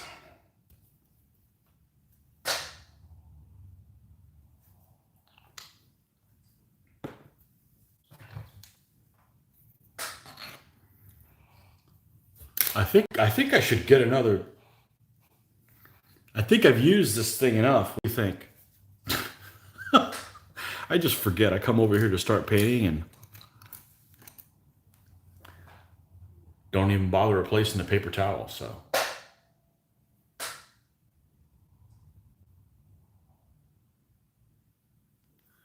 boots on the table.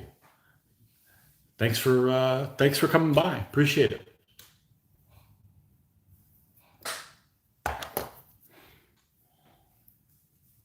Okay.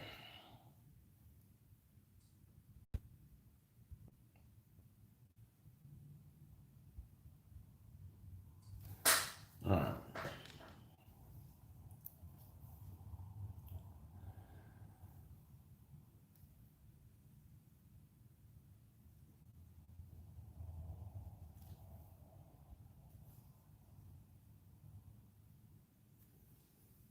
Well, hopefully the stuff that comes in that I want to do the unboxing doesn't show up on a day that we do our gaming night. That's my fear, is that it shows up at the same day. So I'll come home, get my stuff, check the mail, and realize, shit, the figures are here, and I can't do an unboxing video because I need to get to our game night. That would piss me off. There's only a 1 in 7, no, well, they're not going to come in on Sunday. There's a 1 in 6 chance of that happening. I hope it doesn't happen. That'd be annoying.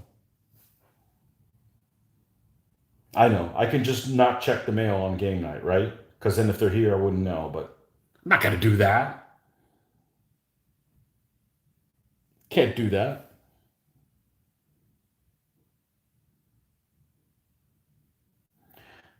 But they said they mailed them on the 13th, so we'll see. I don't know how long stuff from the UK is taking these days. I haven't ordered anything in a while. It normally was historically almost exactly 1 week to the day. So if they put something in the mail, no, it was one week to the day from getting it. So I'll order something on a Monday. Next Monday, I receive it.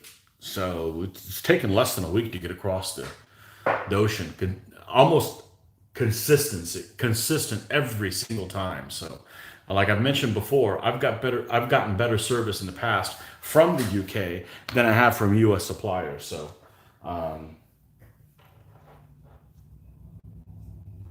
these guys over here to the side.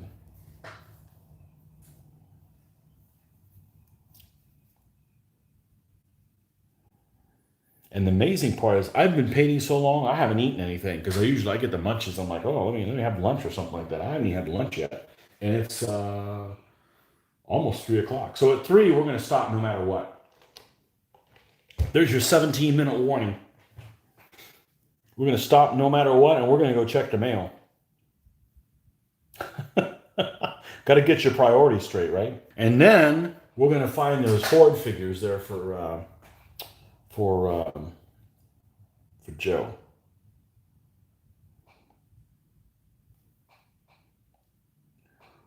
Joe, remind me, if you're still on, I don't know if you're on, let me know, are your hordes like regular civilians, or are they like crappy, are they crappy soldier types?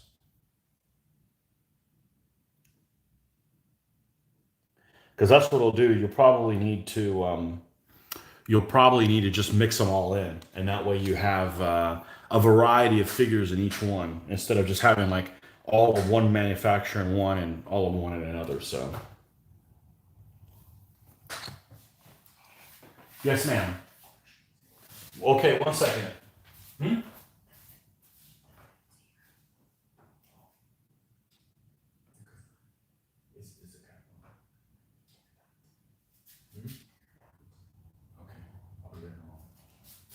Okay, well, it looks like the 17-minute timer just got back to like a minute, so I've got to get some groceries down, and we'll call this one a wrap. But anyhow, what are we looking at? Well, this is the record: 4 hours and 23 minutes and counting. So, thanks for you guys that joined. Don't forget to like and subscribe. Got lots of other good stuff on the way, and no plans on not doing any more videos anytime soon.